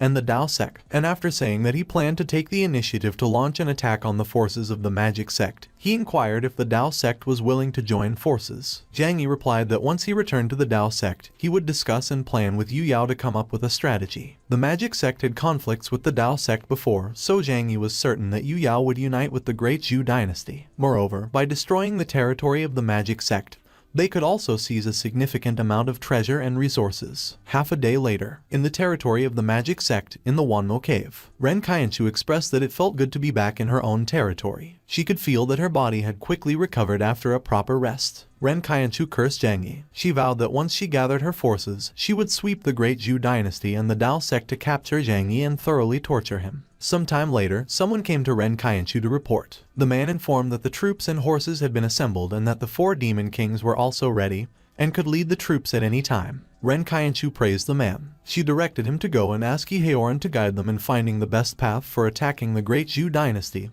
and the Dao sect. She knew that Yi Heoran and Jiang Yi were archenemies, so she was confident that Yi Heoran would assist her wholeheartedly against the Dao sect. Since countless powerful individuals perished in the Thunder Tribulation, Ren Qianchu believed that it was the perfect opportunity for their magic sect to establish dominance over the world. She stated that they would launch an attack on the Central Continent realm, starting with the Dao sect and the Great Zhu dynasty, and that she would prove to her foolish father, the Demon Emperor, that even without him, she could achieve great imperial ambitions. Sometime later, Jiang Yi and Chen Xiaoqui were on their way back to the Dao sect, and they were only 20 miles away from it. Suddenly, Chen Xiaoqui warned Jiang Yi to be careful. She remarked that there was a strange aura that seemed to be from a cultivator who had strayed into the demonic path. Shortly after, Chen Xiaoqui found something alarming. Upon observing the people that Chen Xiaoqui had seen, Jiang Yi observed that those individuals seemed to be people from the magic sect. It hadn't been long since Ren Qianchu had escaped, so Jiang Yi couldn't help but think that the magic sect had long been planning that attack. All of a sudden, Jiang Yi triggered a task. The mission was to infiltrate the enemy camp in disguise as a woman and use his attractiveness to disrupt enemy morale. The reward was 25 points of mana. The time limit was 1 hour, and Jiang Yi's male abilities would weaken by 50% if he failed.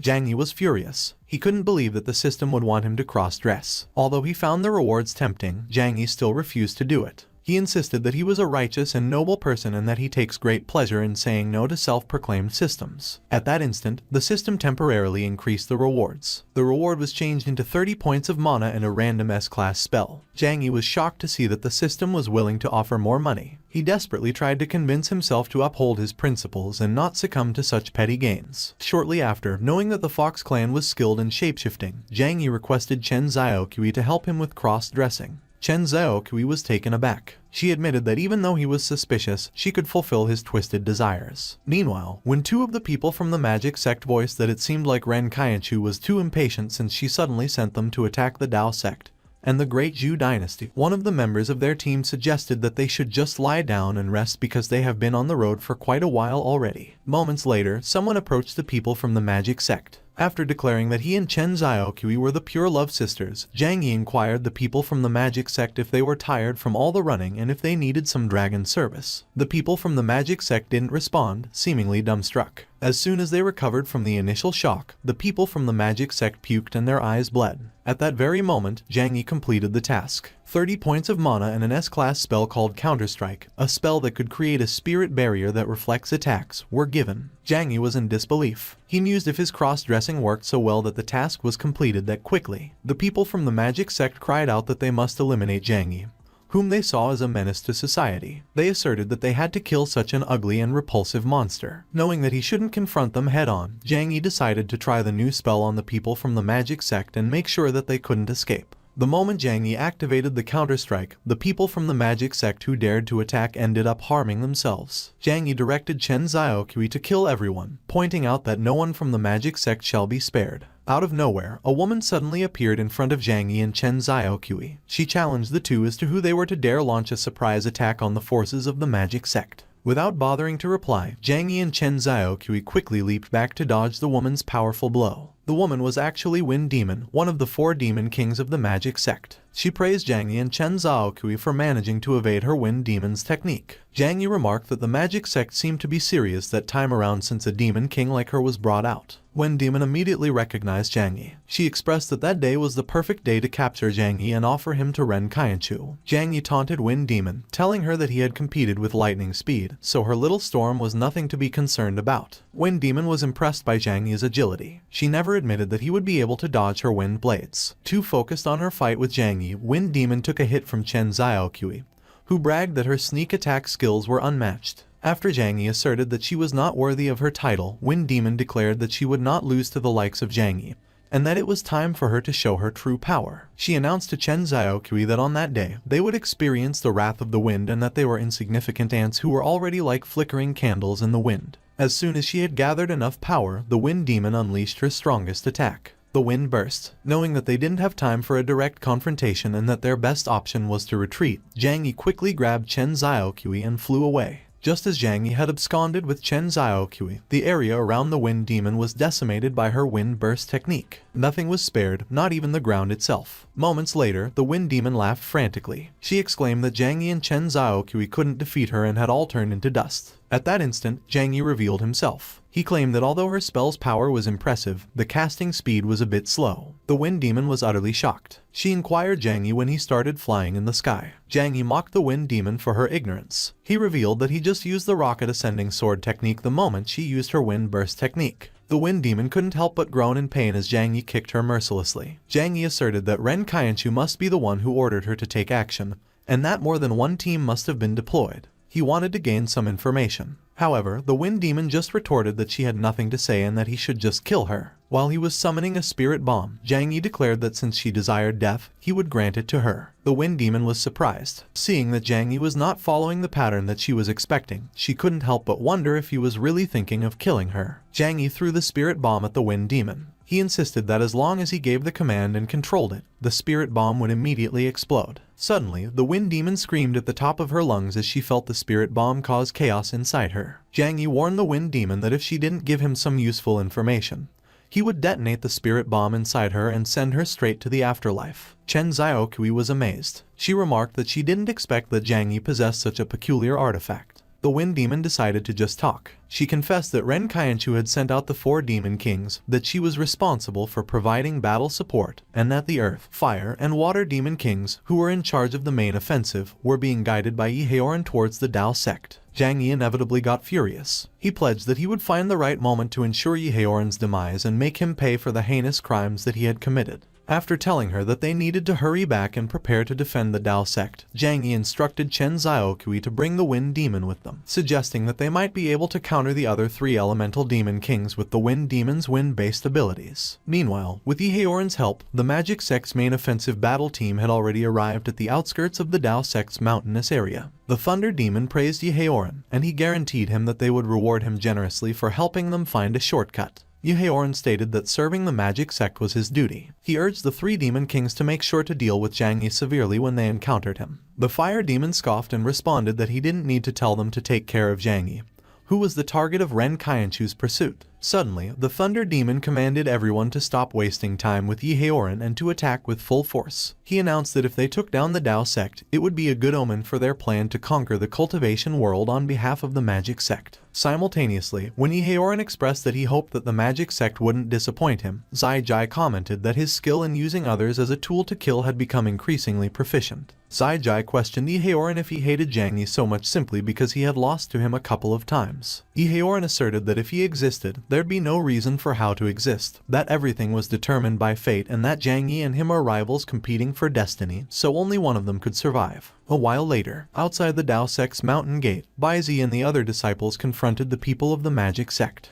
The people of the magic sect were ecstatic. They exclaimed that they would crush the Dao sect, capture a few Dao sect disciples, and have some fun. At the same time, Zhang Luoyan dealt with some of the people of the magic sect and proclaimed that those who dared to offend her Dao sect would be punished no matter who they were. In the sky, the three demon kings were confronted by Yu Yao. The thunder demon sarcastically remarked that her welcoming them personally was truly an honor for them. After reminding them that their magic sect was defeated and was driven away from the central continent by the Dao sect 200 years ago, Yu Yao inquired of the three demon kings if they had already forgotten the pain they once felt. The thunder demon expressed that the three of them, who were at the late nascent soul stage, didn't believe that they wouldn't be able to deal with an injured core formation cultivator like Yu Yao. At that very moment, Zhang Yi arrived. He yelled at the three demon kings, ordering them not to harm Yu Yao. The three demon kings were taken aback, and even more so when they realized that the wind demon had already been defeated. While Zhang Yi declared that he wouldn't let her face danger alone, Yu Yao mentioned that Zhang Yi really was a promising disciple. She had noticed that Zhang Yi was already flying steadily, an indication that he had reached the nascent soul stage. The water demon acted right away. She declared that she would deal with Zhang Yi and get rid of the worthless wind demon while she was at it. The wind demon inevitably got furious, and as Zhang Yi listened to her call the water demon an ugly woman, he couldn't help but wonder how those two demon kings had such intense animosity. When the wind demon stated that they should settle it and see who the real worthless one was, the water demon pointed out to her that among their four demon kings, she, who was the only one in the early nascent soul stage, was clearly the one who was worthless. Zhang Yi and Chen Zhaoqi decided to go together and take care of the water demon first. They were aiming to help alleviate some of the pressure on Yu Yao in the battle. Simultaneously, the Thunder Demon and the Fire Demon declared that they would be her opponents. As she watched the two Demon Kings use their combination technique, the Fire Dragon leaping on Snowwood technique, Yu Yao commented that the two Demon Kings' skill in acrobatics was quite admirable. She remarked that even though she was injured after crossing the tribulation, she was still more than enough to deal with the two demon kings who were still in the nascent soul stage. Seeing how easily Yu Yao managed to cut down their combination attack with just her sword, the Thunder Demon immediately suggested that they should combine their powers and take down Yu Yao. The Fire Demon agreed right away, proposing that it was their only option. The Thunder Demon and the Fire Demon danced and chanted some words to activate their fusion technique. The moment the two demon kings fused, they became an entity that was in the core formation stage. Yu Yao was surprised. She couldn't believe that the long-lost technique of fusion was actually in the hands of the two demon kings. The power of the two demon kings after fusion was on par with Yu Yao. However, Yu Yao was still confident. She figured that the two's actual combat experience against core formation cultivators must be lacking since their original forms were only in the nascent soul stage. And to deal with such an unstable threat, Yu Yao could only think of one strategy. The fighting between the Dao sect disciples and the people from the magic sect was in full swing. Explosions were occurring simultaneously as the two forces relentlessly clashed with their techniques. Meanwhile, after being called a traitor by the water demon, the wind demon asserted that she was not a traitor, that it was just that she couldn't stand a despicable person who plays with water. Being called a despicable person who plays with water triggered the water demon. The water demon was so angry that she immediately used her strongest technique, the Wrath of the Demon Tide technique. She proclaimed that she would destroy the wind demon and bury her in water, along with the people of the Dao sect. Zhang Yi immediately ordered the wind demon to quickly use her spells to counter the water demon's spells. Chen Zhaoqi explained to the wind demon that controlling the flow of air should be effective in manipulating the movement of water. The water demon declared that resistance was futile, that all life would perish in the face of the merciless waves. Seeing that the water demon really had no intention of showing mercy, the wind demon unhesitatingly used her wind technique to blow the water away.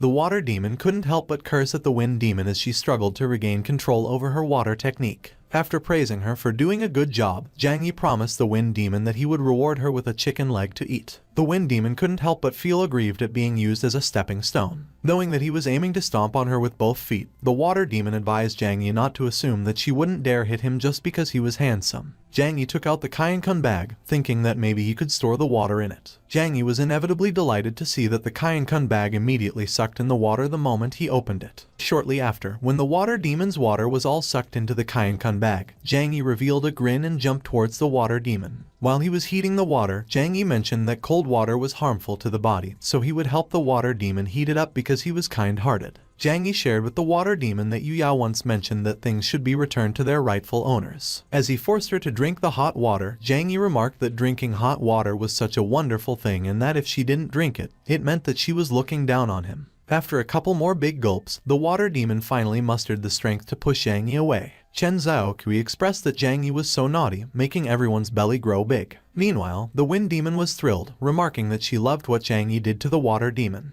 The water demon was annoyed that Zhang Yi had the audacity to play with water in front of her, so she spat the water towards him to teach him a lesson. Zhang Yi immediately used the counter-strike spell. He sarcastically remarked that she didn't have to be modest and that she should keep her own water for herself. Caught off guard, the water demon was not able to defend against her own attack. She couldn't help but cry, knowing that the magic sect would lose all face if news got out that she, who was a peak nascent soul stage cultivator, was beaten by an early nascent soul stage cultivator. While he was using the animal creation on her, Zhang Yi asserted that her defeat was already certain, that those who were wicked would face retribution, and that the foolish had no salvation. Shortly after, the water demon, who had turned into a fish, was clearly confused. She couldn't grasp what just happened and what kind of sorcery Zhang Yi had employed on her. Zhang Yi declared that from that moment on, the water demon would peacefully embrace her life as a fish and discover happiness in her remaining days. He applied several layers of sealing spells to prevent the water demon from returning to her original form. When Zhang Yi was done applying the sealing spells, Chen Xiaoqui and the wind demon approached him. They suggested to him that he should grill or steam the water demon if he was going to eat it. Zhang Yi scolded the two for only knowing how to eat and remarked that they should learn to accumulate virtue and do good deeds. He stated that he would release the water demon into the Dao Sect's pond and let her become Yu Yao's pet in the future. The water demon immediately begged Zhang Yi to let her out. She expressed that she didn't want to be in the Dao Sect, which was filled with real demons. At the same time, Zhu Dai and the disciples of the Heavenly Sect arrived at the Dao Sect's mountain gate.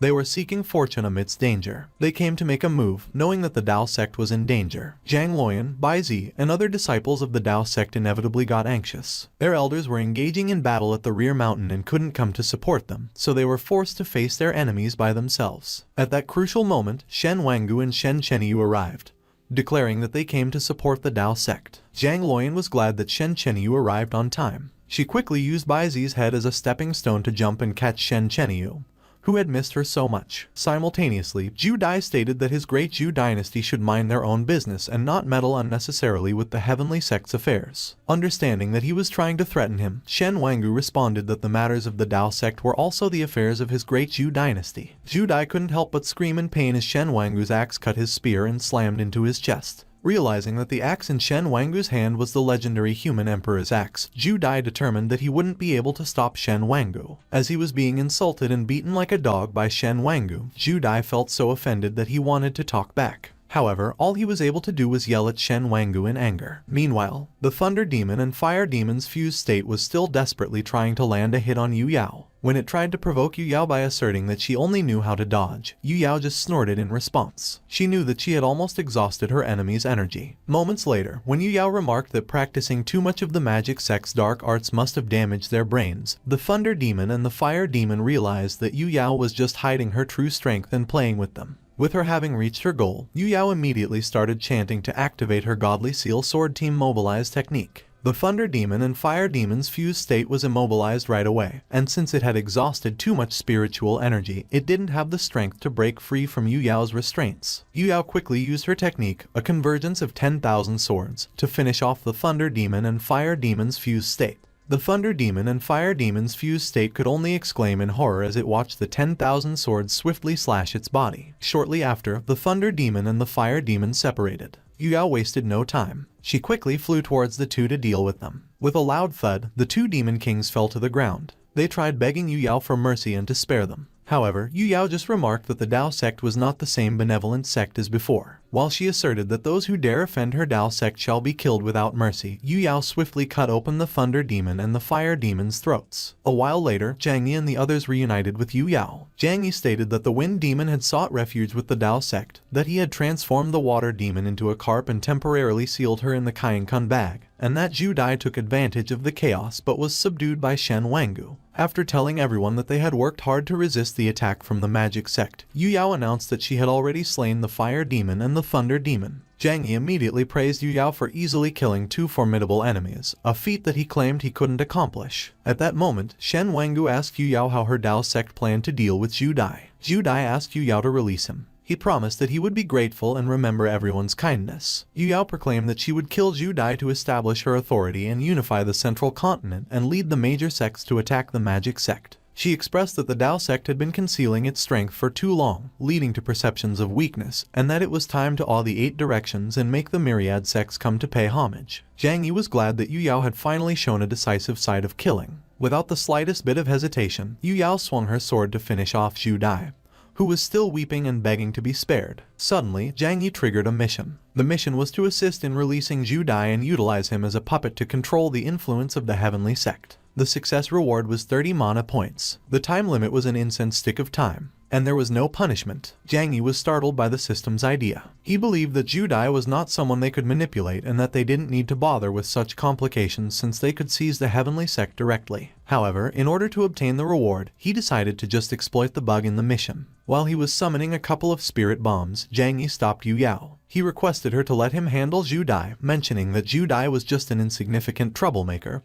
and was not worthy of dirtying her hands. Yu Yao immediately agreed. She mentioned that it was a good opportunity to sharpen Zhang Yi's killer instinct. Zhang Yi tossed the spirit bombs to Zhu Dai, and when Zhu Dai requested Zhang Yi to give him a decisive end, Zhang Yi mentioned that he was going to let him go. Although Zhang Yi had already commanded him to leave immediately, Zhu Dai still didn't leave. He could tell that Zhang Yi was playing some trick. The people who were watching couldn't help but be confused. They just couldn't comprehend Zhang Yi's actions. Losing all his patience, Zhang Yi mercilessly kicked Zhu Dai away. The moment Zhu Dai was gone, Zhang Yi successfully completed the mission. Zhang Yi wasted no time and immediately detonated the spirit bombs. Simultaneously, a huge explosion occurred in the sky. When Yu Yao inquired if all the trouble he caused was just to show everyone fireworks, Zhang Yi awkwardly admitted that her guess was right. After confirming that Zhu Dai was dead, Yu Yao declared that it was time for them to eliminate the remnants of the heavenly sect and take their territory, and coordinate with the major sects on the central continent to unify their forces and prepare for future battles against the elite forces of the magic sect. Zhang Yi, Chen Xiaoqui, and the Wind Demon immediately volunteered to help Yu Yao. Zhang Yi offered that he was willing to act as a vanguard, serving as a wandering retainer to coordinate with the major sects. Chen Xiaoqui offered that she was willing to make a trip back to the southern demon realm and request support from powerful individuals. And the Wind Demon pledged her allegiance to the Dao sect and would provide any information regarding the magic sect. At that moment, Shen Wangu declared that he would serve as an example in the palace of the Great Zhu and forge an alliance with the Dao sect. He assured Yu Yao that the new emperor, Shen Jianqing, certainly wouldn't object since he was Zhang Yi's sworn brother. Seeing that Shen Wangu was sincere, Yu Yao happily accepted the Great Zhu dynasty as their ally. She didn't expect that Zhang Yi's personal relationship with the Great Zhu dynasty was so strong that it made the alliance formation effortless. Suddenly, when Zhang Yi inquired if Yu Yao would allow him to go to the Earth sect and convince them to join their alliance, Yu Yao couldn't help but be skeptical. She mentioned that maybe Zhang Yi was just trying to visit King Lion. Zhang Yi immediately claimed that Yu Yao must be feeling jealous. Thinking that Yu Yao was just stubborn and unwilling to express her true thoughts, Zhang Yi couldn't keep himself from smiling. To Zhang Yi's surprise, Yu Yao allowed him to go to the Earth sect, and as Yu Yao mentioned that she trusted that he was not a shallow person who only seeks beauty, he couldn't help but feel that Yu Yao was intentionally putting pressure on him. Yu Yao gave Zhang Yi a top-grade gathering pill. She stated that he should keep it as a backup since he had been working tirelessly. Yu Yao was acting so kindly towards Zhang Yi that Zhang Yi felt that what Yu Yao gave him was not a medicinal pill but mental pressure. Feeling that Zhang Yi and Yu Yao's relationship was not a master-disciple relationship, the Wind Demon wondered if the Dao sect was so open-minded that a romantic affair between master and disciple was allowed. Meanwhile, Bai Zi, Zhang Luoyan, and the other disciples of the Dao sect were chasing after the people from the magic sect and the heavenly sect. The people from the magic sect and the heavenly sect ran as fast as they could, and someone begged for his life to be spared, declaring that he had an elderly mother at home. On a mountain far from the mountain gate, Zai Jai and Yehaoran watched the disciples of the Dao sect deal with the people from the magic and heavenly sect. Yehaoran couldn't believe what he was seeing. He never stated that the Dao sect would be able to capture the people from the magic and heavenly sect all in one day. Zai Jai pointed out to Yehaoran that the Dao sect was a top-tier sect on the central continent,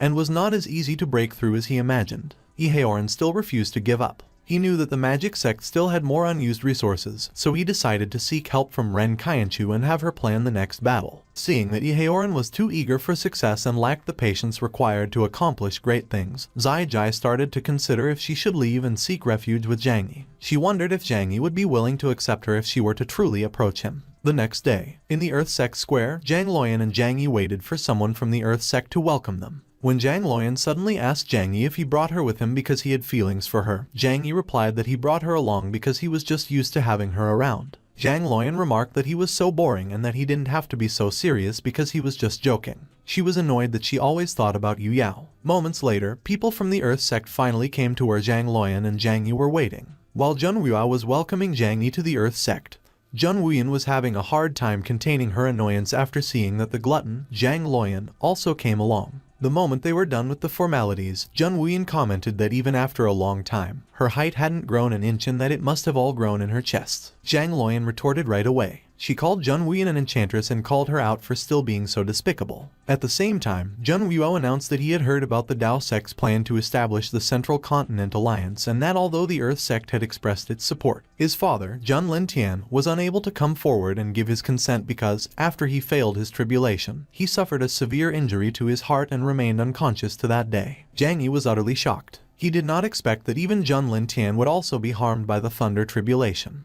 He found himself in a tricky situation. Without the permission of the sect master, Jun Lintian, it would be difficult for him to gain support even for forming an alliance. Suddenly, Zhang Yi triggered a mission. The mission was to represent the Dao sect and win over people through virtue by awakening the unconscious Jun Lintian. The success reward was a random S-level spell and 25 mana points. The time limit was 1 day, and the penalty was to exchange souls and positions with Jun Lintian. Zhang Yi admitted that he was not a doctor, so he was certain that he couldn't save anyone. However, for the sake of the mission reward, he forced himself to calm down and figure something out. A while later, Zhang Yi cleared his throat. After stating that there was a medicinal herb called spirit grass that could heal Jun Lintian's heart injury in Baikao Valley, 30 miles away, Zhang Yi asked Jun Wuo if he could send someone to collect the spirit grass. The system didn't specify who should get the grass, so Zhang Yi decided to take advantage of it so he wouldn't personally take the risk. While Jun Wuo was thanking Zhang Yi for his guidance and stating that he would personally go out to collect the herbs, Zhang Luoyan secretly snickered at Jun Wuyan.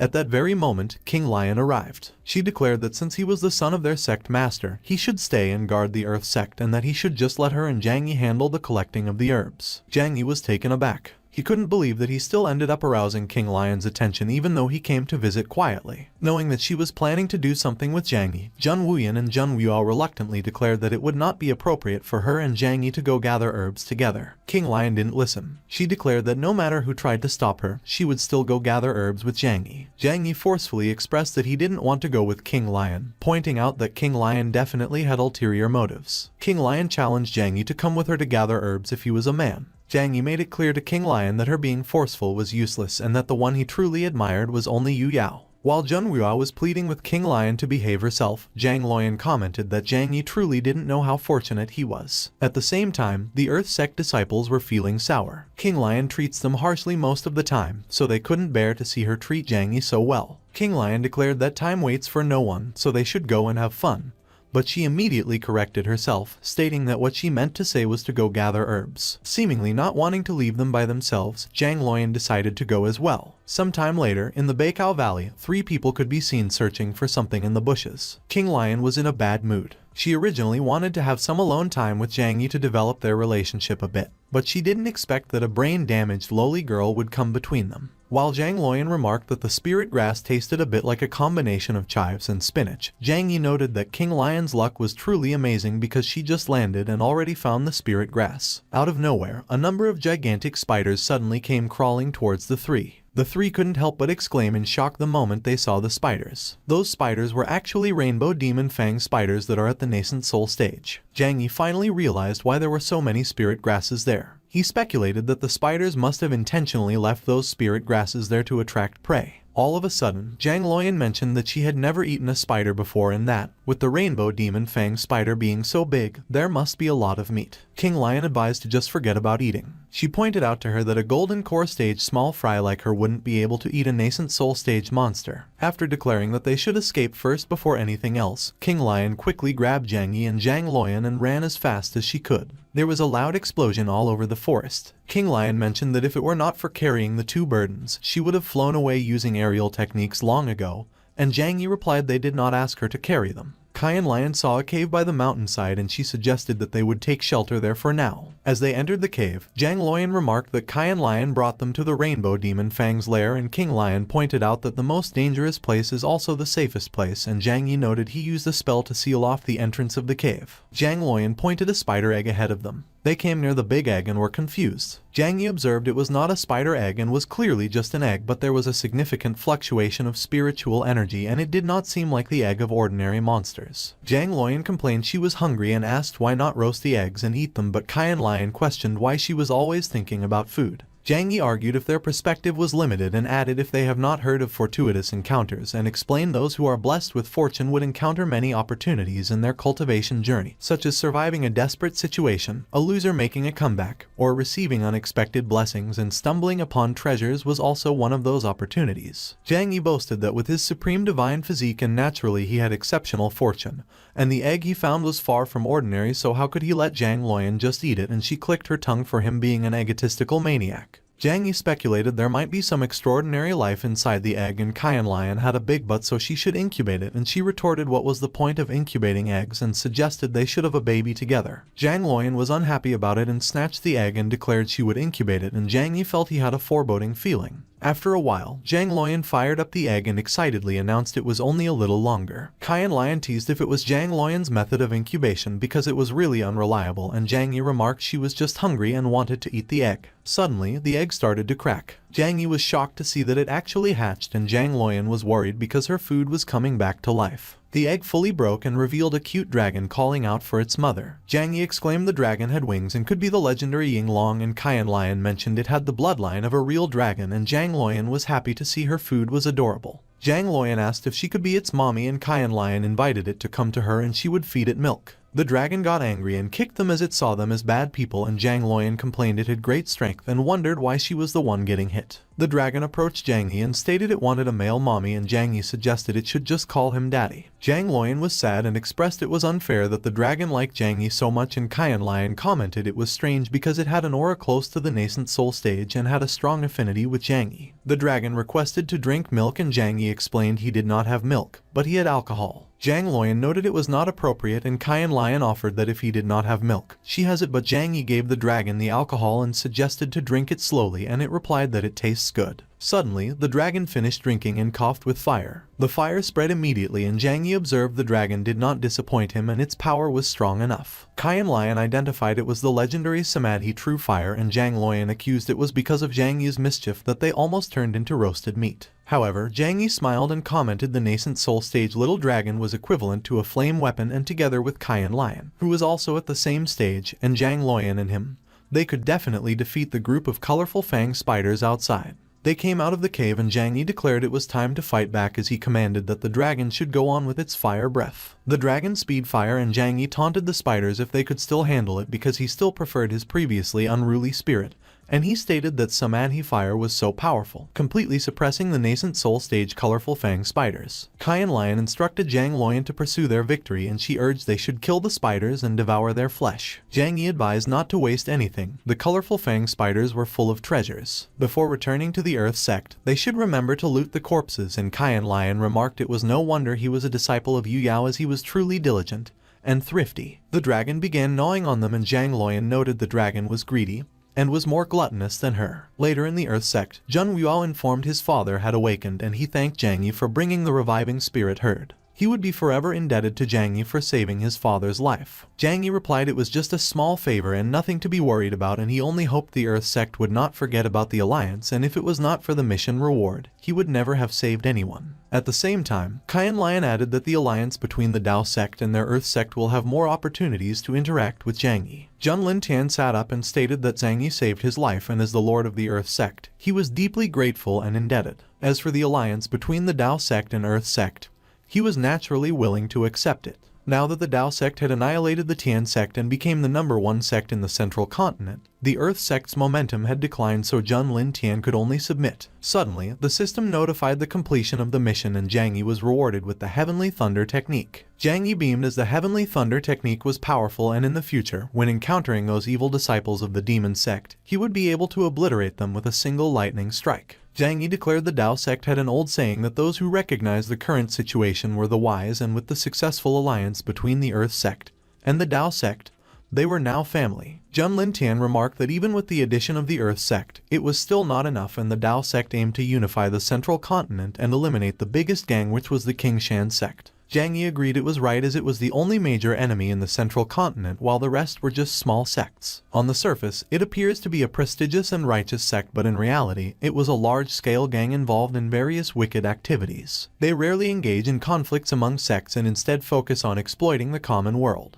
Leveraging the power and authority of cultivators, they oppressed ordinary people, controlled lands, and their influence was on par with a small-scale nation. If they considered the Tao sect as the #1 in the central continent, then the Qingshan sect was undoubtedly the #1 gang in the central continent. Suddenly the system triggered Heaven's mandate mission. Jiang Yi must completely destroy the influence of the Qingshan sect within 7 days, and there was no penalty for failure because the difficulty was high. Jiang Yi was surprised because the Qingshan sect was an extremely powerful enemy, and they must take it seriously. On the way to Qingshan region, Zhang Luoyan asked why they were in such a hurry to leave the Earth sect, and Jiang Yi explained he tricked King Lion into a date and went ahead so they should take the opportunity to escape quickly as they needed to head to Qingshan sect. Meanwhile, at the Earth sect, Qian Lion asked where Jiang Yi was as he asked her to wait for him there, but he was really late and she wondered if it could be that he still had deep feelings for Yu Yao and was afraid to face her. Qian Lion expressed that if Jiang Yi deceived her, she would find him and forcefully take what she wanted, because if she could not have his heart, she could settle for his body. The next day in Qingshan region's Yulin city, there was a new couplet on the wall and the people were amazed by it. However, Jiang Yi took them out. He questioned if the people there were fools, as they could praise sky high even for a pair of foolish couplets. The people panicked as the couplets were written by Zhao Yan from the Qingshan sect, but Jiang Yi was unafraid and commented it seemed quite formidable.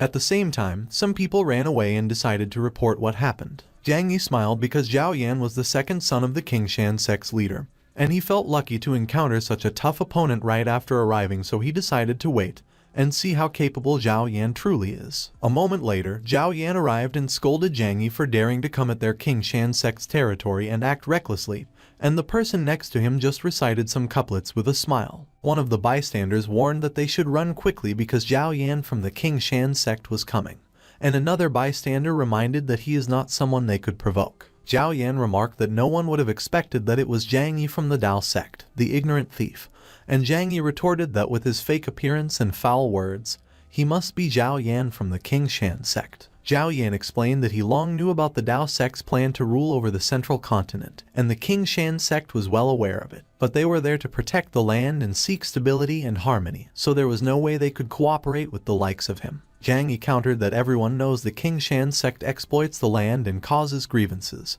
and he would tell him that his ancestors for 8 generations won't be able to stop him. While Zhang Luoyan claimed that the Qingshan sect encroaches on the territory of ordinary people so they will take from them. Zhao Yan complained that they simply didn't take him seriously, and his attendant assured that he shouldn't panic and let him handle them. He mentioned that he heard Jiang Yi was highly talented in literature, so he wished to have a friendly exchange of skills that day. But Jiang Yi challenged whether he ever made his opponents so frustrated in a duel that they were angered to the core, and added that it was not just a friendly exchange. He believed he was there to humiliate himself. The attendant declared that he had such arrogance, which was why he would teach an ignorant junior like him a lesson that day, and Zhao Yan instructed that he should show him his greatest skill and kill him for him. The people believed that the Zhao family of the Qingshan sect was full of talented individuals, so going against them was like seeking death. The attendant went first, and he recited that entering the rivers and lakes, treading the path of the sea, and roaming beyond the 4 seas. One of the people admired that it was a great couplet and it carries a grand momentum and longing for freedom.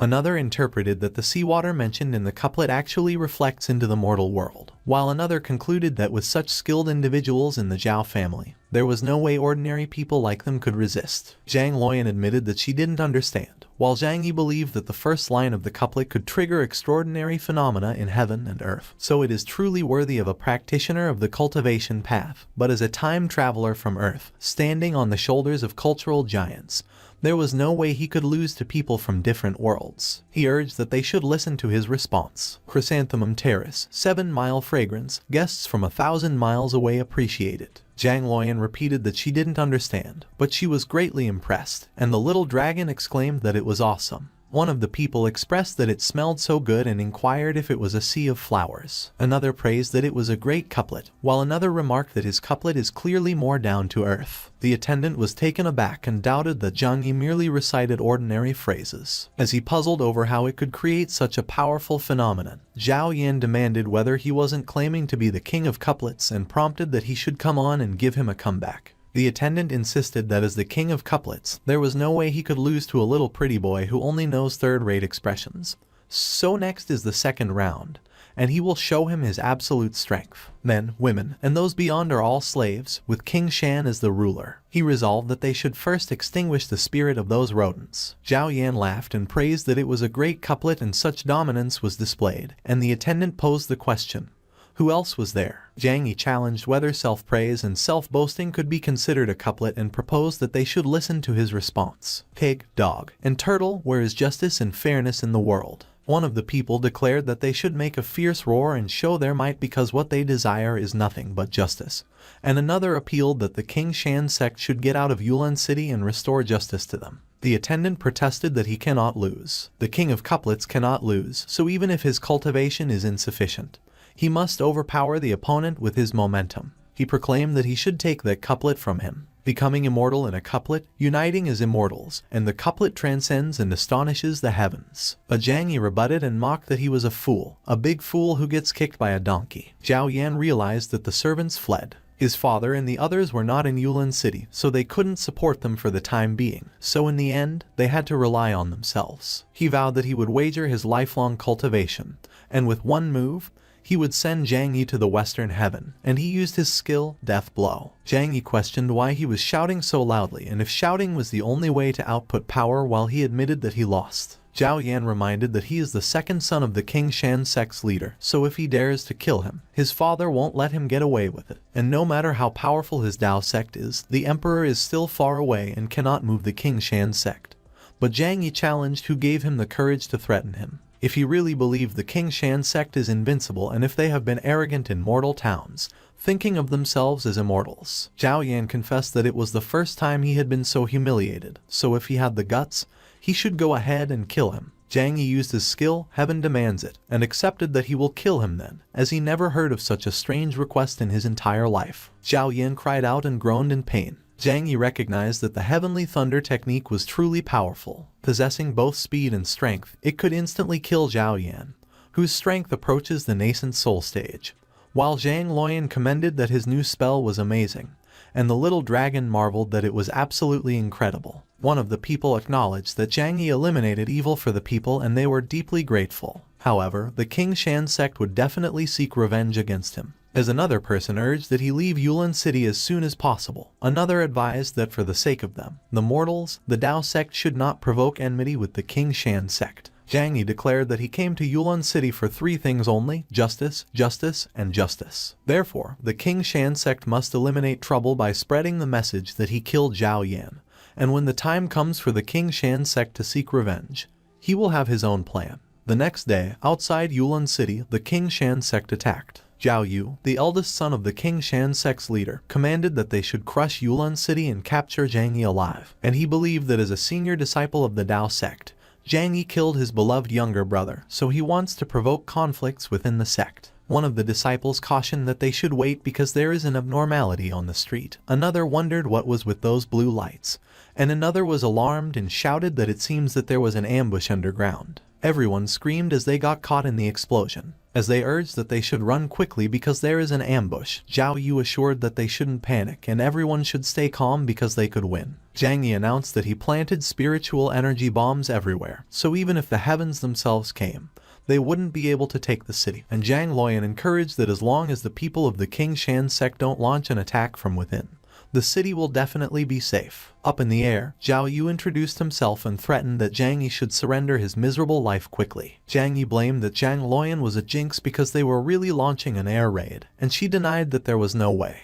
Zhao Yu roared that Zhang Yi should meet his doom, and he reasoned that the Heavenly Thunder technique would consume too much spiritual energy, and the risk of using it first was too high, so he could only engage in sword combat for the time being. Zhao Yu challenged that he should take it as his strike and used his wild beast sky-cutting style. Zhang Yi questioned why he was shouting the name of the technique during a fight and if he thought he was a manga character, but admitted that he also enjoyed shouting. The sword art of the poetic immortal, divine rock sword Kai, should come. Zhao Yu inquired if it was a chicken. Zhang Yi clarified that the chicken was his sister and it was the Great Rock. Zhao Yu groaned in pain as he got hit by rock. Zhang Yi instructed that the little dragon should follow him into battle and kill the enemy. As the little dragon declared that he would come fight with his daddy, Zhang Luoyan reminded him that he must call her when fighting. Fighting is something she excels at the most, and the little dragon used its skill, Dragon Roar Fist. Zhao Yu muttered that they were a bunch of freaks, and they are cultivators, yet their physical skills are so strong. He summoned his lizard and ordered him to activate his gigantification technique. The little dragon commented that it looked so delicious, while Zhang Luoyan scoffed that he was truly overestimating his abilities for using the gigantification technique in front of her. Zhang Yi prompted that Zhang Luoyan should start the mischief and show her true gigantification art, and she teased that the little dragon should make himself bigger for her. The little dragon roared and announced that he became bigger, but Zhang Yi remarked that only the body became bigger and there is no change in appearance at all, while Zhang Luoyan promised she will reward him with candied hawthorns after he defeats them. The little dragon vowed that he would do it for the sake of candied hawthorns, and while the lizard wondered what he was doing, he urged that he should hurry up and protect him. Zhang Yi commented that he couldn't even protect himself, so he would use the transforming palm to change their appearance correctly. But he questioned why he was using his feet when he mentioned palm. Zhang Yi probed why he would bother using it if he could guess it, and Zhao Yu spat that he is despicable while concluding that he truly deserves the title of the Supreme Holy Body because his power is too overwhelming and not at all like a cultivator practicing martial arts. On the other hand, the lizard protested that it was enough and he should let go of him. But the little dragon chirped that they should have a loving hug together. The little dragon chomped him, and Zhang Luoyan complained that there was no way it was even more gluttonous than her because he swallowed him whole. Meanwhile, the disciples insisted that they should kill and support Zhao Yu. Zhang Luoyan notified that reinforcements from the King Shan sect have arrived. Zhao Yu laughed and rejoiced that his brethren had come, so in the end, Zhang Yi still could not win against him despite having him outnumbered. But Zhang Yi welcomed it, and noted it was just in time to take all of them down. Suddenly, King Lian called Zhang Yi and reminded that they had plans for a date. She wondered why he ended up fighting there and noted that even if it was a fight, he should have called her too. Zhang Yi questioned if she was chasing after them. On the other hand, the disciples were alarmed when they saw her. She stated that he should leave those bunch of small fries to her and they should fly with her, and she used her skill, soaring 90,000 miles. Zhao Yu speculated that Zhang Yi definitely had some private relationship with King Lian. Otherwise, as the elder of the Earth sect, there was no reason for her to help him. Zhang Yi challenged if he was spreading rumors about him. Zhao Yu groaned in pain, and Zhang Yi judged that he was evaluating others based on his lowly character, and assuming their intentions based on his own lack of integrity. The system suddenly notified that the temporary mission to escort Zhao Yu back to the King Shan sect to prioritize peace and cease hostilities in the Central Province region was triggered with the reward of a random selection of 1S level spell. It asked if he would accept, and he realized that the Holy Mother's illness in the Heavenly Destiny system resurfaced. But the reward was an S-level rated spell, and there was no way he could refuse, so he needed to come up with a perfect plan to complete the mission. He admitted that it was making him dizzy and resolved that he had no choice but to do it. As he inserted a spiritual energy bomb, Zhang Luoyan questioned why he put strange things into someone's body again, and he explained that he was using him as a hostage. Suddenly, King Lian called him and mentioned that she helped him deal with the people from the King Shan sect. She demanded what he was going to do to repay her and complained that he also hadn't settled the matter of deceiving her about the date yet, which made him acknowledge that emotional debts are hard to repay. He told her to wait because once they have wiped out the King Shan sect, he will personally serve her, and he won't let her down. She asked if that was the case while Zhang Luoyan sighed and believed that her scumbag senior brother was going to trick her again. King Lian expressed that she hoped he wouldn't deceive her, and he replied that if he deceived her, Zhang Luoyan would unleash thunder and lightning. In his past life on Earth, he remained single for most of his life, and he experienced no luck with girls. But in that life, in the cultivation world, he is burdened with emotional debts, entangled by one beautiful woman after another, and he questioned if he couldn't have a loving partner with just his beloved master. He agreed and declared that it was time for them to set off to the main camp of the King Shan sect, and they are going to use Zhao Yu as a hostage to negotiate terms with them. King Lian stated that she will go wherever he goes, which made Zhang Luoyan click her tongue and declare that all those lovey-dovey stuff is boring. On the other hand, Zhao Wansong was at King Shan sect headquarters. He laughed and commanded that they shouldn't run away because if they run, he will chase them. But the maidservant flirted that if he caught up to her, she would let him. He is the sect master of the King Shan sect, a nascent soul stage, and he laughed and proclaimed that he caught her. Suddenly, a servant reported that Zhao Yu had been captured alive by Zhang Yi, and he was using him as a hostage, shouting outside the gate, and Zhao Wansong demanded if even he, whose cultivation surpassed others, had been captured by Zhang Yi. He grumbled that his body is not even cold yet and Zhao Yu has been captured alive, so he regretted letting him go for revenge. And the servant criticized that he was still flirting with the maidservants, oblivious to how heartbroken they are. He defended that he is in excessive grief, seeking solace in sorrow, and he, a lowly servant, understands nothing. He sent the servant flying with his kick. He cursed that Zhang Yi was a brat and he will never let him off lightly. Meanwhile, Zhang Yi and the others were outside the gate square. He called Zhao Wansong and remarked that he repaid his grudges with kindness, kindly sending his son over. As he questioned how he planned to repay him, King Lian mused that he looks so handsome when he's threatening people. Zhao Wansong warned that he better not act recklessly and demanded if it wasn't enough that he already killed Zhao Yan while realizing that King Lian by his side has a strength that is not inferior to his, so they must not engage in direct confrontation. Zhang Yi caught the bag. He observed that it was impressive and there are plenty of spiritual stones and treasures there, so it seems that the King Shan sect has been looting the people quite a bit. And he resolved that he would keep those as his personal stash for the time being, and once they have wiped out the King Shan sect, they could divine even more treasures amongst themselves. The system notified that the mission was accomplished, and he obtained the random reward, the S-level spell Falling Chrysanthemum Flying Knife, and he wondered why it was always those peculiar and strange spells. He announced that their Dao sect values reason, so Zhao Wansong should take care of his son, and he assessed that earning a strange and peculiar flying knife spell from the impromptu mission was not a bad deal, so it was about time for the spiritual energy bomb inside Zhao Yu to explode. Zhao Wansong received Zhao Yu with open arms while he was trying to tell him that it was a trick. Everyone screamed as the spiritual energy bomb exploded. Zhao Wansong raged that he will never coexist with Zhang Yi, and luckily, he has spiritual energy protection, or else he would have been blown up by him. Zhang Yi declared that they should have some fun and summoned the Chrysanthemum Trio as he used his skill, Falling Chrysanthemum Stone Blade. Zhao Wansong questioned what kind of sorcery it was and exclaimed that the flying knives seemed to have a mind of their own. He is in trouble, and he has fallen into a trap. Zhang Yi remarked that he was acting strange. As he probed why he seemed to be enjoying that, Zhang Luoyan criticized that his move was too ruthless. He insisted that it was not the time to be amazed, as they should quickly take down the old guy. The era of the Dao sect's rule over the central continent is about to begin because the momentum of the King Shan sect was already gone, and Zhang Luoyan urged that the little dragon should come on and take down the King Shan sect. Zhao Wansong demanded if they wanted to gang up on them and accused if they thought everyone in King Shan's sect was just a bunch of rats. As he declared that it was time to reveal the final trump card, he used his skill, Summon Unrivaled Great Serpent. He laughed and warned that as a nascent soul stage cultivator, plus 2 nascent soul stage giant serpents, he would see who could handle it, and he interrogated if they knew how many lives he sacrificed to cultivate those serpents. Zhang Yi acknowledged that if he hadn't mentioned summoning techniques, he would have forgotten about the ultimate treasure bestowed upon him by his master, and he used his skill, Moonshadow Order summon his master. Yu Yao called Zhang Yi. She scolded that he really doesn't make it easy for her to worry about him, and she interrogated who allowed him to challenge the King Shan sect line.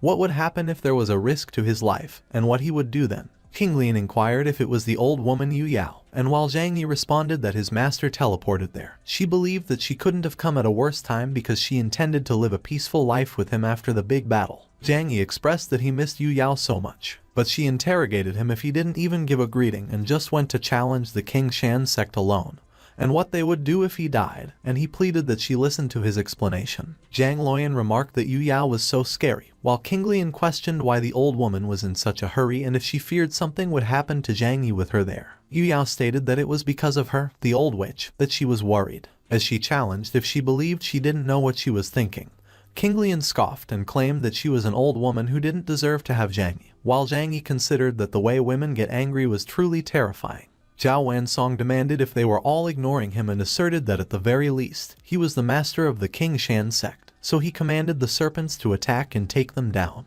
Yu Yao snapped that he should shut up. King Lian declared that it was not the time for people from the King Shan sect to speak. Zhao Wansong doubted if that was for real and if the nascent soul stage serpents he painstakingly raised were killed so effortlessly like that. Yu Yao condemned the King Shan sect as a plague upon that land, a malignant tumor of the central continent, and her Dao sect allowed them to survive until that point, but they exhausted their benevolence and patience. Zhao Wansong speculated if it was the strength of the Tribulation Crossing stage and assumed that it was merely suppressing with aura alone, rendering people unable to move. Yu Yao proclaimed that they, the King Shan sect, knew nothing of repentance and were unworthy of being allies to their Dao sect, so they were destined to meet their demise. Zhao Wensong groaned in pain as he was pierced by her swords. Zhang Yi wondered if it was the overwhelming power of strength and commented that Yu Yao at the Tribulation Crossing stage effortlessly slayed Zhao Wensong at the Nascent Soul stage, just as easily as crushing an ant. On the other hand, Zhang Luoyan insisted that they should go and they would eliminate the remnants of the King Shan sect, while the disciple warned that they shouldn't come any closer. The system notified that the mission to destroy King Shan sect was completed, and he got the reward of 60 spell points and 2 random S-rank spells,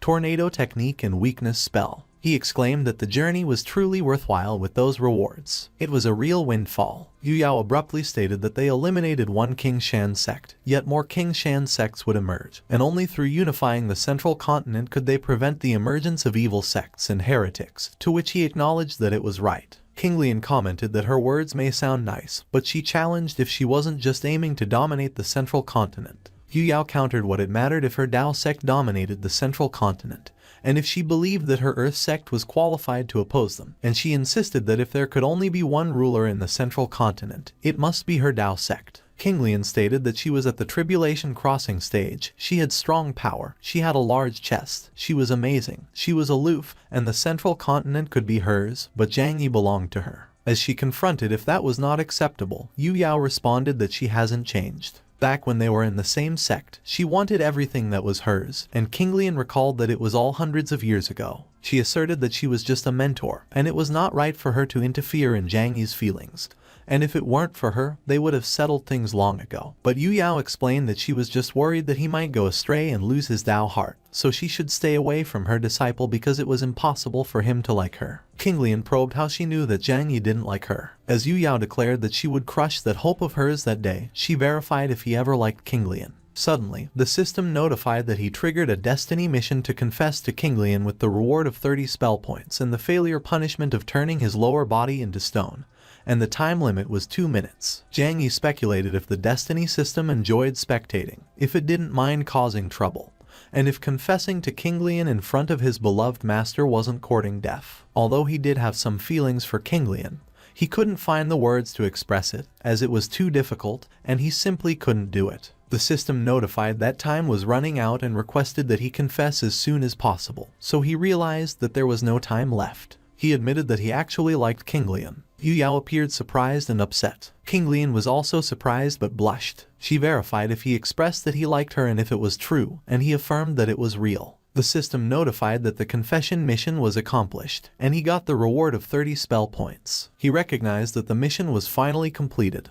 and he didn't want to be a scumbag because if he kept playing like that, his master might actually kill him. Meanwhile, King Lian repeatedly contemplated that he expressed he liked her and envisioned that she had seen the future. She believed it wouldn't be long before they could get married, have children, and live a happy life together. She urged him to say it again, as she wanted to hear once more that he liked her. He reaffirmed that indeed he did like her, but the one he loved was his master, and liking and loving were completely different things. Yu Yao concluded that his Dao heart was completely gone and only a playboy remained. He struggled to understand how he was supposed to make a choice. While King Lian stayed speechless, Yu Yao emphasized that he didn't need to like anyone or love anyone because what mattered most was that he could cultivate peacefully, so the seductive witch should stop interfering with him. King Lian snapped that she should shut up because she was an abstinent old woman, and she didn't understand what love was at all. Yu Yao reflected on what happened to her earlier that she involuntarily spoke such hurtful words to her. She speculated if it was jealousy and if she deliberately tried to keep her away from Zhang Yi. King Lian admitted that she knew that Zhang Yi preferred Yu Yao and she wouldn't force him anymore. In the future, when he needed help, she would still be there and her love for him would never change. They would continue their fate another day.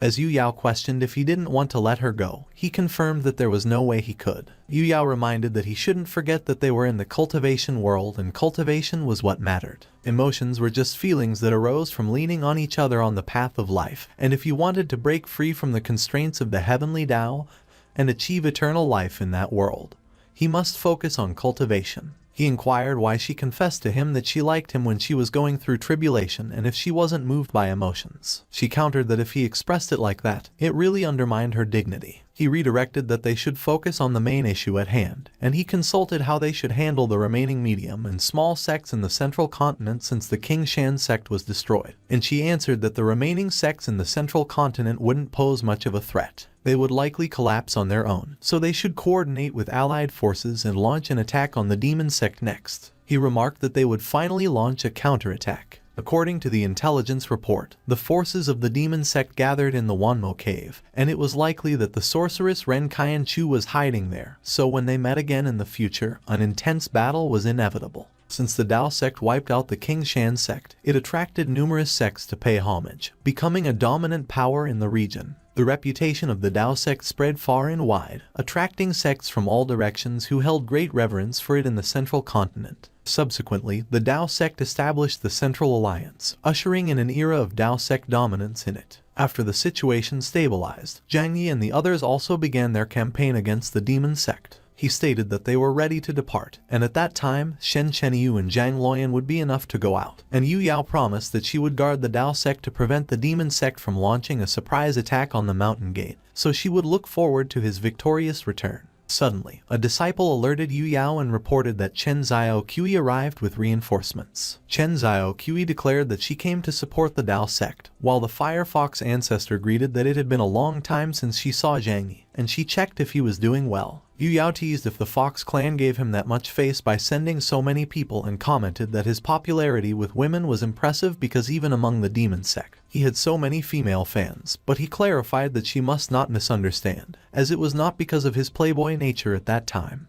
While recording the crimes in a little notebook, Yu Yao declared, "Alright," and that she is not the kind of person who keeps track of things, so he should get ready to depart and arrange the various forces to attack the territories of the demon sect. Zhang Yi assured that she should rest assured that he will return after eradicating the demon sect. Under the leadership of the Dao sect, the Central Alliance has called upon the teams from the Great Zhu, Earth sect, and the Fox clan to launch an attack on the demon sect's stronghold, the Wanmo cave. Meanwhile, Zhang Yi and Chen Xiao Qi are leading the way ahead of the team to carry out the scouting mission. On the other hand, Yi Heoran was at the Wanmo cave. He inquired how Zhang Yi and the Dao sect have formed the Central Alliance, leading various armies and heading towards the Wanmo cave. At that critical moment of life and death, if the sorceress didn't make a big move soon, there might be a big problem. Ren Qianchu laughed and remarked that it was a joke because her demon sect dominates the North Ming region, and in the entire cultivation world, there is no force qualified to oppose them. That little venture outside is just a minor disturbance, and she questioned if he really believed that it was a do-or-die battle where everything was at stake. She mentioned that she had also already devised a plan to deal with Zhang Yi and the others, so there was no need for him to rush her.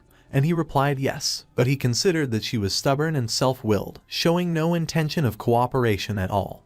And without fully leveraging the power of the demon sect, it is impossible to eliminate the Dao sect. Zai Jai explained that the demon sect cannot be commanded by him, as their consistent style is to act independently.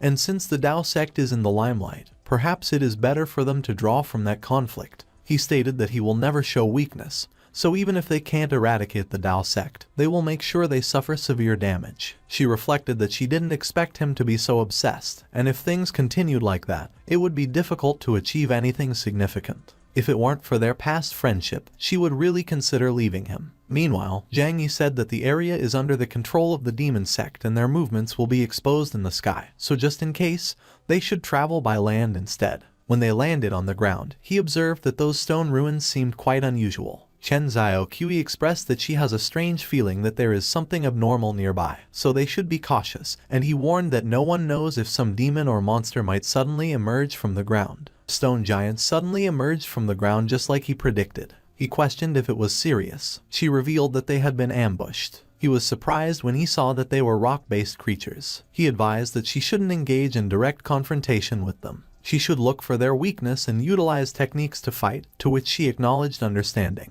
The stone giants simultaneously fired light attacks at them. Seeing that they could even use light-based attacks, he considered that perhaps they could reflect the light back at them. He remarked that they didn't have much time, so they could only give it a try, and he used his skill, counter-strike technique. He deflected the creatures' attacks back at them. They were all hit by powerful beams. She exclaimed that they did it, and that move of his was so cool, and he explained that it was a combination of magic and intelligence. But the destroyed stone giants reconstructed themselves. She noted that they have regrouped again, and he inquired if they were pulling off those flashy moves. Suddenly, the system notified him that he triggered a destiny quest, and the task was to find the cultivator who summoned the stone giant with a successful reward of 40 mana points, while the failure punishment was for him to enter an amnesiac state with the time limit of 10 minutes. He wondered if the system was reminding him and reflected that it was a good thing they didn't continue to confront the stone giant.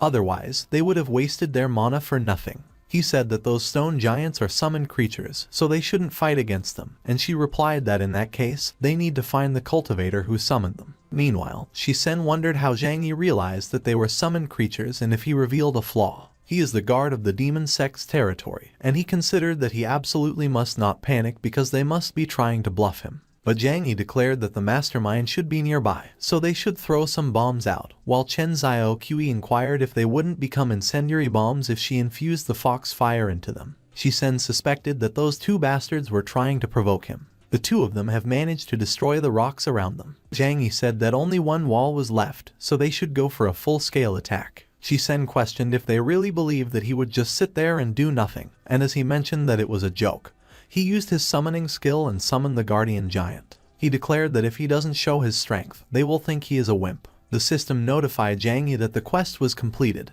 and he got the reward of 40 mana points. He said that he finally managed to lure him out, and he considered that exchanging a few spirit bombs for 40 permanent mana points was not a bad deal. Shisen stated that he is one of the elite guards of the demon sect, and if he wants to enter the Wonmo cave, he will have to step over his dead body. Zhang Yi asserted that he was just a working member of the demon sect, and as he questioned why he was putting in so much effort, he retorted that he was really like a dog. He considered that they should test the new skill he obtained from the previous quest on him. He used his skill, Draw Sword. Shisen explained that just by drawing the sword, it could create a tornado storm with spiritual energy, and he inquired if it was the power of the Supreme Holy Body. He claimed that his summoned creature is immortal and indestructible, so it could reform at any time. But Zhang Yi asked if he thought he had a chance to cast a spell and dismissed him as naive. Shisen inquired what kind of curse it was and mentioned that it was making him unable to cast spells. Chen Xiaoqi declared that it was her turn to take the stage, and Zhang Yi remarked that she had excellent control, so they finally subdued the guy.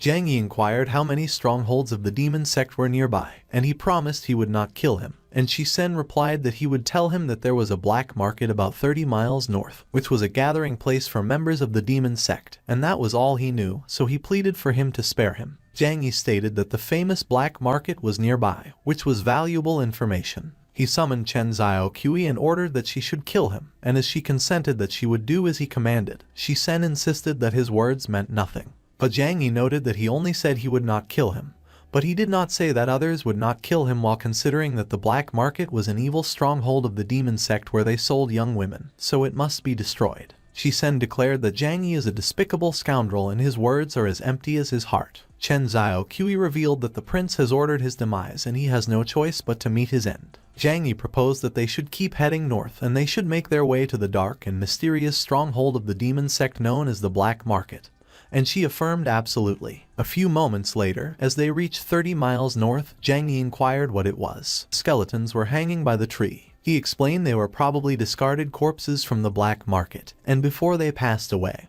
their hearts were likely ripped out because some sect cultivators use human organs to refine medicine. And Chen Xiaoqi remarked that that kind of method is just as evil as the demonic practices of the demon race. He affirmed that their mission was to save as many lives as possible and reclaim each lost territory. Only the Taoist sect could create a perfect world, and he supposed that the destiny system was constantly pushing him forward, urging him to reshape the world, so he assumed it was fate. Suddenly, a carriage was heading directly towards them. One of the devilish slayers urged that they should drive, while the other insisted that they should get out of the way because there would be death to those who block his path. Zhang Yi noted that it looked like they got themselves some devilish slayers from the dark sect, and they arrived just in time for them to put a stop to their wicked deeds. The slayers screamed as Zhang Yi attacked their carriage, and they got blown away. He questioned if they were heading to the black market and demanded that they should spill the beans about where the place with the highest number of detainees in the black market was. They asked if it was the place where cultivators at the nascent soul stage are held captive. One of them admitted that he knew it was the notorious slave market in the black market district, while the other added that it was where they trafficked women and where their cult conducted business with buyers. Suddenly, Chen Xiaoqi called Zhang Yi and informed him that the prisoners on the carriage were all young girls. He condemned that they were despicable for selling off a little girl like that so they could go to hell. Meanwhile, Chen Xiaoqi broke the chains that were locking the cage the little girls were in. She announced that they were all free to go,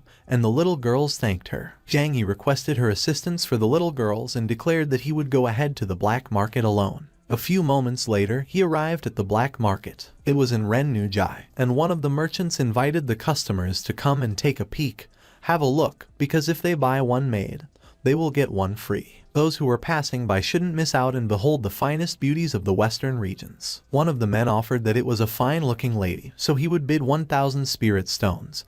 But another questioned what a pauper like him was doing there trying to compete for a slave and raised his offer to 2,000 spirit stones. She pleaded and refused, but another man boasted that he would go as high as 2,500. Zhang Yi reflected that he couldn't believe that in that place, living beings are being bought and sold like pigs and dogs.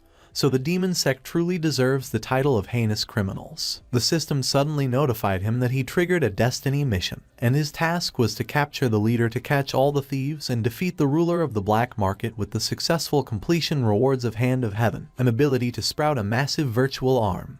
But the failure punishment is the loss of one arm, and he has 1 hour. He assumed that the system got the right idea at that time, so he should capture the leader to catch all the thieves and be done with it once and for all. Suddenly, a merchant questioned what got him standing there and suggested that he take a peek at the beauties in her crib, while another said that he was telling him that the ladies are the real deal, so he shouldn't miss out on them. He demanded that they should bring out the boss of that black market pronto because he wants to rent out all the lovely ladies there, no exceptions, and one of the merchants questioned if he was joking with them. One of the men inquired who he was. Another asked where the arrogant fellow came from. Another commented on how crazy it was how people could spout off without any sense of accountability these days. Lady Yu, the black market leader and elder of the demon sect, arrived, and she questioned who dared to make such a racket there and if he could buy her one too. One of the men identified her as the infamous Lady Yu from the black market, while another acknowledged that it was the boss lady herself. Zhang Yi acknowledged that the method of knocking on the mountain to shake the tiger really works, and he declared that since everyone was there, he had an announcement. He ordered everyone to kneel down for him, and as one of the men questioned what was going on, another admitted that he suddenly was unable to hold back and knelt down. Lady Yu recalled that she had seen his portrait before and identified him as Zhang Yi, the talented artist from the Daozong sect. He accused her of tormenting the people, selling them like livestock, and as he asked what crimes she has not committed, he commanded that she should keep kneeling down for him. She proclaimed that she is the kingpin of the black market, a master of the demonic sect at the peak of the core formation stage, and she challenged if he really thought that someone of such stature would bow down to his meager spells. She declared that he will be the 1,000th soul under her bone staff, and he wondered if she just broke through his spell control. He admitted that she was not bad and she had some skills. She questioned what was so special about the Sun Sword and if he had heard about the legendary treasure of the Taoist sect. He questioned if it was all that she could say and declared that the sword was a masterpiece beyond compare. That day, with his mighty Sun Sword in hand, he vowed to bring down the entire black market, and she dismissed it as unbelievable and pure madness. On the other hand, near the Devil's Den, Iheoran and Sai Jai were at a graveyard. He confessed that no matter how much he trains, he is still stuck at the foundation establishment stage, and he heard that Zhang Yi has already reached the nascent soul stage. She reminded that although they all possess saintly bodies, their individual paths to enlightenment are unique and cannot be compared, and the path to enlightenment is long and winding. But haste will only lead to waste. Suddenly, the embodiment of the heavenly Tao questioned why he would toil in practice when he could simply take control. An evil dark aura appeared and grinned at them. Iheoran noted that it was a powerful aura reminiscent of the force that appeared on the day of the tribulation, and Sai Jai warned that he should stay away from it, as it is the embodiment of the heavenly Tao, and it has slaughtered numerous powerful experts who have undergone tribulation. He claimed that they should fear not because he is the embodiment of the heavenly Tao, and he has heard rumors that they all want to take on Zhang Yi. But unfortunately, he is bound by the laws of the universe and cannot directly aid them in battle. He could make a soul contract with them all, elevating them to the status of chosen ones, and in that way, not only could they eliminate the influence of Zhang Yi and his followers, but they could also further dominate the entire world of cultivation. Eheoran questioned about the power of heaven, but Sai-Jai warned that he should wake up and not let him deceive him because the true path of heaven was never like that. But he confessed that he had spent his entire life in arduous cultivation, clawing his way up from the mundane to become the top disciple of the heavenly sect. Yet he always seemed to face one setback after another, and in the end, they became master and disciple with a grudge, destroying the sect and turning him into a pariah. Everyone already sees him as a rat scurrying through the streets, and all of that, in the end, was because he is not strong enough, not like Zhang Yi, not like those who came before him. He insisted that he must become powerful to overcome setbacks with his strength and achieve his ambitions, and it was the only way forward, so there was no reason not to team up with the embodiment of the heavenly Tao if it meant becoming stronger. And he questioned what the point of being alive was if they couldn't live strong and powerful lives. He declared that he would accept his terms and is willing to sign a soul contract. The embodiment of the heavenly Tao declared that it was excellent and was a brilliant choice. Eheoran screamed in pain as the heavenly Tao formed the soul contract. Sai-Jai instructed that he should stop because he was not even a true follower of the heavenly path. He mentioned that the heavenly soul contract ceremony was approaching, so she should not even think about getting close, as she was an insignificant ant. She felt that the thread connecting her soul to Eheoran had been cut. She wondered if she was dying. Meanwhile, the heavenly Tao inquired whether Eheoran was willing to entrust his soul to the heavens above. Eheoran responded that he was in. The heavenly Tao explained that heaven is the master and they are the servants, so he bestowed upon him the prestigious title of the Chosen One, under the mighty name of the Heavenly Way. She assumed that he had made his decision. He would accept the heavenly way, so she guessed her position in his heart was not as important as she imagined,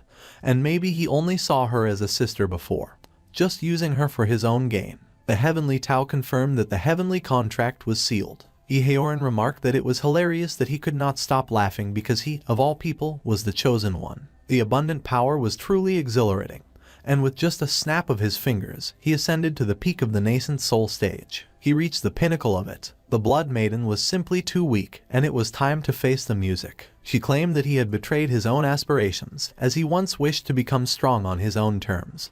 But currently, he had joined forces with the despicable forces of fate. He declared that he worked hard to cultivate, but he got nothing in return, and his cultivation was still being crushed by Zhang Yi. Pointless efforts would not bring him success, and he had no choice before, but currently, he wanted to use every means to become stronger. She was speechless. The heavenly Tao admitted that he had some serious guts, and he was seriously impressed. With his guidance, he would break through boundaries and reign supreme over the entire realm of cultivation. And he claimed that it was all thanks to him, so he deserved all the credit. The heavenly Tao revealed that he could sense it. His ultimate foe, Zhang Yi, was lurking in the black market just 30 miles away, so he should go and test his skills against him and obliterate him. Eheoran promised that it was excellent, and that day, he would tear Zhang Yi to shreds and scatter his remains to the winds. On the other hand, Sai-Jai mentioned that they brought up the black market, so she must hurry there and warn Zhang Yi to be careful, and she should use the last ounce of her soul's power to open the portal. On the other side, at the black market, Zhang Yi was still fighting with Lady Yu. She noted that he was a guy and he had some serious skills for being able to go toe-to-toe with her all by himself. Suddenly, the system notified him that his mission was accomplished and he had defeated the ruler of the black market. So he got the reward Hand of Heaven, and he considered that the mission went pretty smoothly. Although Lady Yu was at the peak of her cultivation in the nascent soul stage, she was not particularly skilled in spells and could be easily dealt with. He was surprised when Sai-Jai suddenly appeared and fell on the ground. She stated that it looked like her intuition was spot on,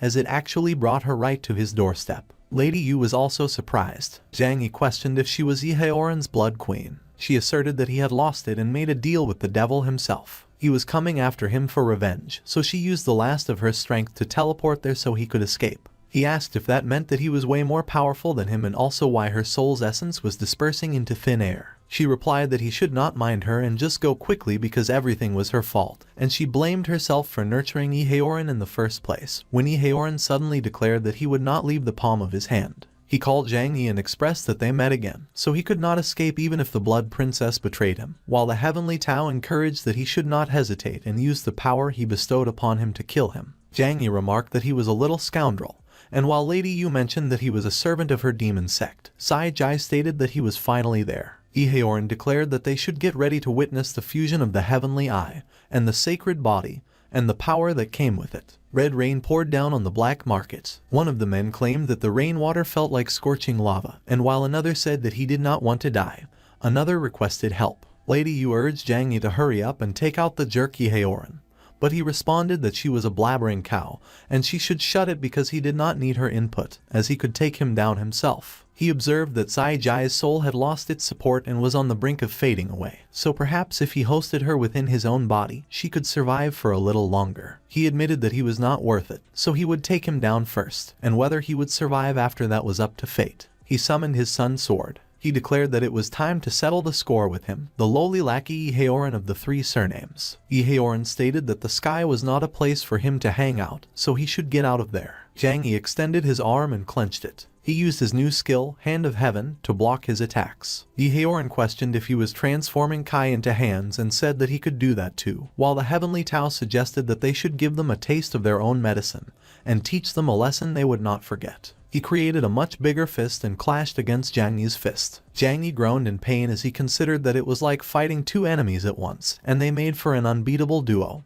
like a cheat code come to life. But there was still a chance to turn things around, and he resolved to persevere. Yehaoran remarked that Jang Yi was just like everyone else, and no one would have thought that even the supreme holy body could get hit. Suddenly, the system gave a warning that Jang Yi had detected a threat from extraordinary power, so the temporary skill Heaven's Devourer was provided, and it was there to protect his safety, as it was a forbidden skill that could discord and manipulate all things but would consume half of his spiritual energy. It asked if they should activate their emergency skills, which made him question if he even had a choice when the crazy person over there had the blessings of the heavens, and he declared that they must activate their skills. It notified him that devouring the sky had been activated. Yehaoran wondered how he could possess such an incredible spell, while the Heavenly Tao expressed surprise that it was a power that rivaled his. On the other hand, Jang Yi asked if it was actually the legendary black hole. A gigantic black hole in the sky pulled Yehaoran in. He inquired of the Heavenly Tao why he couldn't even withstand Jang Yi's spell, and he remarked that he shouldn't panic as he had a trick up his sleeve. Jang Yi suddenly declared that they should let him give them a ride.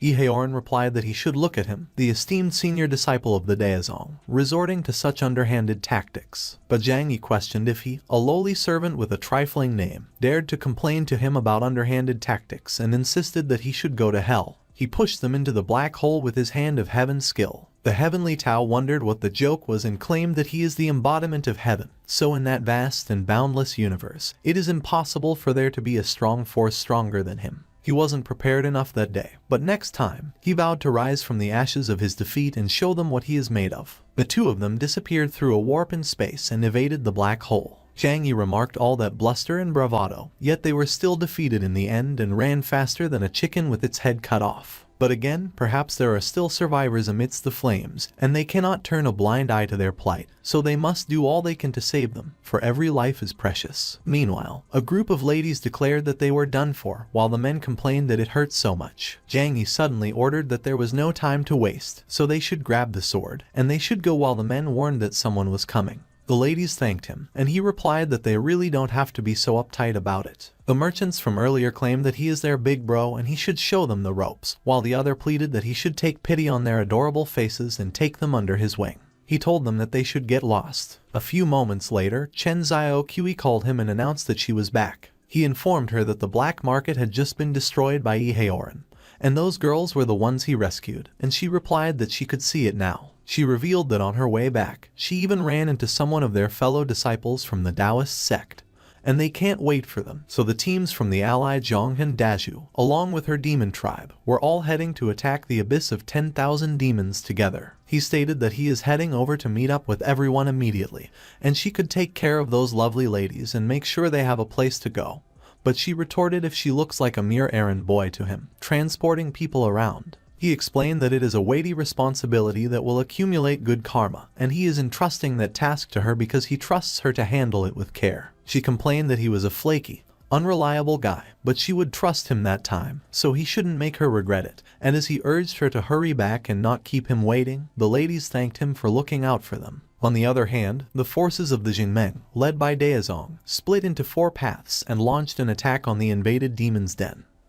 But unfortunately for Daozong's faction, they chose the most treacherous path through the canyon. One of the men laughed and inquired if a bunch of girls from the Yi-Dao sect were thinking they could take on the demon's lair, and if those girls did not realize that they were attacking a fortress that had been reinforced with magic, while another called them a bunch of idiots. Zhang Luoyan remarked that the godforsaken place is a real pain in the ass to conquer, so she was wondering when Zhang Yi would finally show up and join them, while Shen Chenyu noted that if they didn't have those shields, they would have taken down that stronghold ages ago. Suddenly, the sky turned dark, and lightning bolts came down to hit the barrier. One of the men asked what was going on and why it got so dark, and as another questioned if someone just stirred up the wrath of the heavens, another denied it, as they don't have any powerful cultivators crossing the heavenly tribulation. A powerful lightning bolt hit the barrier. One of the men claimed that it was the great heavens, so it was definitely a divine punishment. Zhang Luoyan asserted that only their master and senior brother could pull off that kind of spell, and Shen Chenyu advised that she should quickly look up at the sky as there is a silhouette, so it must be their amazing senior brother. Zhang Yi inquired how his lovely apprentices had been,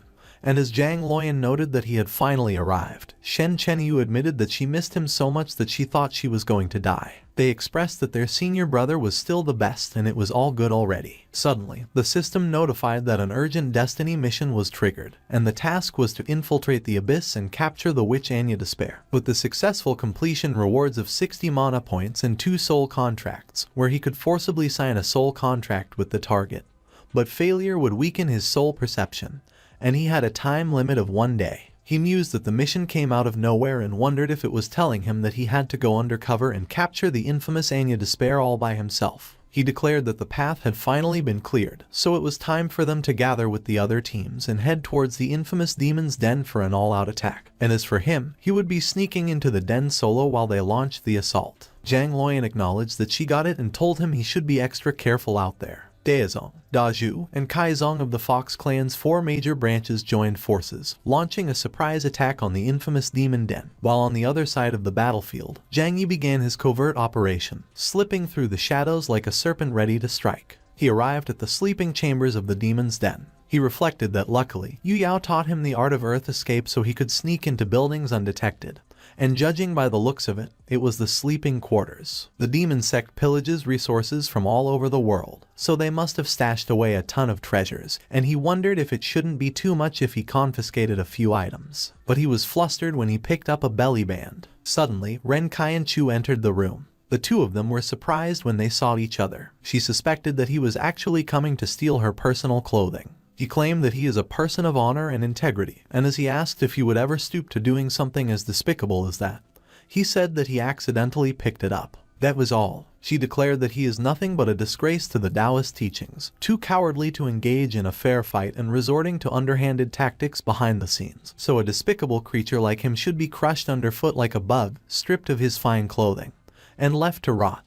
But he urged her to wait a minute and questioned why he suddenly felt like he was the villain in that story. He challenged why she doesn't stick to using magic if she really has to confront him to a fight, and if she knew that he is the supreme holy body with incredible strength. But he noted that the foot she brought him had a pretty nice texture, and as she called him a lecherous fiend, so he should let her go. She observed that his power had skyrocketed, and it looked like he had reached the level of nascent soul. He insisted that he had no ulterior motives, but since she was looking at him like that, he would show her his true colors, and she demanded what he wanted to do. He told her she should guess what he wanted to do, and as she warned that he shouldn't dare do anything rash, she wondered what sorcery it was because her body suddenly felt weak. Zhang Yi revealed that when he was still in his soul formation period, Ren Kai and Chu pummeled him like there was no tomorrow, so since he had already reached the nascent soul stage, it was time for him to teach her a lesson. She declared that he was a scoundrel and she would never let him get away with that. The system notified that the mission was accomplished by capturing Ren Kai and Chu, so he received the reward of 60 mana and 2 soul contract books,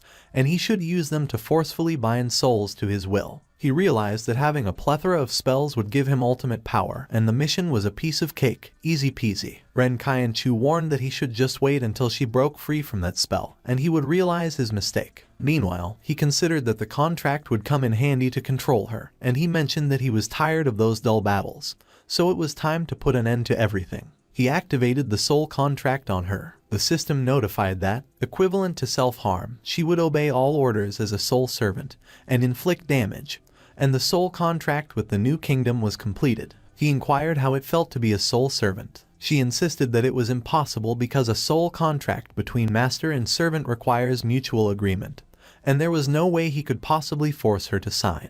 But he questioned how that was possible while thinking that she attacked him but ended up hurting herself. He expressed that it was amazing. She called him nothing but a lowly scoundrel, even more despicable than the tactics of their demonic sect. He explained that to defeat her demonic sect, they must become even more like demons themselves, and when she oppressed others, she must remember that one day others might oppress her, so she should get up and kneel before him and show him her utmost sincerity in her posture. She realized that her body was no longer under her control as she was forced to kneel, and she wondered where he learned such sorcery to have the power to enslave souls against their will. Meanwhile, Jang Yi contemplated that there was a second soul contract, perfect for their comatose blood princess, and once the souls were tethered, he had no doubt she would thrive once more. He reassured that Ren Qianchu shouldn't worry because she would never be alone with him around, and he would find her a big sister, so she should just wait. Ren Qianchu wondered if she wasn't the spirit next to Yehaoran and considered that even she got caught. Zhang Yi revealed that whether Zai Jai woke up or not depended on that contract. The system notified that the soul contract was completed and he had bound himself to the Blood Maiden as his loyal spirit servant. She woke up.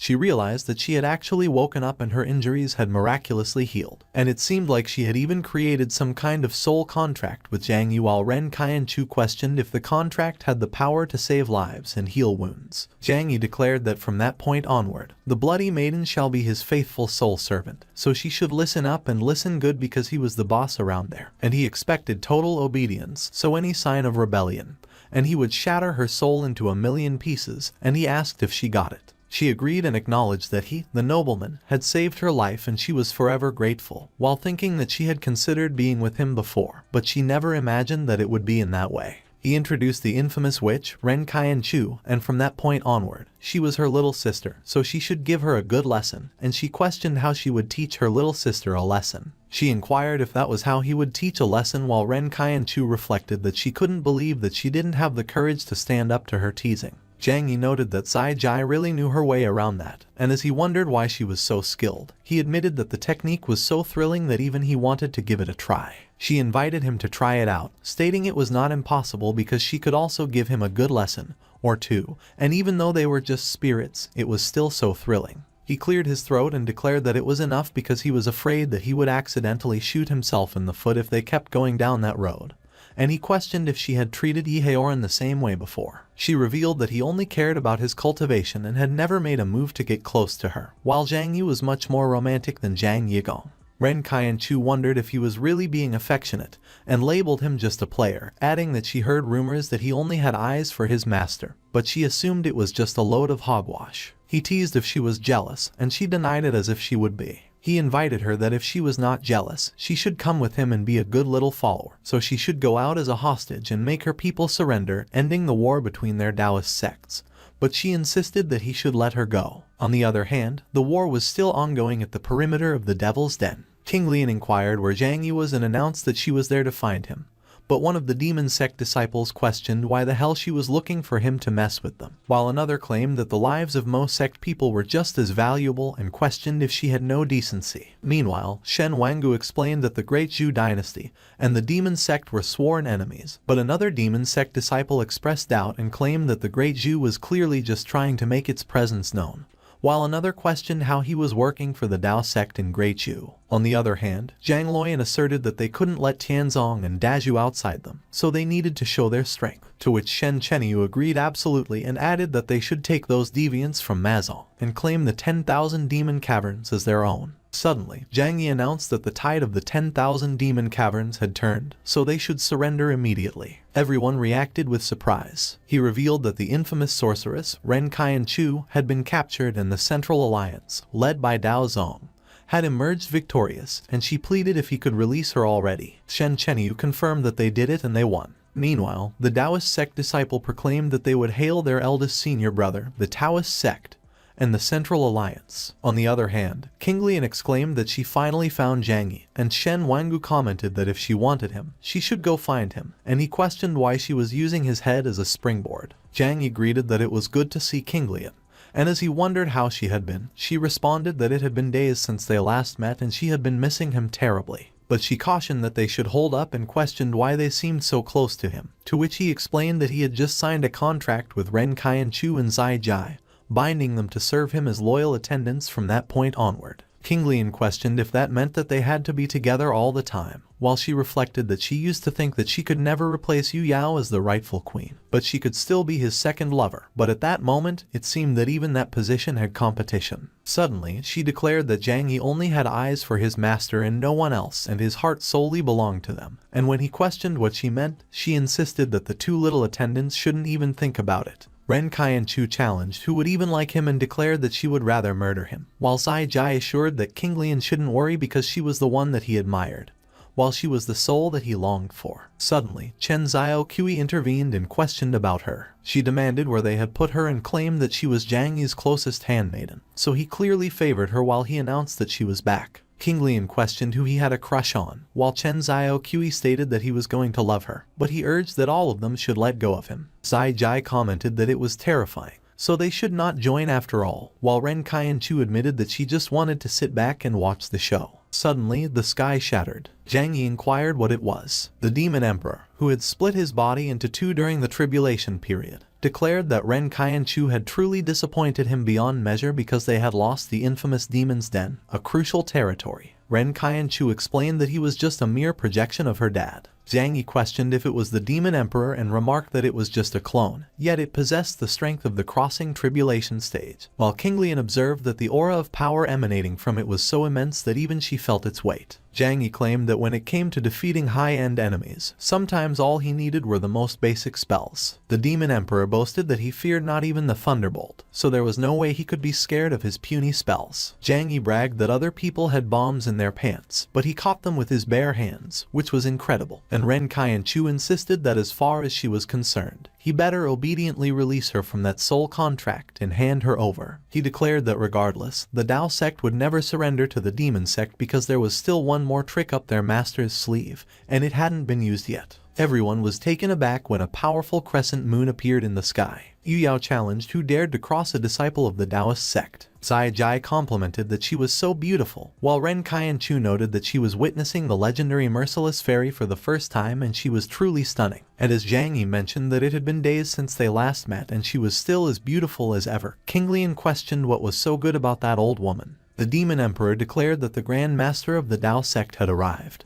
But it didn't matter because she was just like him, at the peak of her power during the tribulation period, so she should show him what she got and show him her skills if she dared. Yu Yao insisted that a mere clone wouldn't cut it, so he should bring his true self and meet his doom. He exclaimed no, it couldn't be because the power of that single sword strike was simply unfathomable. If Daozong dared to harm his daughter, 1,000 sorrows would befall him, and he would bathe their mountain gate in blood. Zhang Yi assured that he shouldn't worry because he would take excellent care of his daughter, and mold her into a competent and skilled maid. Yu Yao questioned what the deal was with those two, and he explained that for ease of control, he had taken Ren Qianchu and Zai Jai as his sole servants, which made King Lian snicker, and she remarked that it looked like Yu Yao was about to spill her jealousy jar again. But Yu Yao dismissed it and said she couldn't be bothered to argue with Zhang Yi anymore, so they should go back to the sect because there was something important that she needed to tell him, and he agreed while thinking that it was odd and wondering if something happened. Meanwhile, King Lian suspected that the old woman was acting fishy, so she might be hiding some juicy secrets,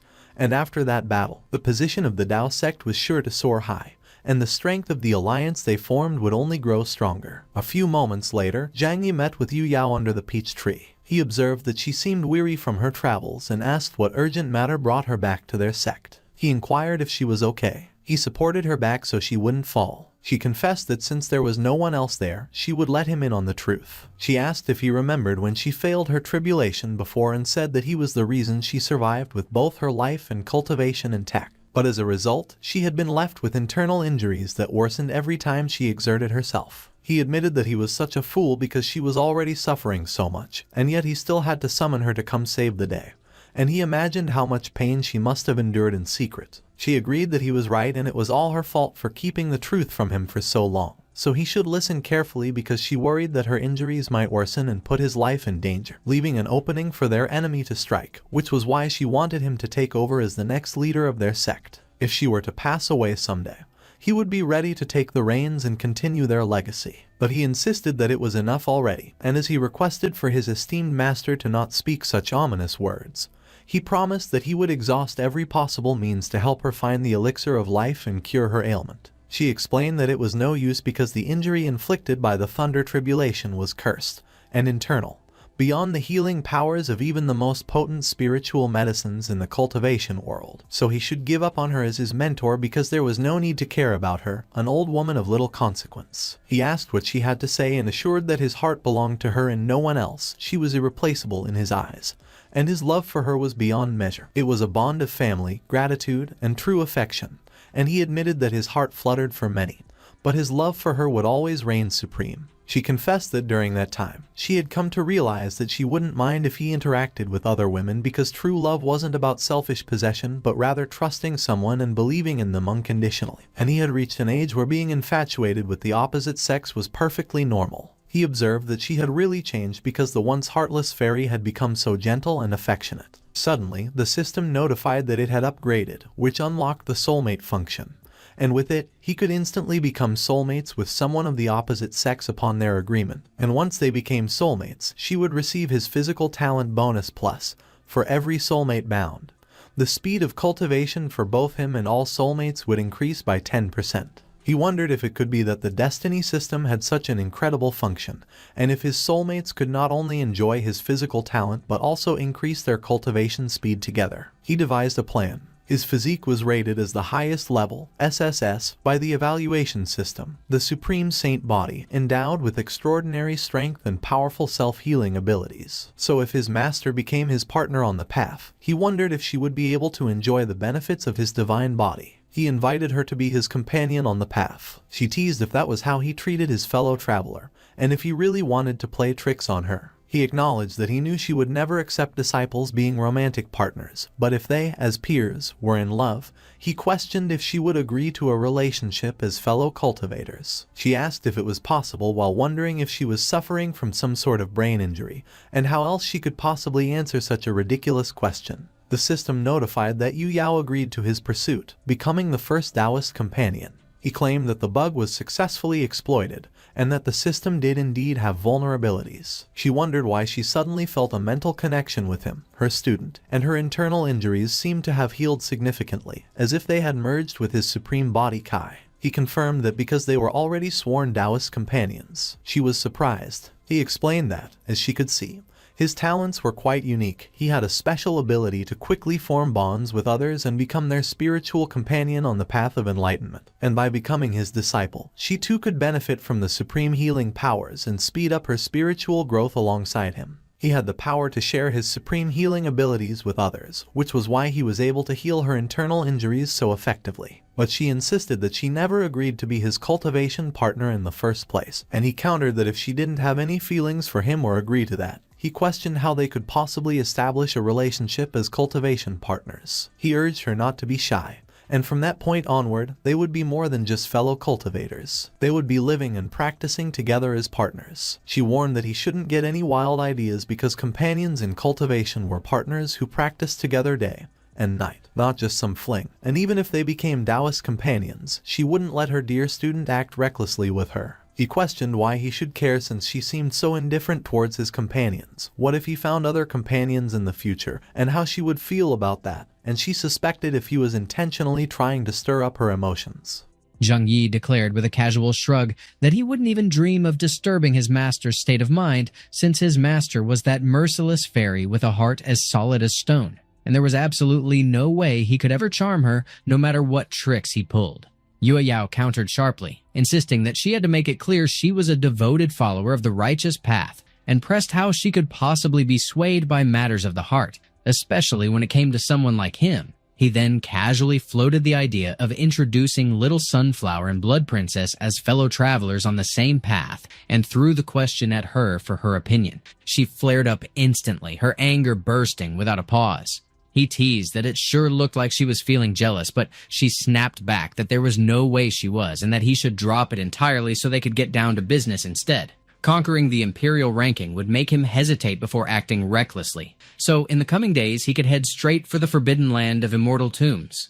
It was one of the 4 ancient forbidden grounds, hidden deep within the water region of Zhongzhou, and served as the burial site for the ancient gods who fell to Earth 10,000 years ago. The place stayed locked under eternal seals that only loosened once every 2,000 years, and as the day of its opening drew near, every cultivator out there was sharpening their claws with greed. After all, the forbidden tomb of the immortals belonged to no one, and anyone daring enough could step in to claim its treasures, so as the premier sect in the central province, they of the Taoist sect couldn't afford to hand over such a prize to any rival faction, and he remarked that he got her point. They had to seize this chance. So he planned to march straight into the forbidden land of the immortal tomb the very next day to snatch all the treasures back.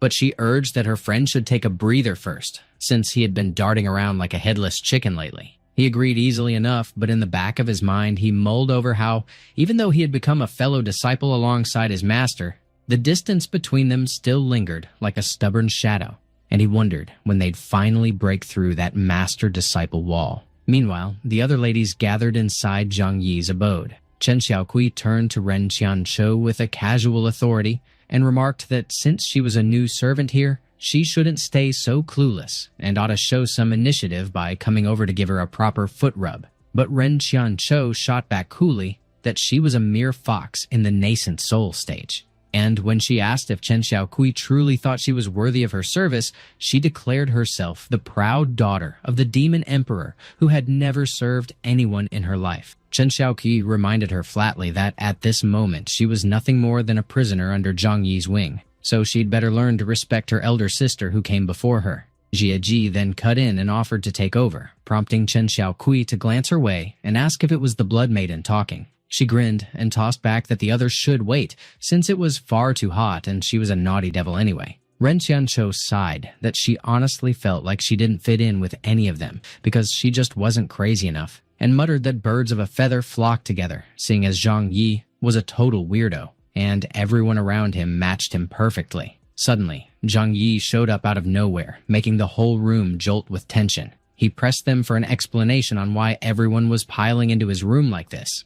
Chen Xiaokui chirped that she was actually there to warm up the bed for him, but he countered with a dry remark about the scorching heat outside, and muttered that a cozy bed sounded perfect right about then. Ji Ji tilted her head and prodded him about whether he was worn out, slyly suggesting that she should be the one to attend to his rest. Then, out of nowhere, Ren Qianzhou shot in a sharp question about when he planned to release her from their soul contract, and he chuckled that he almost forgot the untouchable witch was lurking there too. He commanded her to get down, and she silently cursed the soul contract, fuming inside as she raged about having no control over her own body. He smirked that it was time to add some color to her dull world, and she narrowed her eyes, demanding what exactly he had in mind. He grinned wider and promised to show her what it truly meant to be stuck between living and dying. She lashed back, calling him a jerk while laughing uncontrollably. Yet inside, she seethed at how despicable he was for tormenting her weakness. He remarked with a smug tilt that he seemed to be having the time of his life, while Gigi threw in that the witch was seriously messed up, and Ren Qianzhou snapped that she couldn't take much more but would spare him this time, so he'd better count himself lucky. She brooded that back in her dark sect days she was always the one dishing out agony, never the one taking it, so stumbling into Zhang Yi's path had to be pure rotten luck. Zhang Yi finally sighed that he was beyond exhausted, declaring that, as a sign of respect, he'd retire for the night, and warned them not to disturb his slumber. Chen Xiaokui teased that he was hinting for them to stay, and Jiedi chimed in that of course it must be so since he'd helped them so much. It was about time to return the favor. Zhang Yi was already drifting into drowsiness when they snuffed out the candle and cooed greetings of darling and handsome. He jolted upright and grumbled that the two of them were like ghosts, before asking what on earth they were up to. Chen Xiaokui giggled that he looked tired and urged him to let them give him a soothing massage, while Xiji leaned in, tempting him to let them help him unwind. And he hesitated, questioning if that was really appropriate. Chen Xiaokui waved it off, insisting there was nothing improper since they were his attendants, loyal for life, and secretly thrilled at how incredible it felt to be this close to him. Xiji pressed if there was anything wrong with that, giddy inside after bumping right into his chest. Meanwhile, Ren Qianzhou kept her own silence, plotting to slip out of the Dao sect while the two were busy cozying up to him, determined to break Zhang Yi's cursed soul contract as soon as she got away. Zhang Yi suddenly broke the mood, clarifying that they'd misunderstood him, admitting his wording had been careless, and conceded they were right, that letting Ren Qianzhou idle wasn't the smartest move. He beckoned her over, bluntly telling her they'd do this together and warning her not to even think about second thoughts,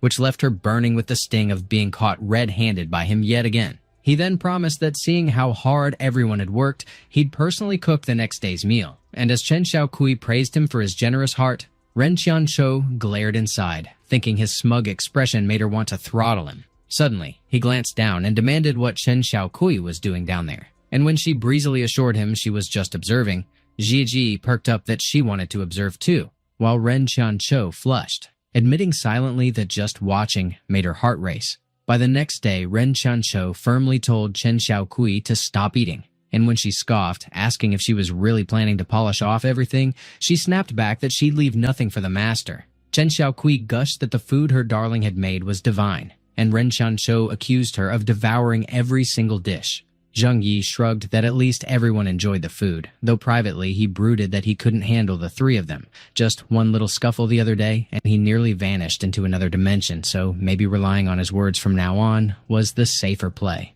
Chen Xiaokui later proposed helping him in the kitchen whenever she had free time, pitching it as a chance to compare cooking skills and see who deserved the master chef title. And when he coolly countered that skill level would be a better term for cooking prowess, Ren Qianzhou muttered that he was such a nitpicking stickler. Suddenly, Yue Yao appeared in the doorway. She mumbled that she clearly walked in at the wrong time, while he stiffened and panicked inside, realizing with dread that his master had just shown up without warning. Zhang Yi firmly replied no, tossing in that his master showed up just in time since he had just cooked a meal, then casually invited her to join him. But Ren Qianzhou quickly revealed that the food had already been devoured by Chen Xiaokui. Xie Ji complained that it was absurdly early in the morning and pressed Yue Yao about what dragged her all the way there. Yue Yao stumbled over herself, flustered and off balance. She declared that she'd come to interrogate them, and demanded to know why they were tangled up in each other's arms at the crack of dawn, and what business they had cavorting like that when the Taoist temple was supposed to be a sacred place of discipline. Zhang Yi cursed Xie Ji in his head for being such a terrible teammate, thinking that if she couldn't erase the awkwardness, she should stop trying. While the girls owned up and admitted it was their fault, Yue Yao announced that she was magnanimous and wouldn't stoop to his level for petty quarrels, since she'd come to discuss the forbidden grounds of the immortal tomb. And he reassured her with a cool edge that she should fear nothing because that he was fully prepared and ready to strike at any moment. She warned him to stay sharp, keep his wits about him, and remember to bring the moon shadow. If anything happened, he should just call on her, and she pressed the Wind Spirit Moon Shadow Pearl into his hands, telling him it could dispel all kinds of evil and would prove useful inside the fairy tomb. He teased that it looked like his master still loved him, but she cut him off, snapping that it was not love. Ren Qianzhou chirped that the scene was adorable. Xiji cooed that it was heartwarming and their master was so nurturing, and Chen Xiaokui admitted she envied Zhang Yi for having such an incredible mentor. Out of nowhere, the system chimed in and announced a temporary mission. Kiss Yue Yao goodbye before departing for the immortal tomb to receive a randomly chosen mysterious item as a reward, no punishment for failure. And it prompted him to accept or reject. He bristled, thinking that thanking his master that way was insane. And as he stepped back, the more he dwelled on it, the angrier he grew.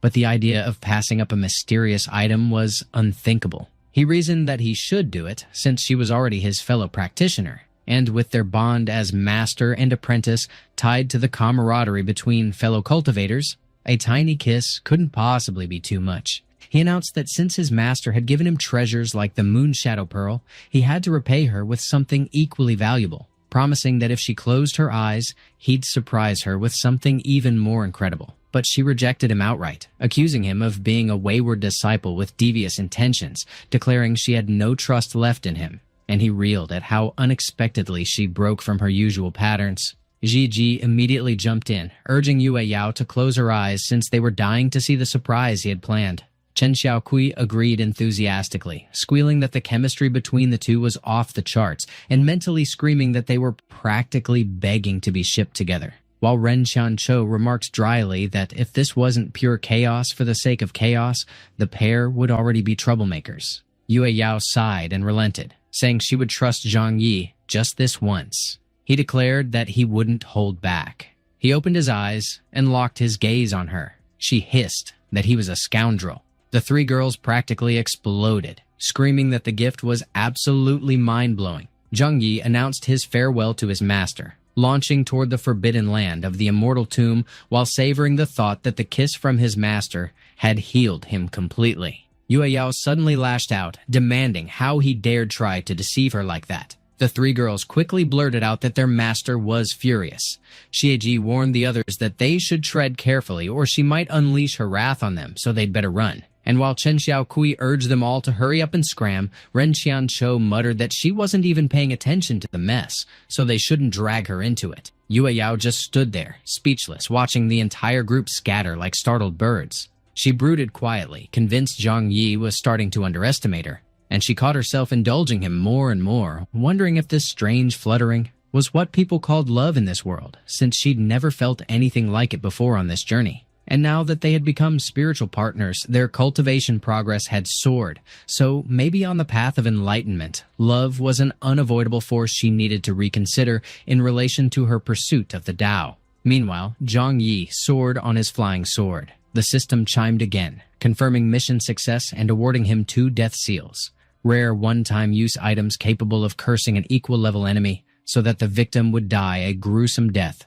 exactly as described. He mused that the heavens reward the diligent, and was relieved to have completed the mission, though disappointment tugged at him since the reward was a disposable item, and his master would likely be unimpressed. Suddenly, Chen Xiaokui's voice cut through, scolding him not to ditch them. He ordered them to listen up, agreeing to bring them along to the forbidden land of the immortal tomb, but warning they had to follow his lead, and she promised confidently that he didn't need to worry because they had his back. Later, they finally reached the forbidden immortal tomb.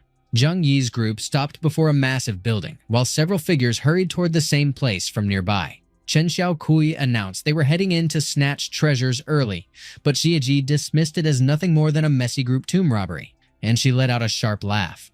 Ren Qianzhou's gaze locked forward, her mouth parting in sheer shock. Xizhou, an archmage-level magician, had actually shown up. One cultivator muttered that people from the western continent had also come to compete for treasures, and worried it could spiral into a bloody clash. But Xizhou declared that everyone from central continent should move aside, since the immortal tomb rightfully belonged to the magical noble families of the western continent. Another cultivator shot back that these magicians from the western continent were unbearably arrogant. Zhang Yi realized he had nearly forgotten that magicians still roamed within the cultivation world. Without warning, the mages floated into the air and hurled attacks down at the cultivators. Zhang Yi spat out that magicians were domineering pests who always tried to claim everything as theirs, which drew a startled reaction from Xizhou. He curved his lips into a playful smile, remarking that he wouldn't mind entertaining them if no one else objected, while delicate roses bloomed in his palm. But Zhang Yi thrust a finger downward with an unshakable expression, summoning his descending technique. Xizhou dropped to his knees, his face frozen in pure shock. Zhang Yi followed up with a palm strike, while an underling behind Xizhou hurriedly blurted out, demanding if he was fine. Xizhou snapped that lowly Central Plains people actually dared lay a hand on a noble of the magic clan. But Zhang Yi coldly declared that it was time for them to witness exactly whose territory the cultivation world belonged to. Zhu remarked that magic was the real deal, the ultimate force of power, while everything else might as well be kiddie tricks. Zhang Yi countered that magic wouldn't cut it, and he ought to follow the true path instead. Their strikes collided with violent precision. The impact burst into a roaring explosion that shook the field. Zhu admitted that the kid had impressive talent, since he was managing to withstand his icy magic, and one of his men rushed over, checking if he was still in one piece. Zhang Yi reflected that even with average physiques, magicians could unleash terrifying might once they channeled their spells, making them opponents no one should take lightly. One of the cultivators commented that Zhang Yi was indeed worthy of the supreme holy body, able to rival the sorcery of the Western Zhou. Another praised him as the savior of the cultivation world, and another declared that it was a remarkable display, exactly what it meant to challenge a wizard. Then, without warning, the barrier shattered apart. One of the cultivators exclaimed that the forbidden land of immortals had opened. Another barked that they shouldn't stand around and urged everyone to charge in. and another gleefully mentioned that the place was overflowing with treasures, so whoever arrived first would strike it rich. Zhu called out to Zhang Yi, telling him he should count himself lucky, promising that once he grabbed the treasure from the Forbidden Land, he'd return to settle things properly. Zhang Yi retorted that they were also heading into the forbidden realm of the Immortal Tomb, and from here on out, it was survival of the fittest, a hunt between predators. Chen Xiaokui chimed in that he could relax, since hunting happened to be her specialty, and she always did it best. Moments later, deep inside the Forbidden Tomb of Immortals, Zhang Yi stumbled upon a grim area littered with scattered human bones. He muttered that too many cultivators were hopelessly ignorant of real value, chasing relics left by supposed immortals while failing to see that immortal bones themselves were the true treasures. Ren Qianshou pointed out that those remains belonged to a deity who fell to earth thousands of years ago, making them priceless beyond measure, and Ji urged everyone to look closely at the divine relics. Chen Xiaokui snapped that they should grab every single one without holding back. Suddenly, a bony hand shot up from beneath the ground and clamped onto Zhang Yi's foot. He cursed under his breath, blurting that it was a ghost, and the skeleton rasped a question, demanding to know who he was. He replied that he still wanted to know who she was instead. He pressed if she happened to be the reanimated remains of an ancient deity, while Chen Xiaokui blurted out in alarm, demanding to know what that thing even was. Zhang Yi tried to keep his composure and asked again who the skeleton might be, but she mused aloud, wondering what her own name was, and admitting that she couldn't remember. Only fragments from endless ages ago, when the heavens purged the immortal realm, and the gods were cast down into the mortal plane. Zhang Yi muttered that it was the heavens again, realizing that the force wasn't just using thunder tribulations to harvest cultivators below. Even the immortals above weren't spared. The skeleton murmured that she felt utterly drained, and Zhang Yi frowned, asking if that was it, if she was just going to quit that easily. Shiji observed that it seemed devoid of any sustaining aura and looked pitifully weak, suggesting that channeling some spiritual energy into it might help, and Zhang Yi agreed with conviction, calling it a solid idea he could fully get behind. That revelation turned out to be incredibly valuable. Ji wondered aloud if his aura was really that overwhelming, remarking that it looked like she was morphing into a human, and Zhang Yi casually mentioned that her aura must have kicked her life force back into motion. Dai, the skeleton, chimed in that she figured she was actually waking up. Shiji questioned whether a skeleton could really turn into a girl, while Chen Xiaokui tossed in that it had to be some kind of medical miracle. Zhang Yi followed up saying he just helped her wake up and teased her about letting him call himself her big bro already, but she shot back that he should earn that by chasing her first. He threw in that her little sister acted like a sweet, well-behaved angel, while she herself was such a lost case that he might as well nickname her Clueless from now on. But Chen Xiaokui cut in with a sharp tone, asking if he was seriously trying to fool that innocent young lady. Ren Qianshou added that he truly lived up to being a scumbag, the kind who could easily charm a girl carrying an ancient godly bloodline, and Ji remarked that it was just business as usual for him. All of a sudden, one cultivator shouted that the tomb's energy had come alive, while another cried that it was a god-sent demon. Ji grumbled that the beast's toxic reek was choking him, and Zhang Yi observed that the deathly aura of the immortal tomb had fused into a monstrous creature that looked like it carried divine power. Good thing he had brought his master's wind spirit Moon Shadow Pearl to clear out any foul odors around them. Then Dai growled that she couldn't stand those annoying demons, and Chen Xiaokui asked her where she was rushing off to. The demon gawked when Dai suddenly leapt right up in its face. She vaporized it on the spot with a single punch. Zhang Yi exclaimed over what kind of ultimate being could down a nascent soul stage demon in one hit, and Ji remarked that she must have been some ancient goddess in a past life, though it was a pity she'd lost her memories. Zhang Yi figured that, in a sense, he had stumbled upon the perfect weapon, and with Dai joining them, they could smash the Western wizards, tear through the forbidden tombs of the immortals, and then become an unstoppable force. Moments later, deeper inside the forbidden realm of the immortal tomb, a cultivator pleaded that they had already handed over all their treasure and begged to be spared. One magician sneered that the cultivators of Zhongzhou were nothing but scattered sand, while another laughed that robbing them was effortless and didn't even require any real effort. Zhang Yi suddenly barked that it was their turn to be robbed and ordered them to cough up every bit of value they had, treasure or trinket alike. One magician snapped if he'd lost his mind trying to rob actual sorcerers, while another jeered that they should be the ones robbing the highborn magicians, those fools who'd probably light a torch just to find the poop in a toilet. Zhang Yi smirked and told Dai Dai to get moving because it was time to grab their finest spoils, and she gleefully declared that it sounded awesome, urging them to bring it straight to her. One magician barked out what kind of ridiculous stunt they were pulling, while another demanded if they'd really gotten beaten trying to swipe their wands. Dai Dai scoffed that it was nothing but a pile of useless sticks.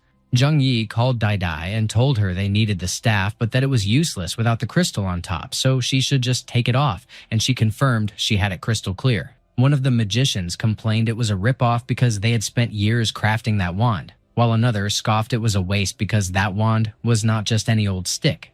Zhang Yi ordered that they hand over everything but their underwear, and one of the magicians branded him a devil. A few moments later, the magicians muttered it was a disgrace, while Chen Xiaokui gushed there was so much treasure, and Zhang Yi praised the magician's space ring as a wonderful thing, since it was filled with a treasure trove. He figured every wizard worth their wand should have a space ring. It was like carrying a personal piggy bank wherever they went, so they could fleece them for all they were worth. He then prodded the magicians about whether he was torturing them so much they were angry and itching for revenge, and they insisted he should stay calm, claiming they absolutely could not make him angry, or else the madman would definitely go on a killing spree. But Zhang Yi countered no. They must be angry and go make their boss come and seek revenge because he was right there waiting for them. One of the magicians wondered if he was crazy. Another observed he was a unique individual with such an interesting thought process, and another urged that he wait for them because they would definitely come back. Ren Qianqiu questioned Zhang Yi whether he was not afraid of the sorcerer's wrath for provoking them with such arrogance, and warned they might gather their magical forces and seek revenge, while Ziji cautioned the sorcerer was skilled at casting spells that affected groups, so he should beware. Zhang Yi pointed out the more people who came, the better, because, after all, it was a free little treasure trove, and they had buried some spiritual bombs nearby, so all they had to do was wait for them to take the bait. On the other side of the immortal tomb, Zhu complained the guys were going to drive him crazy. He taunted them as pigs and fumed that getting defeated by Zhang Yi was one thing, but getting robbed by him too was unbelievable, and they had tarnished the face of the magic aristocracy. One of the magicians wondered what they should do and whether they should go settle the score with Zhang Yi, and Zhu insisted they had to steal it back because only they, the magicians, were allowed to steal, not let others steal from them, so the team should come on. The magician then wondered how they were going to handle it.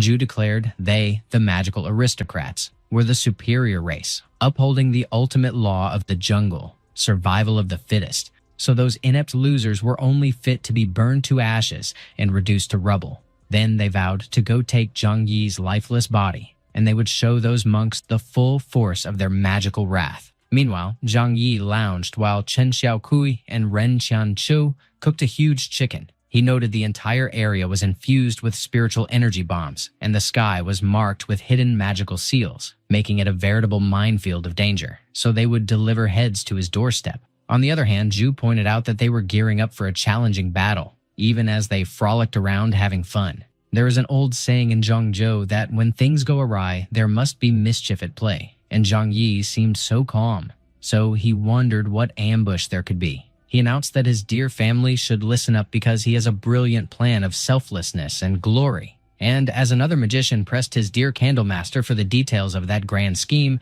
another beckoned his friends and declared that it was none other than the Candlemaster himself. But Zhu revealed that his plan was to use their bodies to explore the terrain, to which they pleaded no.